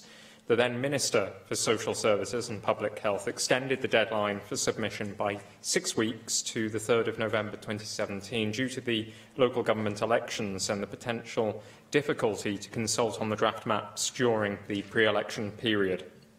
Today, local authorities have received a decision on the submission of their integrated network maps. My officials provided regular support to authorities, including through workshops and advice notes. Most local authorities were fully engaged in the process and attended a variety of workshops that we held across Wales to assist them in the development of their integrated maps. We also commissioned a project which piloted elements of the integrated network map preparation process. The project, commissioned with Sustrans, worked with a number of local authorities through some of the key integrated network map stages and developed good practice and disseminated lessons that were learned. I'm pleased that 21 of the 22 local authorities submitted their maps on time. Monmouthshire County Council informed my officials on the 5th of September that they would not be able to meet the deadline. In October, a direction was issued to Monmouthshire County Council, and they are now due to submit their integrated network maps tomorrow. All the integrated network maps submitted have been assessed against the requirements set out in the Act and the statutory guidance. As this first iteration of implementation of the Act is a learning process for all of us, I appointed Professor John Parkin at the University of the West of England as an independent validator. He was asked to look at the appraisal outcomes to ensure that they are consistent and reasonable and to help reach a sound decision. I was impressed with the commitment local authorities have shown across Wales and with the standard of the majority of submissions. Maybe inevitably, in this first cycle, a range of approaches has been taken by authorities in the development of these maps, and there is a great degree of variation in the levels of ambition expressed in these maps. On the basis of the appraisal carried out by my officials and Professor Parkin's assessment, I have come to the following decisions. I am pleased to be able to approve the submissions from 14 local authorities outright because they have shown that their proposals are based on meaningful engagement and form a credible first-stage integrated network map. There is another group of submissions which fall a little short of our expectations, either in the way in which communities were engaged and consulted in the process or in the coherence of their planned networks. For these, I've decided to approve the maps on this occasion, together with clear recommendations for addressing these weaknesses. I am disappointed that submissions from 4 local authorities are unsuitable for approval in their current form, because these local authorities either failed to consult effectively on their proposals or because they do not propose meaningful active travel networks, and in some cases their submission was falling short in both.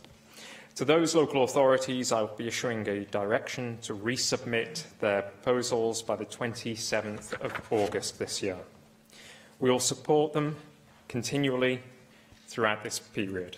The independent validator provided specific recommendations of areas that should be addressed, and my officials will work with the local authorities affected to ensure swift progress.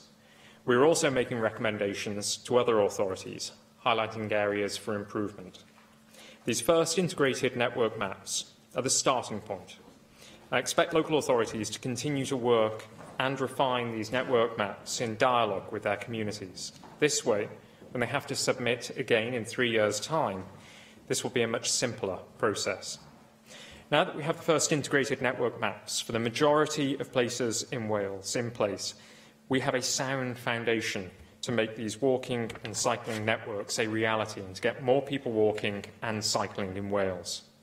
I have now received the bids for the next round of local transport grants, many of which will be active travel schemes, and I'll be announcing which schemes will be funded next month.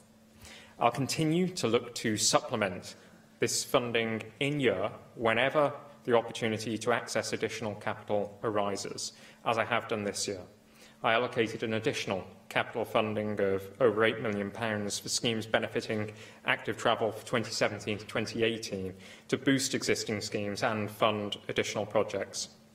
I also commissioned a broader review of how we fund active travel and to look ahead to future requirements. It is my intention to boost the amount that we fund active travel and that we make available centrally for infrastructure significantly, and I'll share more detail on this with you shortly. The integrated maps represent a great opportunity for joined-up planning. I urge local authorities and other bodies to ensure that other plans and programmes take account of them, and importantly, to use them proactively to secure funding from a range of other sources. When we succeed in creating these networks, and when they are well used, we all stand to benefit from better health and reduced healthcare costs from reduced congestion, reduced air pollution and emissions, and overall from better places. Achieving this is a shared opportunity and responsibility for us all in Wales. Thank you. Russell George. Diolch, Deputy Presiding Officer, and I'd like to thank the Cabinet Secretary for his statement this afternoon. Cabinet Secretary, do you feel that the lack of any financial and human resource is one of the reasons why 8 local authorities did fall below your expectations?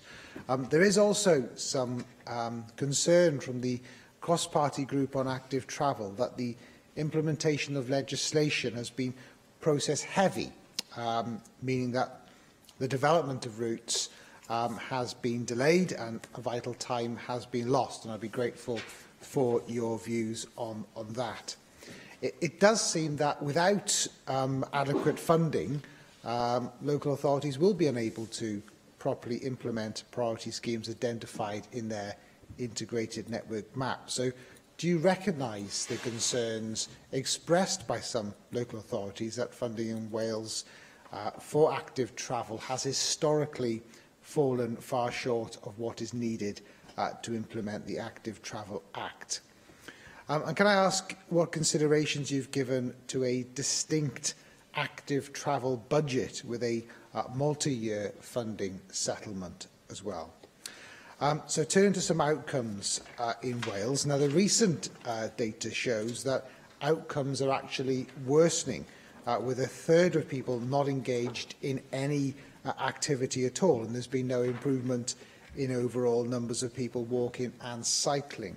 So the latest data makes it clear that progress on encouraging active travel in Wales is slipping, and that one of the reasons for this, according to Sustrans Cymru's Life Safety Study, is the need for better safety in order to get people on their bikes. Now, developing safe active travel infrastructure has, of course, the potential to significantly reduce congestion on our roads and help deliver public outcomes, health outcomes that we would, of course, like to see. So can I ask what you are doing to improve road safety in order to promote active travel? And how do you respond to safety concerns which have been expressed by Sustrans Cymru, Cycling UK and Ramblers Cymru regarding the Welsh Government's plans for the A487 in Carnarvon, which they say would worsen safety and do not adequately cater for walking and cycling? And finally, can I ask your Cabinet Secretary to consider taking personal ownership of active travel, of the active travel agenda, to ensure that it does have cross-departmental attention? Many of the places around the UK and Europe which have made significant progress in promoting active travel have had ministers or mayors that have seemed to have personally led this agenda. Look to Andy Street, the Mayor of the West Midlands, as a good example of this. So in this regard, what do you intend to do to work with your Cabinet colleagues to increase the levels of active travel programmes in schools and workplaces to support behavioural change so that schools and employees can drive, of course, the change which is needed for people to embrace active travel? Mr. George, for his questions. I think much of what he's offered today shows that there is a need to significantly improve behaviours in Wales, also across the UK for that matter, in terms of active travel and the choices that we make when moving from A to B. There have been instances where individuals have taken personal leadership and charge of active travel agendas, and there have been great outcomes as a consequence. A member identified the Mayor of the West Midlands as one particular case. But then if we compare the assertion that one person can take direct control with the consideration of having a single budget, I'd perhaps suggest that having budgets available from across government would make it far easier to ensure that you get cross-government buy-in. That doesn't mean that you don't have single leadership of an agenda, and certainly I wish to see the amount of resource allocated for active travel to be significantly improved. But that increase in funding shouldn't just come, in my view, from within one departmental budget. So whilst I accept that there should be strong leadership on this particular agenda from myself, I also believe that having a distinct fund for active travel may not actually get the sort of cross-government buy-in that we require. It is, however, something that is being considered as a consequence of the review into funding active travel that I commissioned. In terms of the multi-year funding of active travel, well, we've outlined in the Economic Action Plan how we will be moving to 5-year cycles for funding, and I think that could have great benefits for active travel. Certainly, it would be my intention to utilise some of the funding savings that can be made from multi-year budgets for the purpose of improving the infrastructure that supports active travel.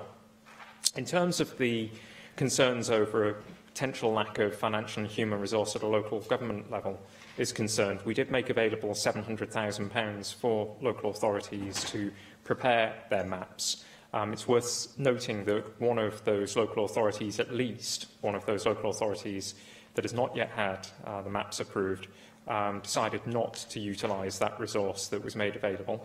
But in addition to the financial resource, officials from within Welsh Government have been working with local authorities across Wales in ensuring that there is the expertise and that there are the skills available and the experience to hand in order to produce maps. Now, we're already allocating £5 million to work up shovel-ready schemes across Wales. As we move into future years, I expect the proportion of capital that is made available from the overall transport budget to increase for active travel.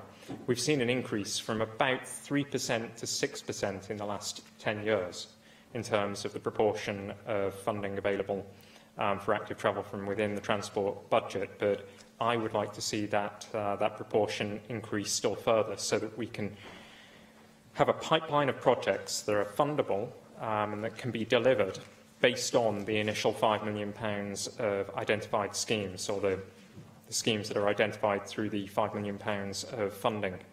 And in terms of safety, one of the most inhibiting factors that prevent many people from travelling to work or travelling to school or to travel to services by foot or on a bike is the fear of fast-moving traffic. 20-mile-an-hour zones have proven to be very successful around schools. These are available for local authorities to develop if they so wish. It's certainly something that we have encouraged. But in order to really have the sort of change, to really see the sort of behavioural change that I think all members in this chamber would wish to see, we have to ensure that the next generation of responsible adults see active travel as a priority means of moving from one point to another. The data that was highlighted by the member does regrettably show a decrease in the number of adults that are walking regularly once a week in Wales. Likewise, there is a worrying decline in the number of young people who are walking. What we have noticed is that in terms of young people, it appears that parental concern over safety is a major factor, because the percentage walking with an adult actually appears to be quite stable, if not rising, whereas there's a reduction in the number of young people who are walking either with friends or by themselves. So there is certainly, it appears, a concern over safety, whether it be road safety or whether it be safety insofar as children being allowed out without their parents is concerned. But this requires attention, I think, within the school estates, and I'm certainly doing work to look at whether school closures, consolidating school estates has had an impact on this data. In addition, we've developed a toolkit for school routes, and this work has enabled schools to be able to assess and audit the walking routes that young people take to school. This is something that is an ongoing piece of work, but it will contribute, I think, to changing perceptions of active travel and to encouraging people to take up bikes or to take up walking, particularly to go to and from school. The actual data that concerns primary and secondary schools, where children live within a 10-minute walk, is very impressive. There's something in the region of 84% of children at a primary school level access their schools by foot if they're within a 10-minute walk of the primary school. And that constitutes around about 31% of all young people. High school, the figure is even higher, it's 96%. So what we need to do is actually get more of those who live a little further away to take up cycling or walking.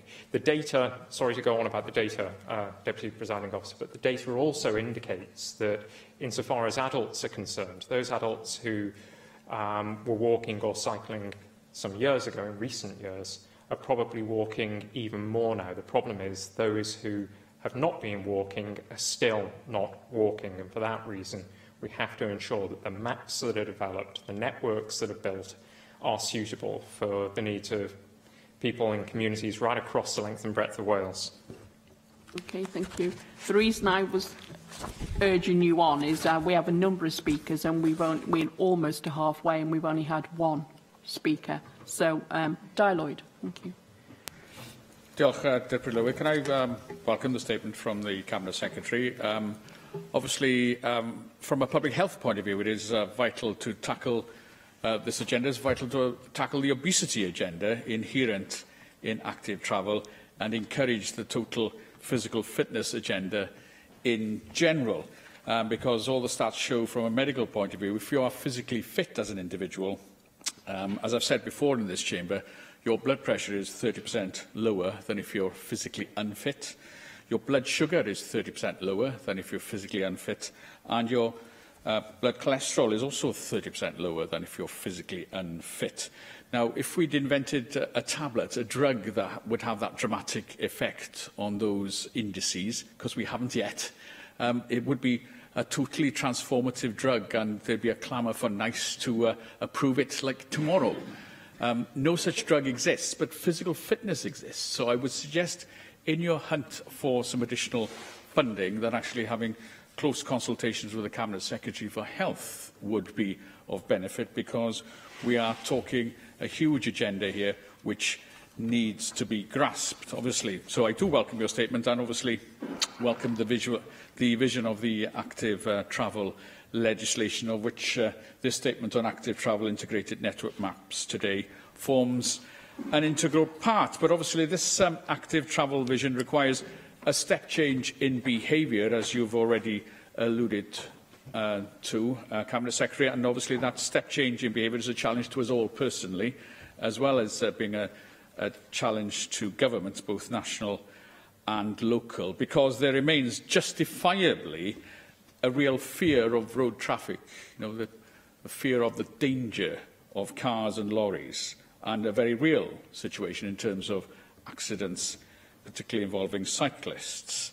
Allaying that fear requires, I think, proven spending on safety and keeping cyclists and pedestrians safe, so that we can prove to people that it is safe, and keeping them apart from cars and lorries. Now, that can't happen overnight, I appreciate, but that is the idea. That those ideas need to be transformative as much as our thoughts on behavioural change need to be transformative, and spending, I would contend, needs to be transformative too. Now, obviously, you mentioned your intention to boost funding, which is very welcome, but as we know, spending per head on active travel is around £5 per head per year in Wales.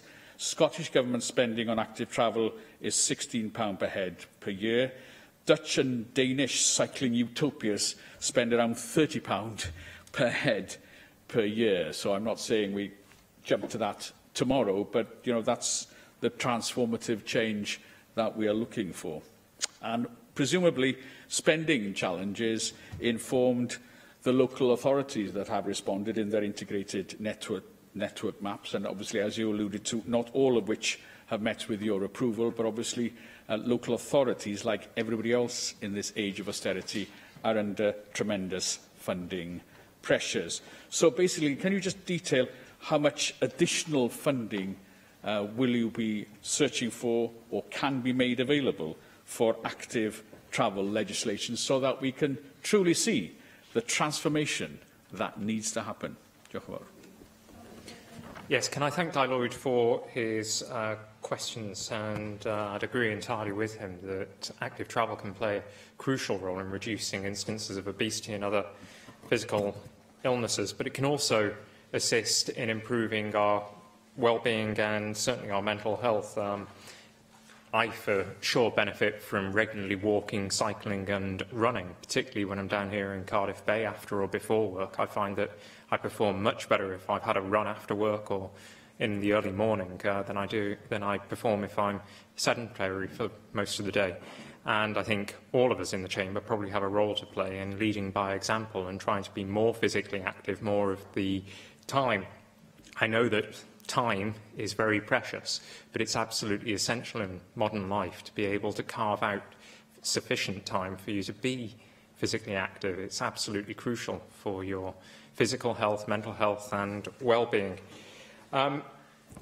In terms of the importance of other colleagues in government and other departments, I think in particular education and health are crucial in challenging and changing behaviours of people in order to get more people physically active, not just in terms of physical activity, but generally to be more active, to be doing more, to be more physical more of the time. And certainly through forums such as the Active Travel Board, we are able to call on officials across departments for updates from their respective Cabinet Secretaries on the actions that are being taken to deliver on the spirit of the Active Travel Act. I think fear, as Russell George has already said, is a critical factor preventing or dissuading people from being active in their travel. It used to be that fear of missing out, or FOMO as it's now called amongst young people, led them to walk home or walk to school because they feared missing out being with friends. Now, I'm afraid, FOMO leads many young people to demand that they get picked up in order to get back home, in order to get on social media quicker or onto a computer system. Unfortunately, that has become a cultural norm. That has to be challenged in schools, and that's something that I know many schools are already doing. We have some great champions within the education service as well, and I think we need to ensure that that more people get the sort of support that that certainly I had and many other people had in terms of cycling proficiency.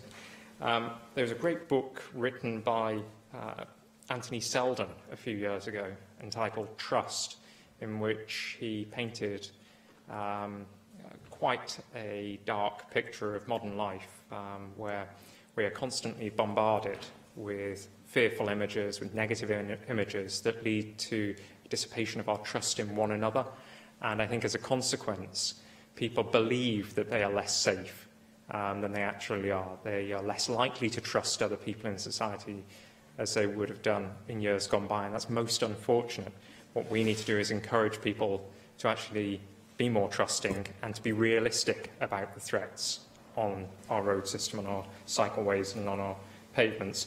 In terms of the spend per head, there is no need to convince me whatsoever that we need to see a significant increase in the amount of resource that is allocated to support active travel. I'd like to get my Boardman bike used more often. I'd like to be more active in walking, and although I wouldn't wish to put a figure right now on the amount that I'd like to increase active travel spend by, I would like to see it brought up to, in terms of a pound per head of population, brought up to the Scottish level. I think that would be an aspiration.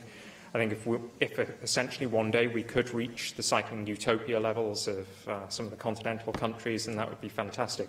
But certainly in the first instance, we need to aspire to be increasing to that sort of level that we've seen in Scotland. But I think we also need to be realistic about where we identify the funding. It can't just come from one pot within one department within the government. It has to come from a range of departments, and not just indeed from within Welsh Government. It has to be contributed. There has to be a contribution, in my view, from local government as well. And many, many councils across Wales have been incredibly responsible and proactive in this agenda. Thank you. Jenny Rathbone. Thank you, Deputy Presiding Officer. It's good that you now have all these plans from local authorities, but I hope we're now going to see some action at pace, because as Di Lloyd's already said, there is huge public health benefit from this, and we have to take heart from people like Professor Sir David King, the former Chief Scientific Advisor to the UK Government, who warns that air pollution is more harmful to children in cars than those walking on the street. And this is a message we somehow have to get across to parents, that actually they're putting their children at risk more by taking them to school in the car than they are by walking with them, or encouraging them to walk on their own or with their friends. In my day, I used to have to wait round the corner to pick my kids up from secondary school if I had to pick them up to take them somewhere after school, because it was simply not cool to be seen with your parents. You know, at what point are we going to stop taking our kids to school? Are we going to be taking them to work? It's somehow the infantilization of young people who could be operating independently, deciding which route they're going to take home, which child they're going to walk home with, etc. So we really, really do have to labour this point. It is 9 to 12 times higher, the pollution inside the car, than outside it. And in a place like Cardiff, that is very significant, because Cardiff has such high levels of air pollution.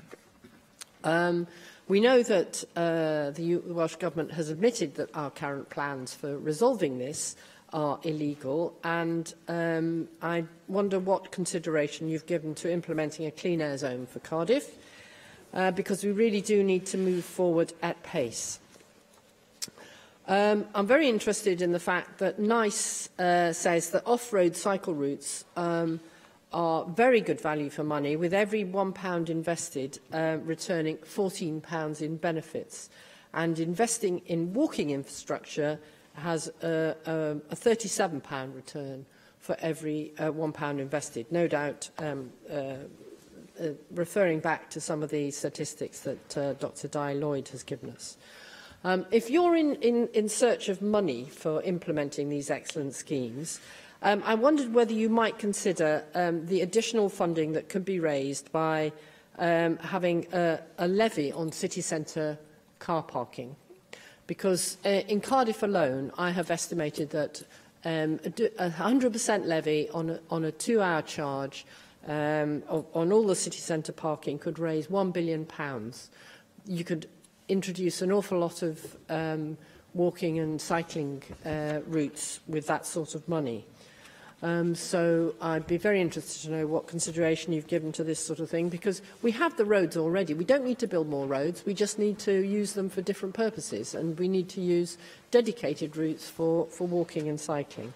And lastly, I wondered if you could just tell us how you will, those submissions that fell short of your expectations that you nevertheless decided to approve with recommendations for addressing weaknesses, what action are you going to be taking to ensure that those weaknesses are addressed?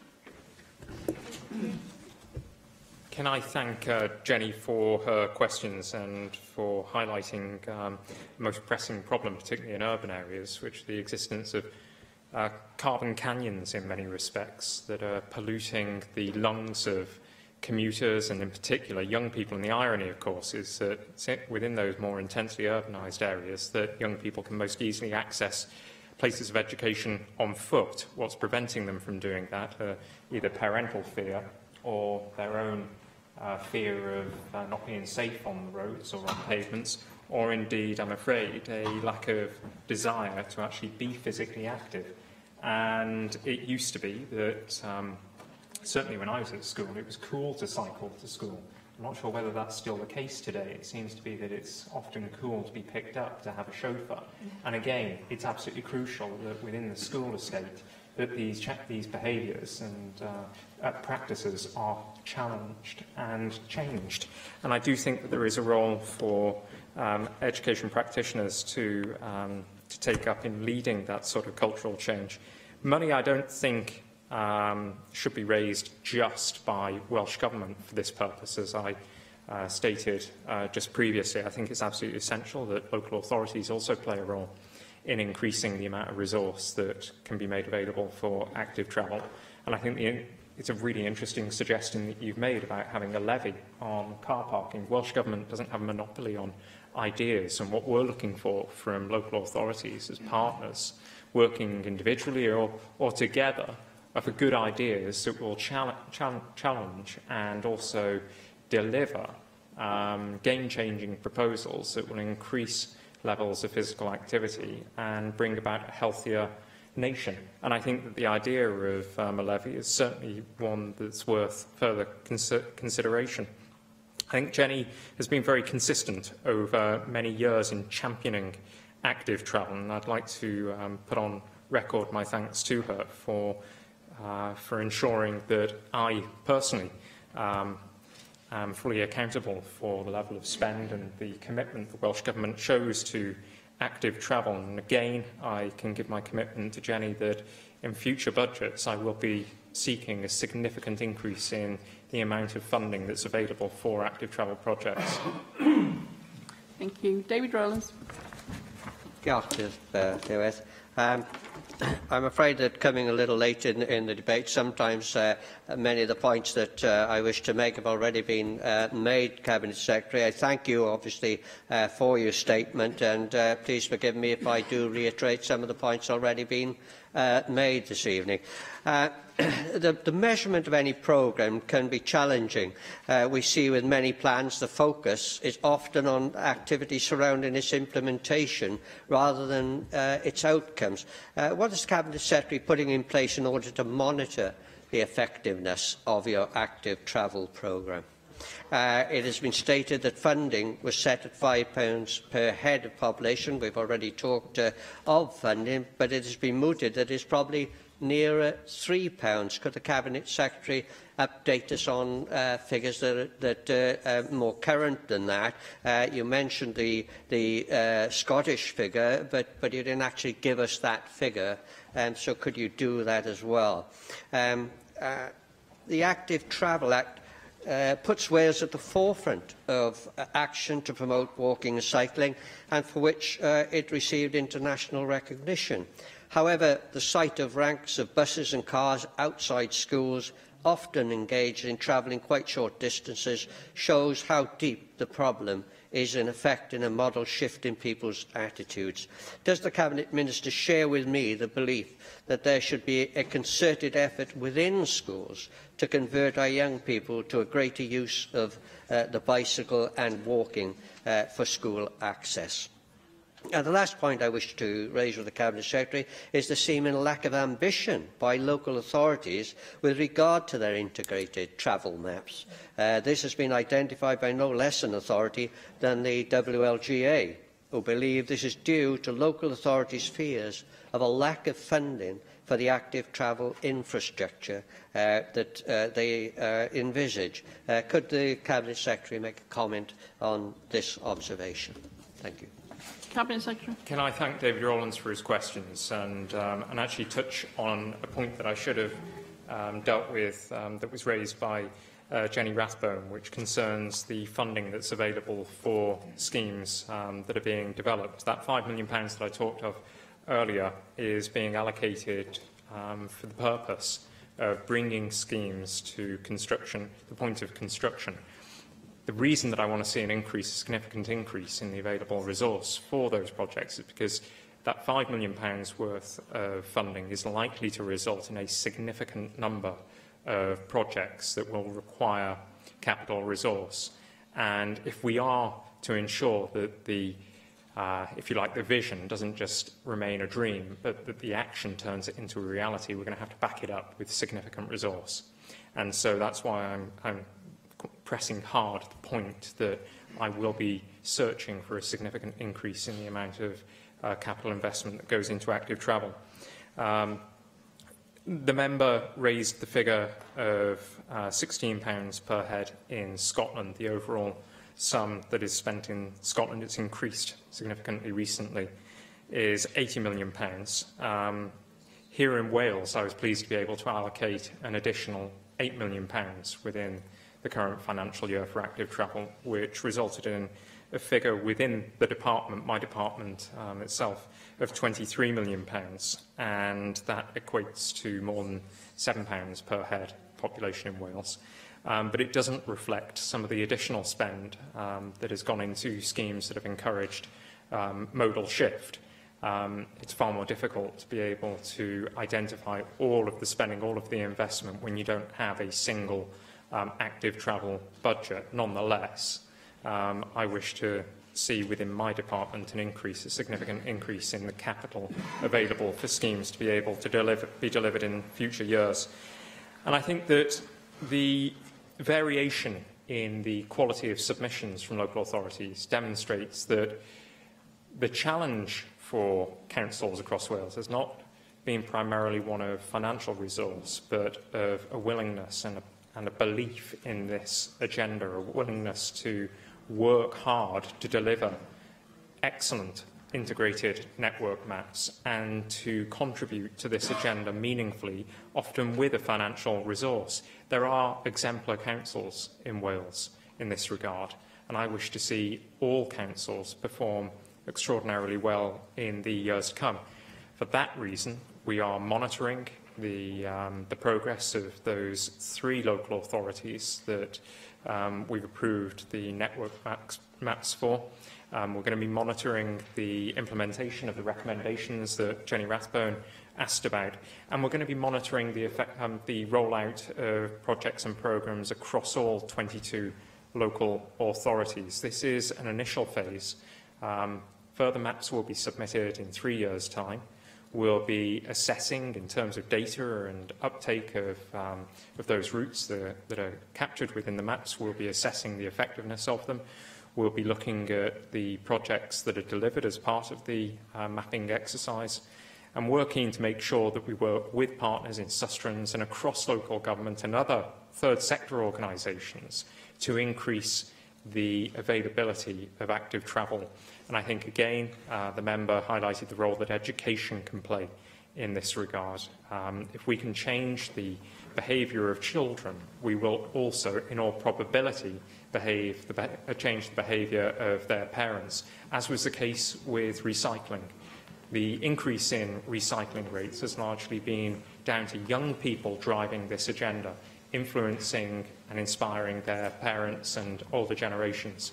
And in terms of air quality, which again was raised by Jenny Rathbone, and I know members around the Chamber are very concerned with this issue. In terms of air quality, this is a matter that the Minister for Environment, my colleague Hannah Blythen, leads on, but we have a ministerial task group that meets regularly to discuss decarbonisation, and air quality, of course, is a key concern that we have within that group. Thank you. Lee Waters. Thank you, Minister. On Monday, research revealed that levels of diabetes are set to double in the next 20 years, type 2 diabetes in particular linked to physical inactivity. Research yesterday shows that 70% of people born between the early 80s and the mid-90s are going to be overweight before they reach middle age. This is a public health measure being delivered by a transport department and transport departments across the country without the skills, capacity or culture to fully grasp the opportunities of this agenda. I welcome very much what you said about the intention to significantly increase the investment. But we have been hearing intentions in this chamber with respect for a number of years now. You said that the INMs are the first of these INMs are the starting point. This Act was passed in 2013. I started campaigning for it 11 years ago. You've described them as a solid foundation. It's exactly the same words that your predecessor, Edwina Hart, used in December 15, where she described the existing route maps as putting in place the foundations. We need to move beyond this at scale. We need to ramp it up big time. You said there's a degree of variations in the levels of ambition from local authorities, which depend on the willingness and belief in this agenda. It shouldn't rely on local authorities depending in this agenda. There is an act of this Parliament which requires them to come forward with plans. There is design guidance which sets out very clearly the requirement for a basic network and for a 15-year vision. I'm very pleased that you have sent the signal to 4 local authorities that what they've come up with isn't good enough. But I really do fear, and the cross-party group on active travel that I chair has brought together groups from all across Wales, and the evidence is consistent. There is a lethargy and a lack of ambition right across Wales, and on behalf of local authorities, genuine difficulties in terms of capacity and senior buy-in. So that's why the drive needs to come from this government. So my question to you, Minister, is that you say you're going to be reviewing the active travel guidance. What are the Welsh Government going to be doing to enforce it? That's the key point. Yes, we need the investment. Yes, we need the cross-departmental buy-in, but we also need a lead from the top. Legislation is in place. It's our landmark act. We've now got to really show we believe in this and push it home, because the public health of the future generations depends upon it. Can I thank the member for his question and say again, just repeat that the benefits of active travel are not just physical, they are also emotional and mental as well. £15 billion is wiped out of the UK economy every year because people turn up at work unable to perform to the best of their ability because they're anxious or they're depressed. And this needs to be challenged. It can be challenged through getting more people physically active to improve their mental health and well-being. That's not just the only answer, of course it's not, but it has a part to play.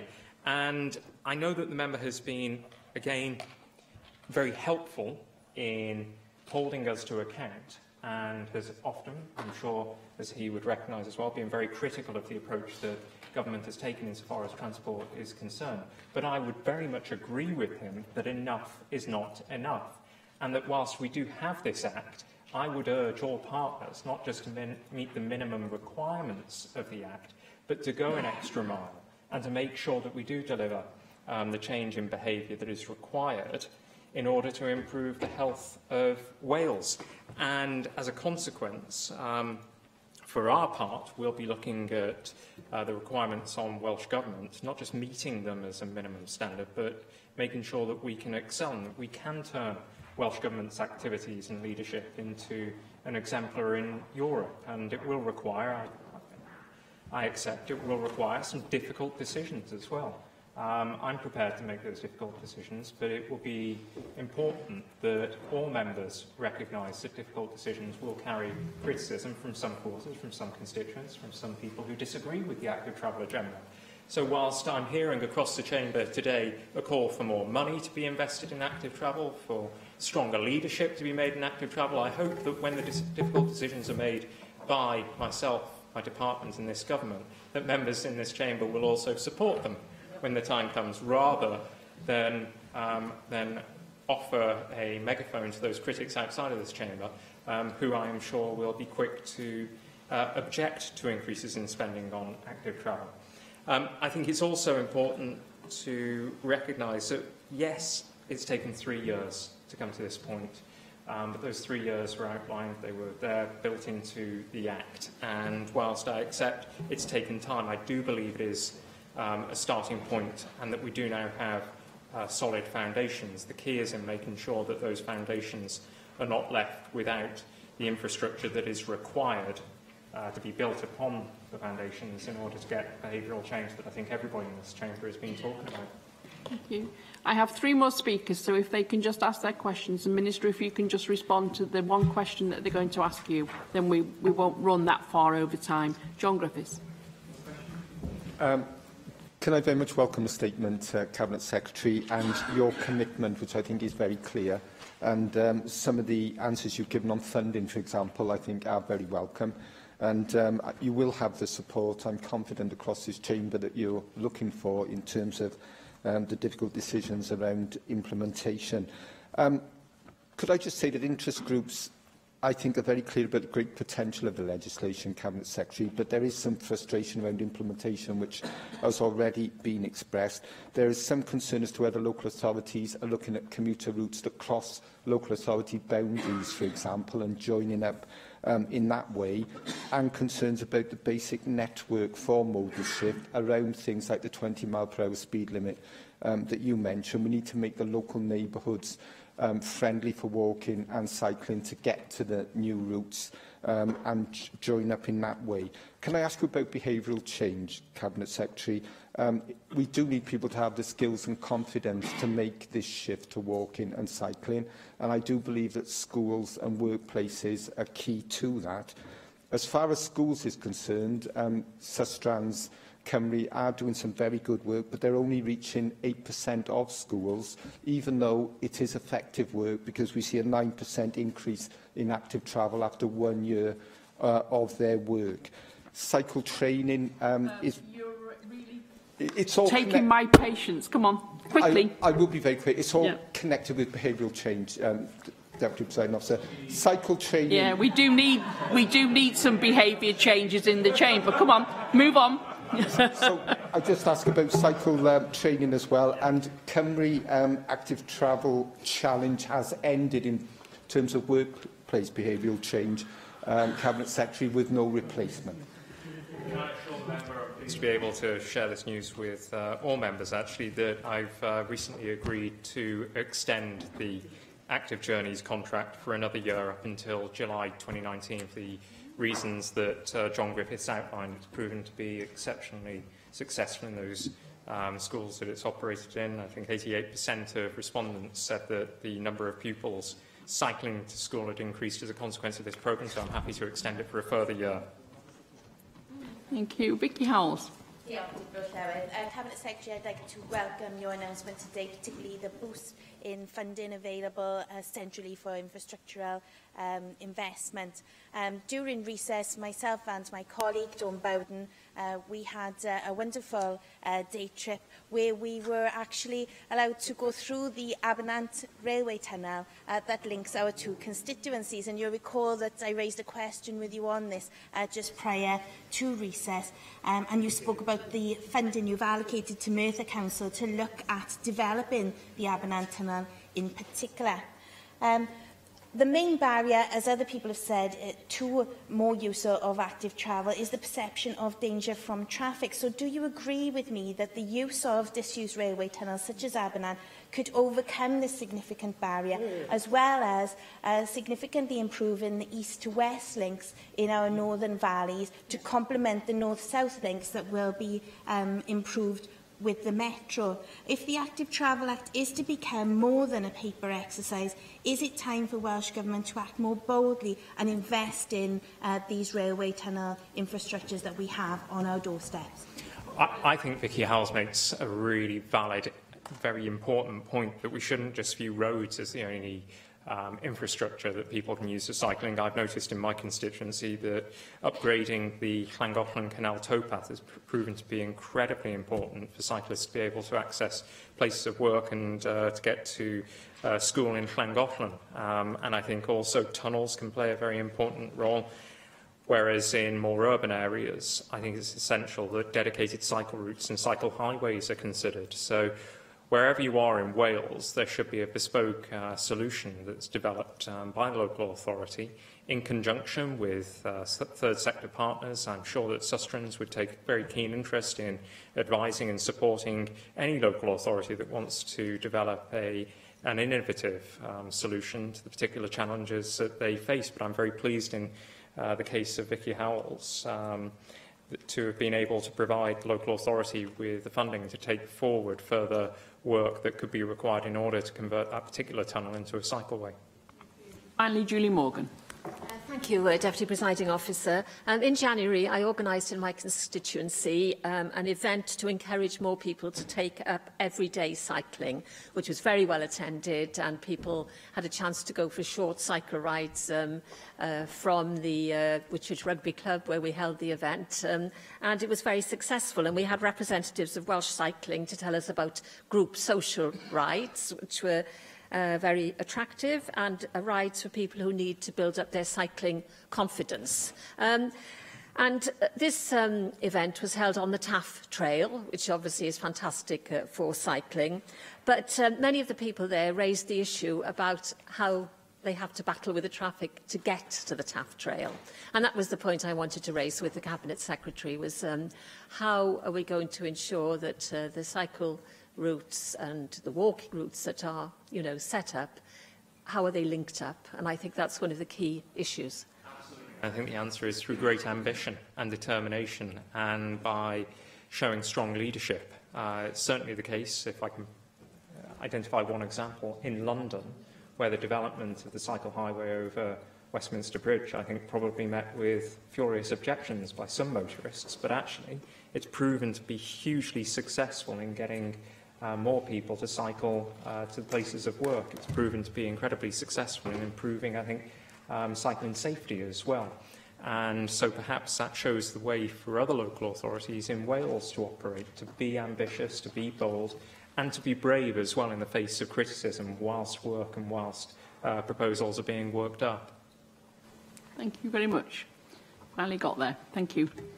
Item 7 on the agenda this afternoon has been postponed until the 13th of March, and we move to item 8, which is a statement by the Minister for the Environment on recycling in Wales.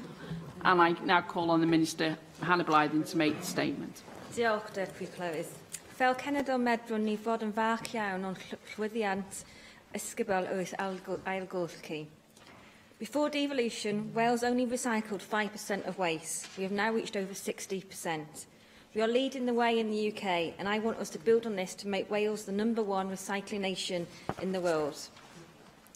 Our success is down to the hard work of people everywhere in Wales, whether they are recycling at home, in the community or at work. I want to place on record today my thanks and congratulations to all individuals, organisations and businesses for their contribution to tackling waste in Wales.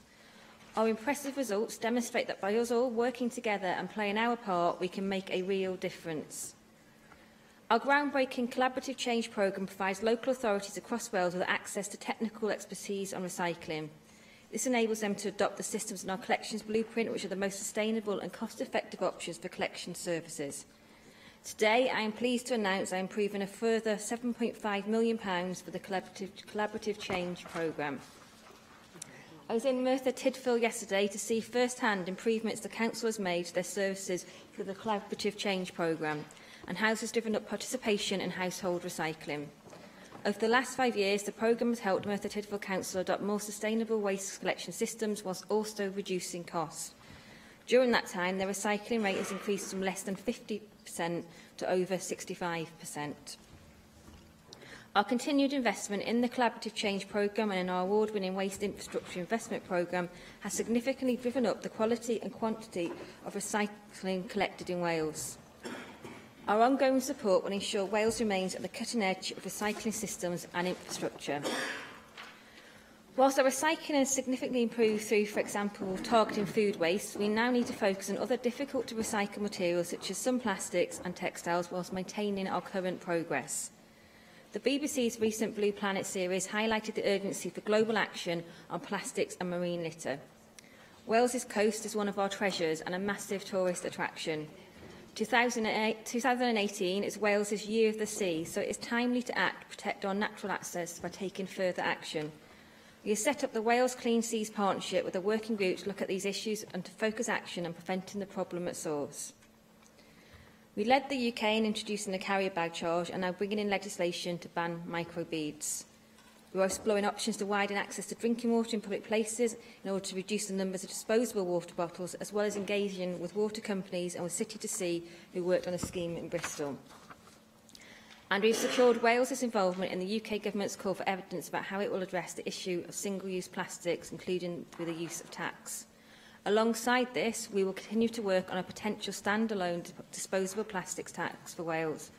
We are also exploring the feasibility of whether a deposit return scheme for drinks containers would work for Wales, given our already high recycling rate. Community action has a key part to play in encouraging recycling on the go and addressing littering. Last week, I was pleased to be in Newquay when it was awarded the Service Against Sewage plastic-free status, following on from Aberporth, who were the first place in Wales to achieve this status. I congratulate these communities for their inspiring achievement, and I am keen for similar initiatives such as the plastic-free status to take place throughout Wales. The Surface Against Sewage initiative shows the power and influence of grassroots movements and individual communities to tap into the public's social conscience and turn it into coordinated action on the ground and change individual patterns of consumer behaviour. The communities of Newquay and Aberporth have shown that by offering and buying alternative products to those made of plastic, consumers, vendors and producers can make a real difference to the eradication of plastic in our seas and on our coastline. Managing waste appropriately wherever we go reduces the blight of littering on our towns, rural communities and national parks, creating a more pleasant and prosperous environment for us all to thrive in. We provide funding to local authorities and to organisations such as Keep Wales Tidy and Groundwork Wales to address issues around littering and recycling away from home. We are also working with the manufacturing sector to examine the issues around recycling food packaging and recycling on the go. Recycling and reusing products and materials for as long as possible in a circular economy provides wider environmental and economic benefits. A successful circular economy relies on high-quality recyclable materials and a highly trained and motivated workforce. Wales's recycling success has been recognised by industry, which values our higher quality recyclable materials. Our research shows the municipal waste and recycling sector provides over 4,000 permanent posts across Wales. There are further 23,100 jobs in Wales' wider circular economy, with a projected figure of another 12,000 by 2030. I'm pleased to hear that a major plastics recycling company is looking to locate a new state-of-the-art facility in Wales within the next 12 months. In addition, we are funding WRAP to work with industry to develop a plastics route map for Wales, which will be published this year. The route map will identify steps to significantly increase the amount of recycled plastic used as feed material by Welsh industry. Our impressive recycling results are down to the hard work householders put in, and I want to see this level of achievement equalled by the private sector. As part of our drive for businesses to meet the 70% recycling target by 2025, we are developing proposals for new regulations under Part 4 of the Environment Wales Act, and we intend to consult on these proposals this summer. We are working with Natural Resources Wales and industry to tackle waste crime and to prevent recyclable material being lost from the circular economy. This will address poor quality, contaminated recyclable materials being illegally dumped, burned or exported abroad. Stamping out these practices boosts the legitimate recycling industry, strengthening public confidence and participation in recycling.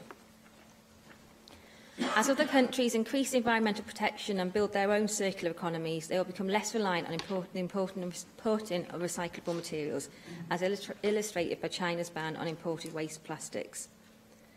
Extended producer responsibility can be achieved by working together across borders.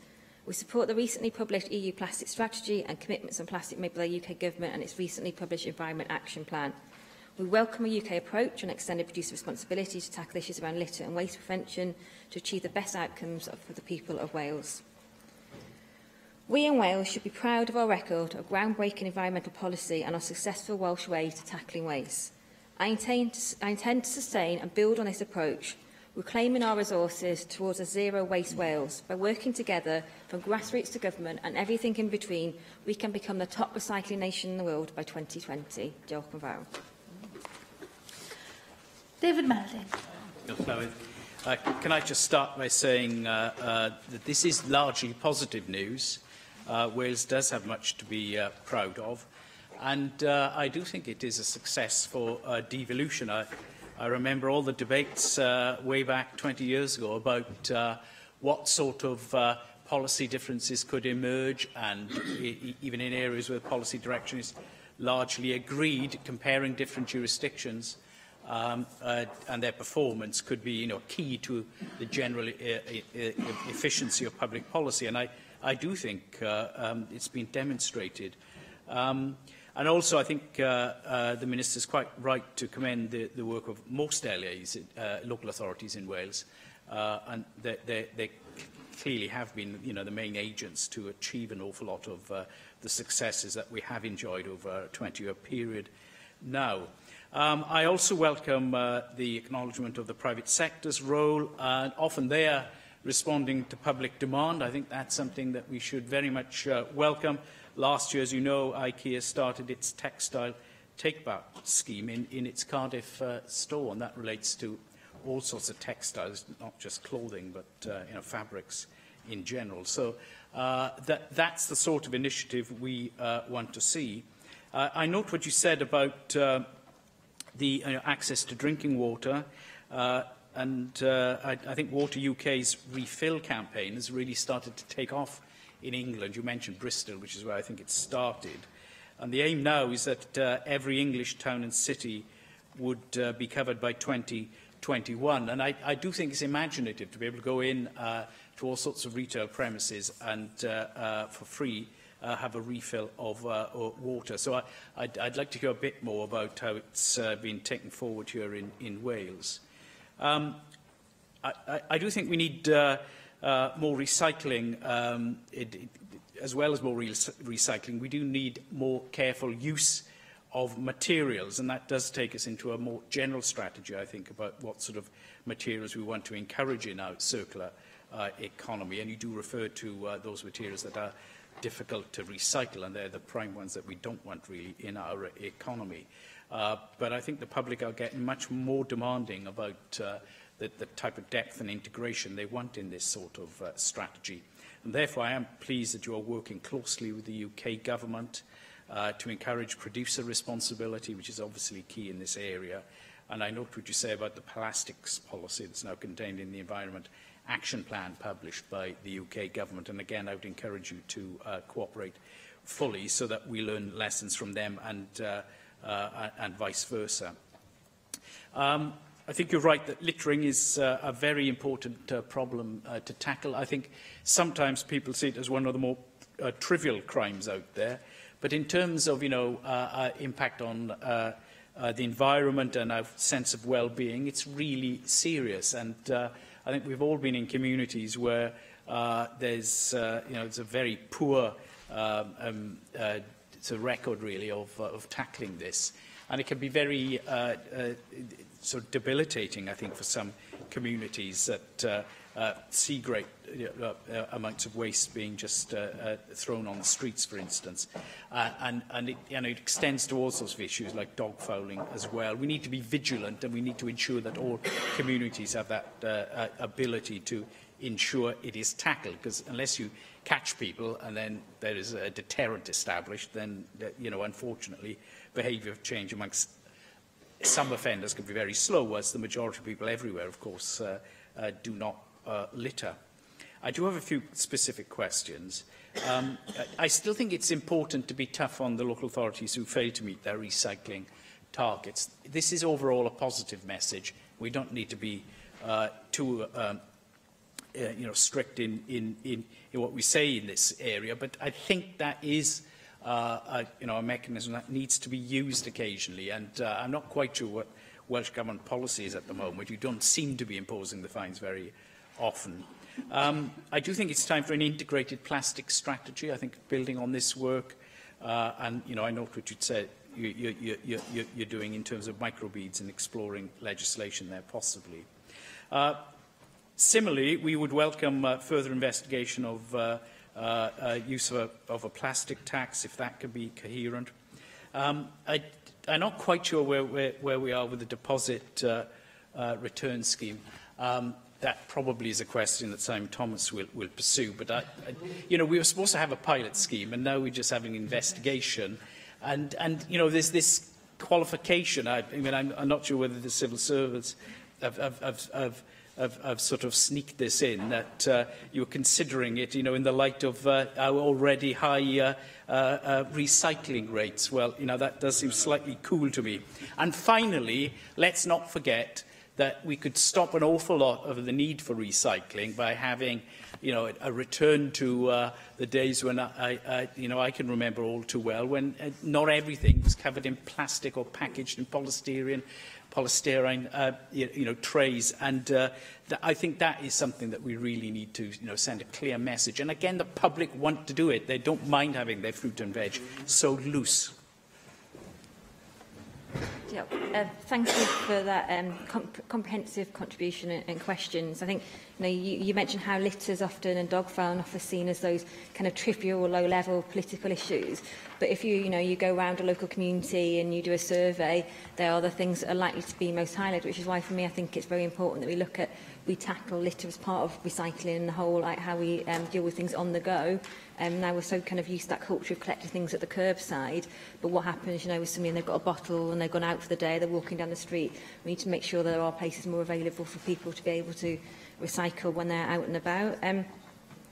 You made a number of comments. I think you said you're all in the whole very positive, which I welcome, of course. In terms of talking about the local authorities, the 20 out of 22 local authorities met or exceeded their statutory recycling target of 58% for 2016 to 17. Overall, local authorities are, taking action following have had support from this collaborative change programme, are able to see returns and improvement in their recycling rates. Where local authorities have failed to meet their targets, Welsh ministers are considering options available in regards to applying penalties to local authorities that did not meet the statutory target, and that's something we can update on in due course. Integrated plastic strategy, absolutely. I think we have to consider everything in the whole and in a way that works for us in Wales. We want to. I think it's really important. I talked about the communities that have become plastic-free already, and how we're seeing there's a huge swathe of public opinion and movements. I think it's really important as a government we embrace that as well, and as individual assembly members we practice what we preach on that too. And so I think it's really important that we bring all that together and make sure that any solution we come up in the next few months for Wales meets our needs and actually does tackle those areas which are still outstanding, which we still know are problems in terms of hard-to-reach textiles, plastics, that we bring that all together. And I think you're talking about the packaging, supermarket things. It's pleasing to see a number of well-known supermarket brands now starting to announce that taking notice of this kind of advising public opinion that we now need to, they will look at how they package, particularly their own brand products. I think that's really important why as a government we work with stakeholders, including the retail consortium, to try to bring businesses along with us to take the action that we need. In terms of looking at our extended producer responsibility study and DRS, I'm sure you're absolutely right that it's going to be a question from Simon Thomas in great detail very shortly. It's something that you referenced where we are high levels of recycling. I think it goes back to what I've just said. It's about making sure we have a solution that has no unintended consequences but actually complements what we're already doing in Wales and builds on that success. Simon Thomas. Diolch yn fawr, Llywydd. Wrth gwrs, wy'n croesawu cynnwys yr adroddiad gan y Llywodraeth heddi a nodi, fel oedd David Melding hefyd, fod hwn yn ffwyth ymdrech genedlaethol, nid yn unig gan y Llywodraeth, ond gan yr awdurdodau lleol a lawr gwlad yn ogystal, ac bod y ffaith bod Cymru wedi lleoli hunan yn wlad wyrdd yn pob ystyr y gair mewn perthynas a ailgylchu, a'n dangos beth fedrwn ni wneud gyda'r gwymoedd priodol a lefel cenedlaethol a beth fedrwn ni wneud sydd gath y dyfodol. Ac wy'n sylwi bod y gweinidog wedi bennu gyda'r gosodiad a gallen ni dod a ben y brig a gyfer ailgylchu ebyn 2020. Rwy'n gobeithio bod hynny yn troi yn darged, nid yn unig yn uchelgais. Ac mae gan y Llywodraeth record dechrau i ymfyrchu ond fe yn y maes yma, ond nid all y gellu gwell, fel mae'r hyn yr madrodd yn dweud, ac rwy jyst eisiau holi ychydig o gwestiynau nawr am rai o pethau sydd efallai yn fwy niwlog yn yr adroddiad y datganiad gan y gweinidog heddi. Yn gyda oll, bydd llawer yn gofyn ble mae'r adroddiad erbyn hyn a cyfrifoldeb cynhyrchwyr. Oedd yr adroddiad i fod wedi cael ei cyhoeddi y mis yma. Dwi'n cofio gofyn i'r Prif Weinidog tua mis yn ôl a wedodd rhyw byd yn mis Chwefror byddwn ni'n gweld yr adroddiad. Ac dwi jyst eisiau bod yn glir bod yr oedi yma ddim yn rhywbeth sy'n dal ni nôl rhag wneud rhywbeth yng Nghymru a fedrwn ni wneud, yn afos i rhywbeth enghraifft Llywodraeth San Steffan i benderfynu neu beth bynnag. Os mae'r record yn digon clir, i ni'n gallu oloesi fan hyn, does dim rhaid ni afos am gweddill y dainys gyfunol yn y materion yma, i ni'n gallu arwain nhw a dweud y gwir, ac nhw'n gallu dal i fyny gyda ni. Ond yr hyn sydd yn bwysig yn y cyd-destun yna, wy'n credu bod nifer o bobl erbyn hyn, dinasyddion sydd yn poeni, yn enwedig am plastig a'r defnydd oedd David Melding yn sôn amdano, yn chwilio am arweiniad gan y Llywodraeth. Maen nhw'n sylweddoli bod y dinesydd ond yn gallu mynd mor bell. Ond erbyn i chi mynd mewn i'r siop fawr neu yr achfachnad, does gyda chi ddim dewis. Wel, mi fedrwch chi tynnu'r holl gwisg ymaith o'r nwyddau, wrth gwrs, fel maen nhw'n tuedd yn wneud yn yr Almaen, ond nid dyna beth sydd yn diwylliannol dderbyniol yn y wlad yma. Ond yn sicr, does dim dewis, does yna ddim byd arall fedrwch chi wneud. Mae yna datblygiad iddol iawn, dwi'n edrych ymlaen i ymweld y siop newydd yn Cricawel wythnos nesaf, enw Natural Way, Way yn yr ystyr o pwyso, sydd yn ceisio gwneud popeth heb unrhyw blastig ac yn gwerthu yn rhydd fel yna. Ac dim ond dychwelyd ydyn ni, wrth gwrs, i'r hyn oedd ni'n arfer byw gyda'r rai o'r dulliau yma ydyn ni'n wneud. Ond yn sicr mae'r adroddiad yna a cyfrifoldeb cynhyrchwyr yn bwysig, dwi'n meddwl, i dangos bod ni'n cymryd arweiniad cenedlaethol. Yr ail peth dwi eisiau cysylltu gofyn i chi amdano yw y dreth blastig, ond ni'n siomedig bod y ddim y dreth oedd wedi dewis gan y Llywodraeth, achos yn sicr dwi ddim wedi gweld unrhyw mater yn cydio cweit yn dychymyg pobl yn amgylcheddol, beth bynnag, yn ystod y 6 mis diwethaf na plastig a defnydd o plastig. Ond a fedrwch chi diweddafu'r cynulliad ychydig mwy o'r hyn wedodd yr ysgrifennydd Cabinet dros gyllid drwy ddweud nawr bod y Llywodraeth yn bwriadu cydweithio ar y cysyniad o dreth plastig ar y cyd gyda Llywodraeth San Steffan, beth felly fedrwn ni disgwyl i ddigwydd nawr, a beth yw camau i ni ddilyn drwyddo y posibiliadau ar gyfer treth neu lefi a blastig un defnydd maes yn lawr. Mae'n croesawu bod chi wedi cyhoeddi 7 miliwn a hanner, dwi'n meddwl, ychwanegu ar gyfer y faglen ar y cyd gyda awdurdodau lleol, ond un o'r cwestiynau sydd yn dal i cael ei holi gan dinasyddion eto yw pam nad yw'n gyson dros Gymru beth sy'n cael ei algylchu a beth sydd ddim yn cael ei algylchu. Felly Mae'r ffordd dwi'n ailgylchu fan hyn yn Gaerdydd, pan wy'n sefyll yn Gaerdydd, yn wahanol i ffordd dwi'n ailgylchu yn Aberystwyth. A mae Aberystwyth ar y blaen, wrth gwrs, ond mater arall yw hwnna. Bydde fe'n diddorol i wybod beth ydych chi'n gwneud i safoni pethau bellach dros Gymru, gan fod pobl yn teithio o le i le, ac oeddech chi'n cyfeirio at eich hunan os ych chi ar y stryd ac a botol yn dy law, chi eisiau fwy e rhywle priodol, wel, eto, mae'n ymwybio ganol ambell i le, ganol ambell i dwe a dinas, fe gewch chi rhywle i fwy botol yna.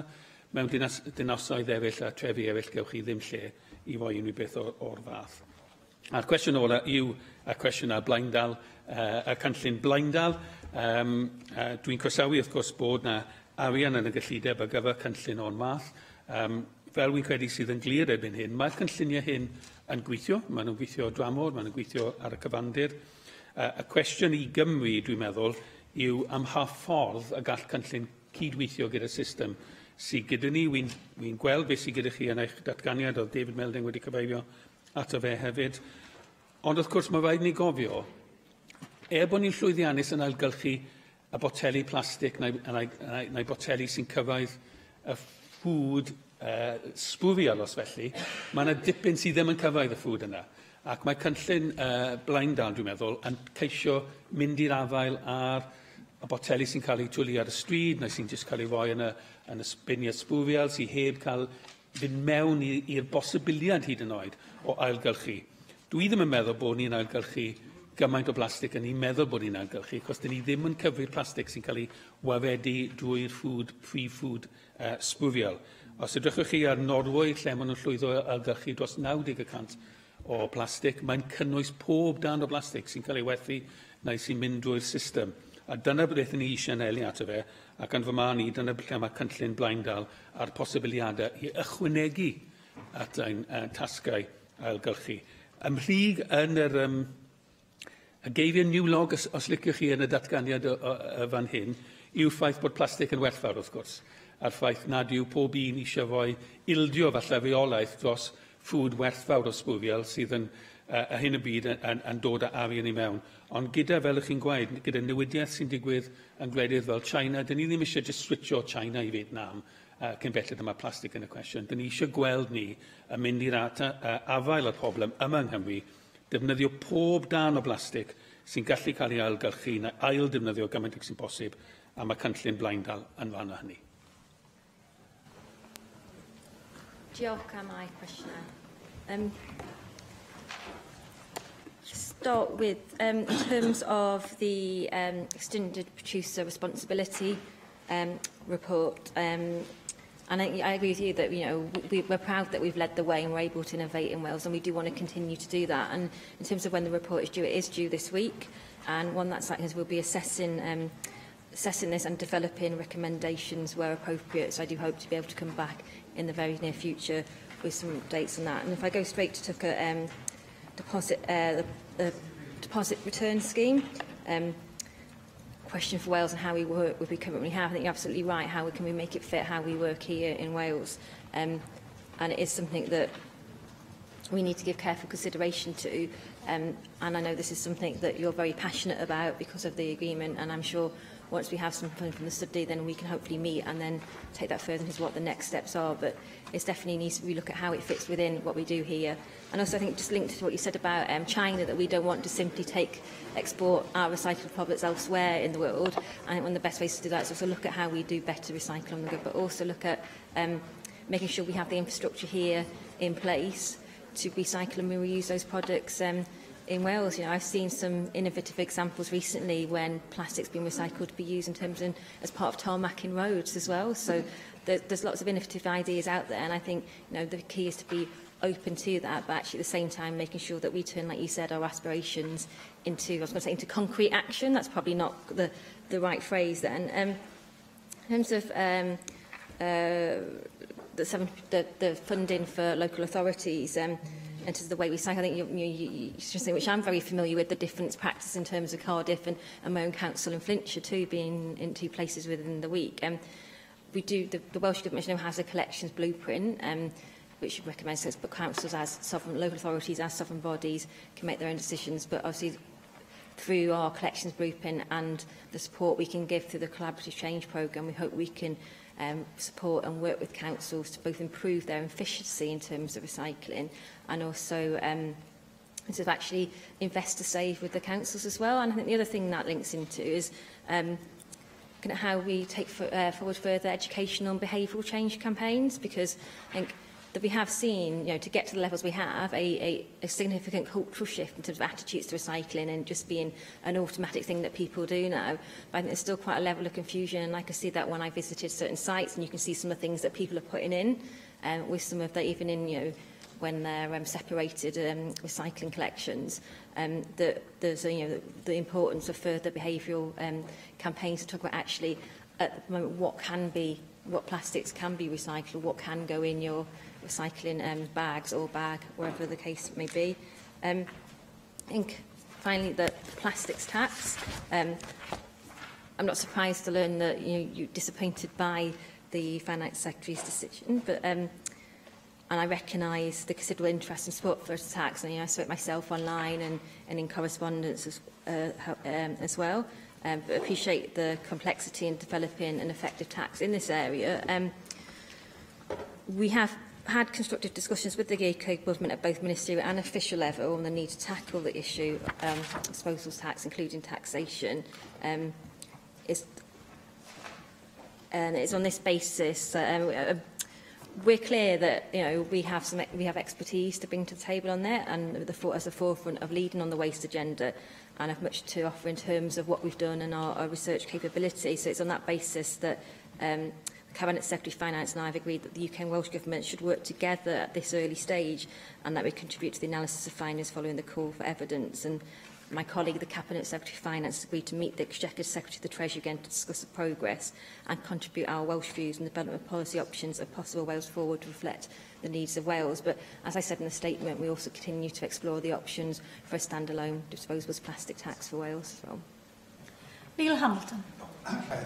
I'd just like to introduce perhaps a rather different perspective on this. I fully acknowledge the success of the Welsh Government in achieving its recycling objectives. But I think we should recognise that the benefit to the planet of what we do in Wales is obviously going to be very, very small. I mean, more than half of the plastic waste that flows into the oceans comes from just 5 countries: China, Indonesia, Philippines, Vietnam and Sri Lanka. Indeed, the only industrialised Western country on the list of the top 20 plastic polluters is the United States, which weighs in at number 20 on that list. We're not mismanaging our collected waste in either the United States or in Europe. There is, of course, a certain amount of litter that is deposited. Nobody's going to be in favour of that. Nobody's going to be in favour of waste. But I think we have to recognise where the source of the problem is if we're going to deal with it effectively. China is responsible for 2.4 million tonnes of plastic, which makes its way into the ocean every year. That's 28% of the world total. The United States, by comparison, is responsible for 77,000 tonnes, which is less than 1%. Nobody's defending even that 1%, but if we're going to make significant inroads on plastic pollution in the oceans, I've heard the Minister refer to the effect of the programme Blue Planet, which I fully endorse. We have to deal with the problem at its source. 95% of the plastic polluting the world's oceans pours in from just 10 rivers. 8 of them are in Asia and 2 of them are in Africa. It is not a European problem, still less a British problem. And so we have to put more pressure on, or provide incentives for the countries that are substantially responsible for this problem.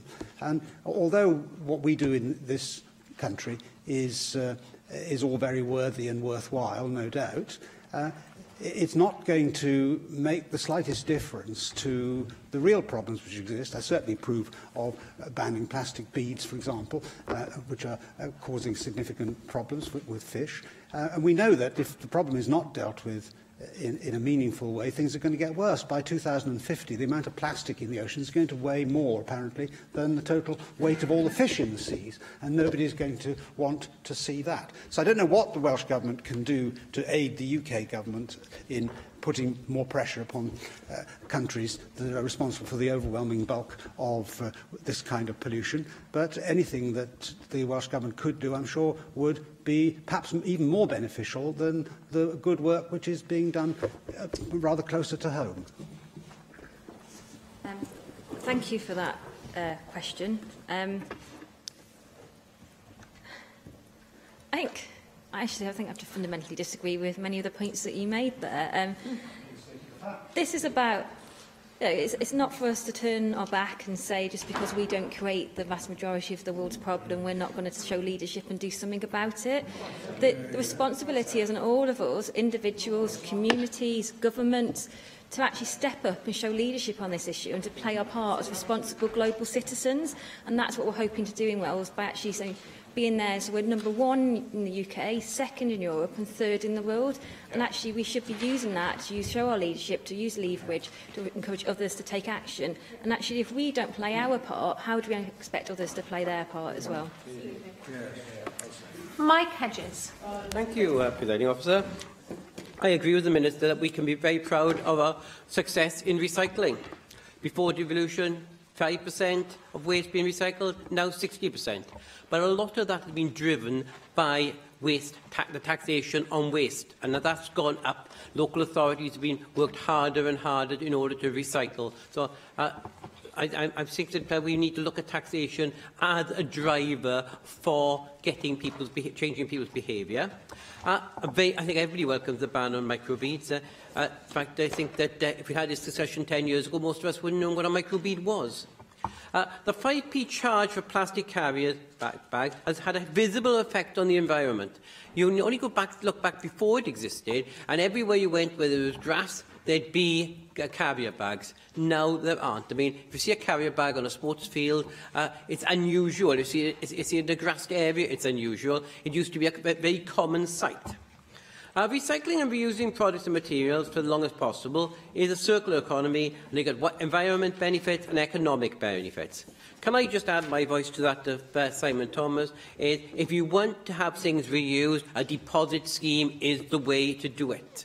And it doesn't even have to be very much. I mean, if somebody came and asked me for 5p now, I'd give it to them. But paying 5p for a plastic bag, I feel I don't want to, and I'll do anything possible to try and avoid doing so. And an awful lot of people follow that. It's not just, it's the fact that you're paying for something and you don't really need it.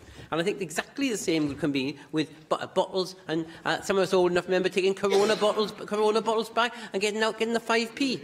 And I think that worked incredibly well. And I think it's unfortunate we've gone to so much plastic and so little glass. Of course, recycling and reusing are second and third best. Because the best is not to use, or if we have to use it, then use less. I think that's got to be our priority, and I think that we need to give more thought to that. And it's not just plastic. I mean, we seem to have gone to plastic now as something which we talk about, but we've also got glass, tin, plated steel, aluminium. They can all be made thinner, and thus reduce the weight of recycling. And I think that something we're going to be looking for is trying to reduce the weight of recycling by trying to reduce the amount of metal, glass and others in the materials being created.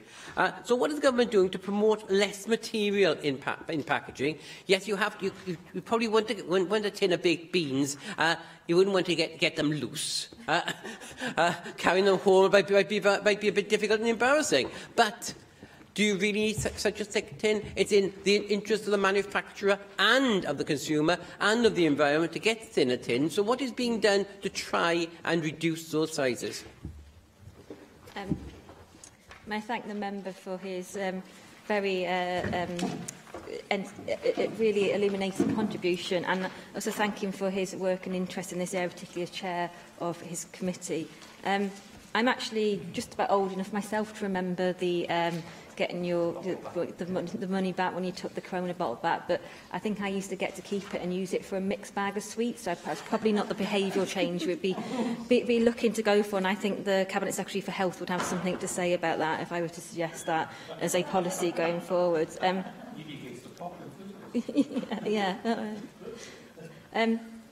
I think, yeah, you're looking at how the drives we can use, taxation, behavioural campaigns, and I think it's actually how we get that balance of the carrot and stick approach to, and also at the same time to make clear to people that why we're doing this and why it's important and the difference it makes too. So if you're looking at it in terms of, yes, it's good for our environment, it has just a long-term, for our future, for future generations, but also there are economic and social benefits as well from you reusing and recycling.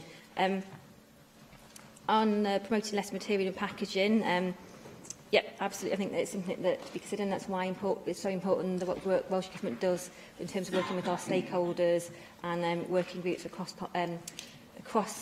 government to look at actually how we can engage with the sector. And I think that also goes back to making sure we are getting that investment in terms of having the innovation and the infrastructure in there to be able to make these advances. And I do hear what he says about it probably couldn't have your tin of baked beans not packaged, especially if you forgot to take your carrier bag to the supermarket. And it has absolutely changed behaviour, and I think it shows us, I think, how that can be done, and actually gives us that kind of. That's why I think in Wales we have such a good platform to then build on. If anybody else is like me now, that you've got a boot full of bags ready to go, for when you call in the shop, and I know, and I've spoken to people that sometimes if you forget them, particularly now in this position, I'm probably carrying out a load of things like this, trying not to drop them, or I run out and leave somebody else to deal with it if I've forgotten my bag. Because you have seen that shift in awareness and why it's important now as well. And that's something we can kind of look at how we continue to build on that in a way that not only businesses understand and consumers, but also actually it's that behavioural change is people actually are 100% behind it and passionate and believe in why we're doing it as well. Darren Miller. Diolch, Llywydd. Can I thank the Minister for his statement this afternoon and just raise a few concerns that I have about the way in which some local authorities are trying to squeeze further recycling rates out of their local communities. As you will know, Minister, one of the issues which is causing some consternation in my own constituency is the advent of 4 weekly general waste collections by Conway County Borough Council. And it's important that we take the public with us on a journey of behavioural change, and you can see from the results across Wales that people don't need to collect waste on a 4 weekly basis in order to hit the targets. I mean, some of the best performing local authorities are still collecting their waste on a fortnightly basis. So there are other ways of achieving greater recycling rates without actually simply just axing services for local communities. And what concerns me, I think, is that there needs to be more consistency across Wales in terms of the way that services are being provided, particularly those waste services from people's homes at the curbside. Because if you've got greater consistency, then you've got greater familiarity from members of the public.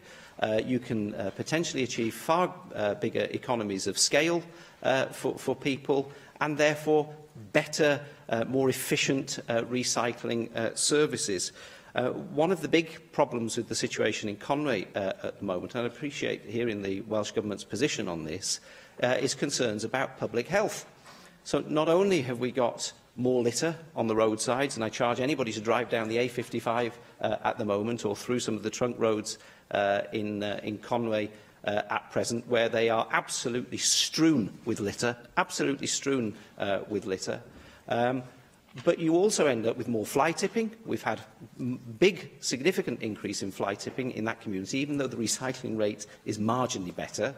And then, on top of all of that, we've had increases in pest control problems. And the Chartered Institute of Environmental Health have expressed serious concerns about the public health implications of 4 weekly waste collections, particularly with pet waste going into people's bins and the problems that can cause. So what we need, I think, is greater levels of consistency so that people can have better access to consistent services across the country. So when they move from one local authority area to the next, they roughly know what they're dealing with. But when you have waste collections on a 4 weekly basis, if you miss one collection, as people can do from time to time, then it's 8 weeks by the time that your bin is collected again. That cannot be acceptable in a modern nation like Wales. I'm all for championing recycling. I'm all for supporting behavioural change. I was one of the first to declare support for a carrier bag levy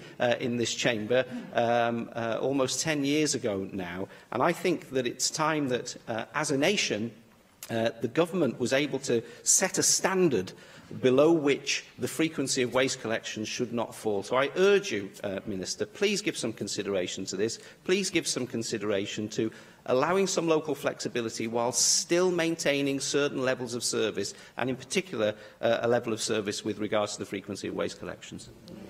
Thank you for that question. I'd like to congratulate you on being one of the first to declare your support for the carrier bag charge in Wales. You could be up there with us being first in the UK. Yeah. In the bad old days. In terms of, I completely hear what you're saying in terms of the issues you're having on a local level. It's because it is a matter for individual local authorities to determine the frequency of their residual waste collections in their areas, but certainly if you want to get into it, we can give consideration to some of the specific problems you're raising. In principle, there's we'll support less frequent residual waste collections, provided that recycling and food waste collections are weekly, and also with separate arrangements for nappies and similar materials like that. So to tackle some of the issues you said about in terms of... So if the member would like to get in touch with that in more detail, then it's something we can definitely give some consideration to. Jenny Rathbone. I agree we have a very good story to tell, but I think the fact that other countries are not quite as far advanced in their recycling as us is not a reason for us not to continue to pursue this matter. And we absolutely have to remember that it's the 3 R's: reduce, reuse and recycle.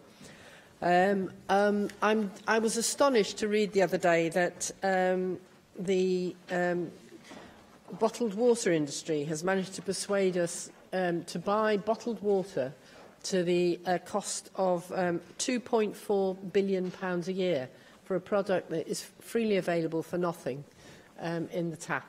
You know, it's extraordinary what a bit of advertising can do to counteract rational behaviour. We mustn't forget, of course, that food waste is a significant issue, and it's an ethical issue in a country, in a world where so many people go hungry, that 1/3 of all our food is wasted and never consumed. And that's clearly an area we need to do something about. But taking reduce first, I wonder what assessment the government's made of the German legislation, very long title, Closed Substance Cycle and Waste Management Act of 1996, but that forced manufacturers to reduce their packaging and has obviously been effective there. On the reuse front, I think that there is huge merit to the bottle deposit scheme, as mentioned by others, but I also think that Julie James's behaviour of bringing her coffee cup with her when she goes to buy a coffee. And that is a practice that's now been rolled out across most of the best-known coffee shops in the country, and something to be celebrated. But I think that it is still a major problem that we have plastic and cans littered all over our countryside, contrary to what Neil Hamilton thinks, and I think it is a real eyesore. So there's no doubt that we can reduce the amount of litter that's produced by these substances if we have a deposit scheme, because you can see in countries like Australia, 80% of all their plastics is recycled, 90% in Denmark, 97% in Norway. Norway, the deposit return scheme, the chief executive of it says, our principle is if drinks firms can get bottles to shops to sell their products, they can also collect those same bottles. So I can't understand why it isn't cost-effective to do this. I also think that automation plays a very important role in all this, because in the Norwegian scheme, they post the empty bottle into a machine, it reads the barcode and produces a coupon for the deposit return. But if the careless consumer has left the liquid in the bottle, the machine takes the bottle anyway, but the coupon goes to the shopkeeper, who's got to empty and clean that bottle out. And lastly, I think focusing on the cost of recycling, what thought has been given to introducing curbside separation of recyclables across Wales, because there's no doubt that the volume and value of recycled materials, which has been contaminated by glass fragments, which contaminates the plastics and the paper and makes it impossible to recycle it. And Conway, an excellent local authority, they do curbside recycling. So if they can do it, why can't all other local authorities? And that would produce more valuable recyclable materials and less cost to the local authority. And I thank the member for her contribution, makes some very valid and important points, and particularly, starting off by emphasising the need to reduce, reuse and recycle the 3 Rs that we should all be regularly reciting. In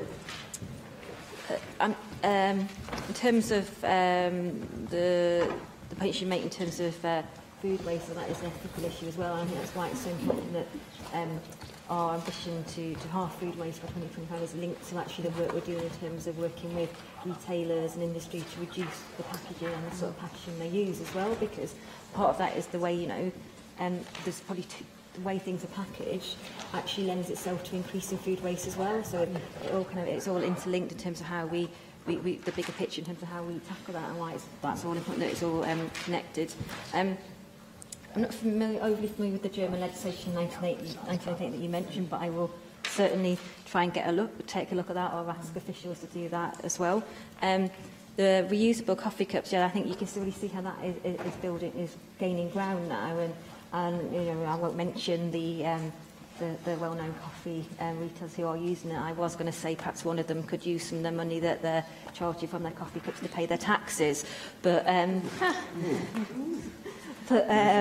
terms of, I have to confess, I have jumped on the Julie James bandwagon and have my own branded recyclable cup that I got for Christmas that says Hannah Fidelin on it, so nobody can pinch that mug, it'll be very obvious. But in all seriousness, the voice you about automation and innovation, how that can present opportunities, and we've talked about how automation in this chamber can present threats to jobs, but also could present opportunities to us in terms of how that fits into our environmental ambitions and agenda as well. The only thing I would say, I hope the coupons are actually recyclable as well. Dawn Bowden. Llawydd, I don't know whether they recycle plastic pellets to make heating equipment, but if they could put them into the system here and warm the chamber up, that would be great. Minister, I'm sorry I missed you in Merthyr yesterday, and I wanted to welcome your announcement, particularly of the nearly £1.3 million that you've announced to invest in specialist machinery equipment in Merthyr, including a recycling rebaler. I'd love to go down and see what that actually does, but anyway.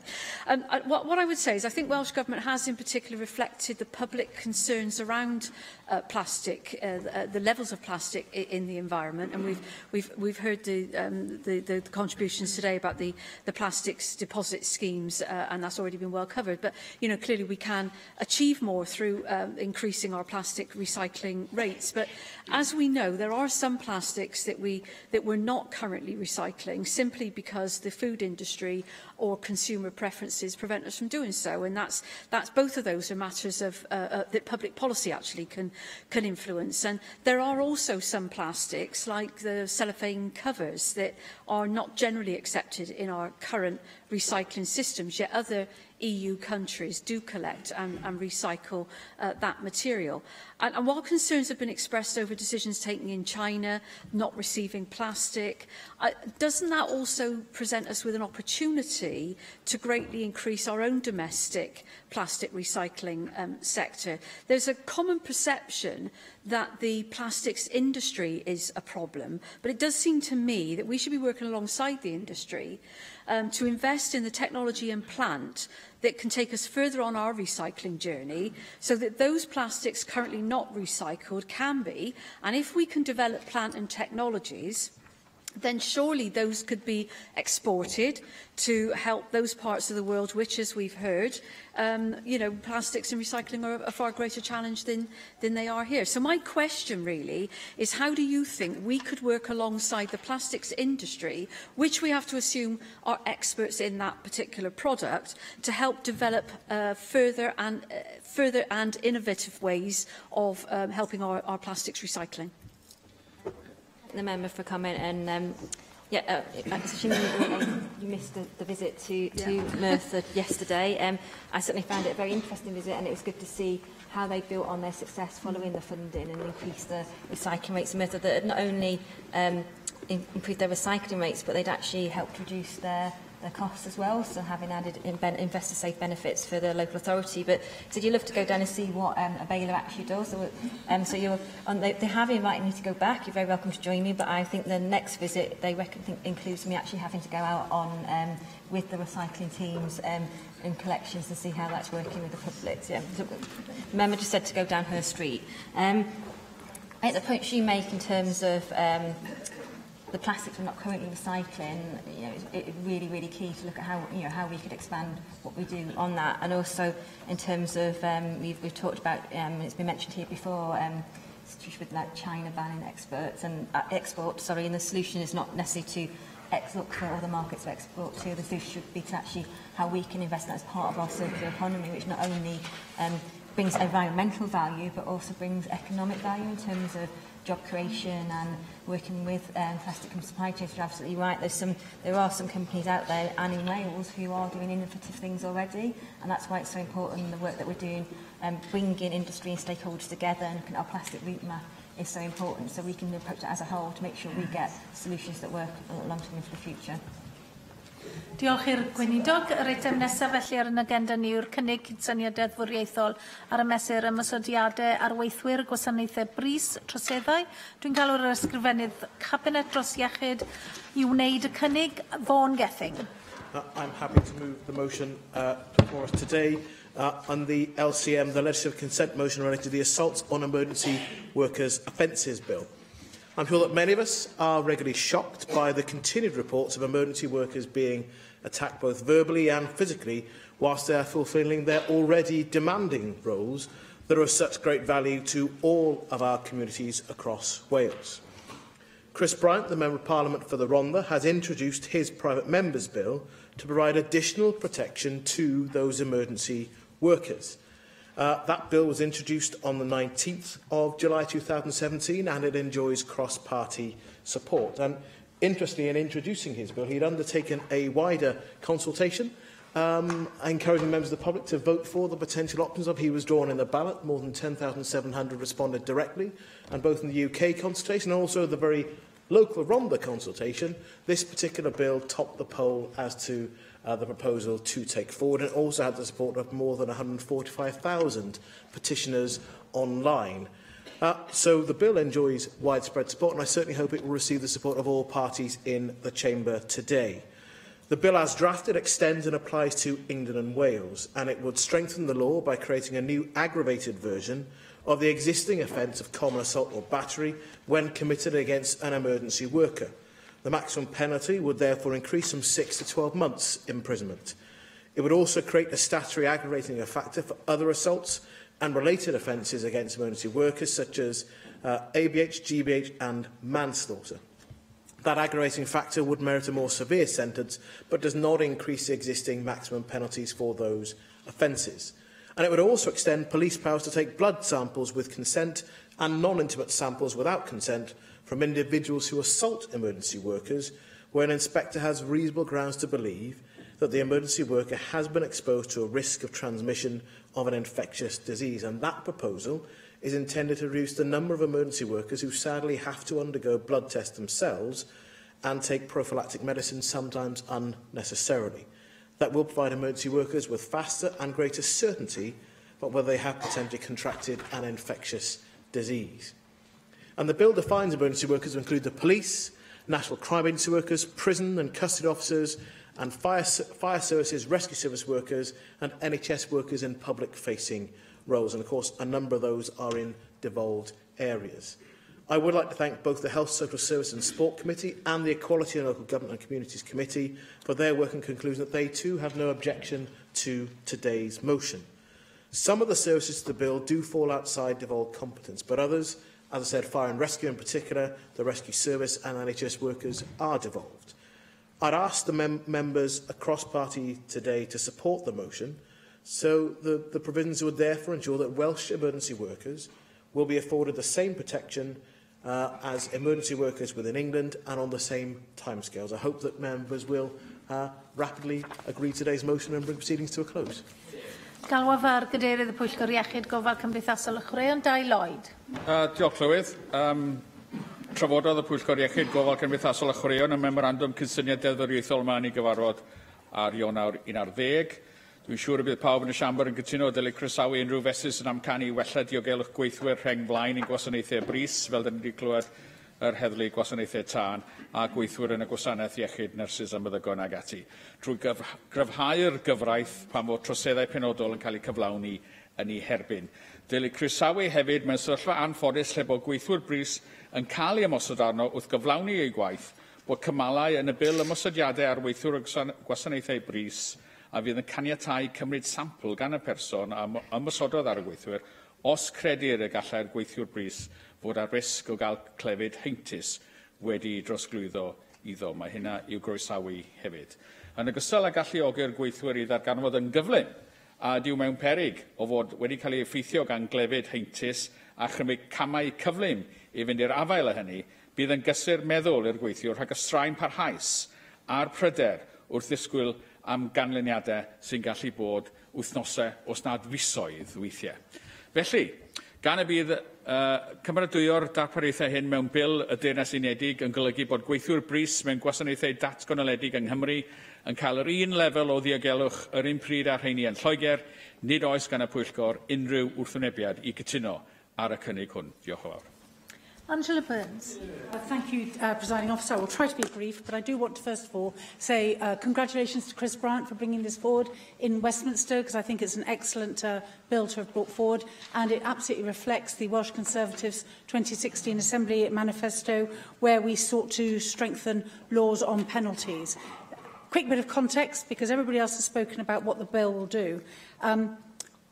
In 2017, ABMU alone saw 1,136 physical acts of assault against NHS staff, of which only 27 went to court. 27 the year before, 27 the year before that. That's a complete nonsense. In total, in 2017, verbal and physical assaults against NHS workers came to, and I'm quick mathematics here, of just under 7,000 cases. Of those 7,000 cases, 906 made it to court. We need to tell the public that when people are putting themselves in the line for the public, going out there to help you, no matter what your cause is, you have got to treat people with absolute respect. We will be supporting this bill. Well done, Chris Bryant. Well done, Darren, for having this in our manifesto last night. Mick Antonev. I just want to make a few points on this, because I think this is a piece of legislation in Westminster that is very, very desirable and long overdue. It is an area where we might have considered legislating ourselves at some stage, but it's absolutely right that we have a certain degree of consistency in this area. But let's raise a number of points. It's all very well us talking about increasing the sentences and so on. The biggest problem that has arisen has been the lack of prosecutions. And I think we need to have a better understanding as to why that has occurred. Because I remember the campaigns that we had for zero tolerance on assault in the health services. What happened to that? It certainly didn't result in an increase in prosecutions. And no matter what we set the sentences at, unless we actually ensure that there are prosecutions in these cases, then it will not actually have that impact. So all I would suggest is this. I think that this is something that's eminently worthy of support, and congratulations to Chris Bryant for actually taking this forward. But this is a matter that we do need to keep under review ourselves, because if over the coming years it is not having the desired effect, we may want to look ourselves at the issue as to how the legislation is working. Yes, certainly. Well, it's just to say that I absolutely agree with you, and I wonder if there may be a case for asking the Counsel General if he would review why there's been so few prosecutions. Going back to my ABMU case, year after year they've had the highest number of assaults and the least number of prosecutions. So I think you're absolutely right in identifying that something somewhere is going wrong, and we have to send out a strong message that it's not acceptable to assault people. I agree with that. I mean, there was some debate of this in Westminster, where the argument was put because some of the sentences where there were prosecutions were so paltry.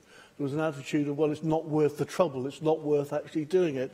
I think there was actually a broader imbalance in criminal prosecutions within our society, to the extent that there's a greater likelihood of prosecuting someone over a theft, over a welfare benefit offence, than an unprovoked assault, for example. And I think that is the issue that goes throughout our criminal justice system, but in particular, the need to actually emphasise the importance of the role of emergency workers who are serving the public and ensuring that they are protected, I think is absolutely essential. But I think it would be, yes, a very good idea, I think, to monitor this, and it could be a function of the Counsel General to actually do this, but also engagement with the Crown Prosecution Service as to ensuring that when this legislation goes through, that there is a presumption of a prosecution, and there is a review of the sentences that are then handed down, and there is then also I think, engagement with the sentencing guidelines body to ensure that the sentencing guidelines are particularly clear, because otherwise this important legislation may not have the desired effect. However, ysgrifennydd y Cabinet I ymateb i'r ddadl. I'd like to thank members for their support of the bill proposed by Chris Bryant. I look forward to members voting in favour of it, and I note the comments made by both Angela Burns and Mick Anton on the broader issues about the criminal justice system actually taking up complaints over assaults against emergency services workers. I look forward to working with members across the chamber and indeed colleagues in government on looking to do something about that too. Many thanks. Y cwestiwn yw a ddylid derbyn y cynnig, a oes unrhyw aelod yn gwrthwynebu? Na, felly derbynir y cynnig yn unol ar rheol sefydlog 12.36 a daw hynna a'n trafodaethau am y dydd I ben.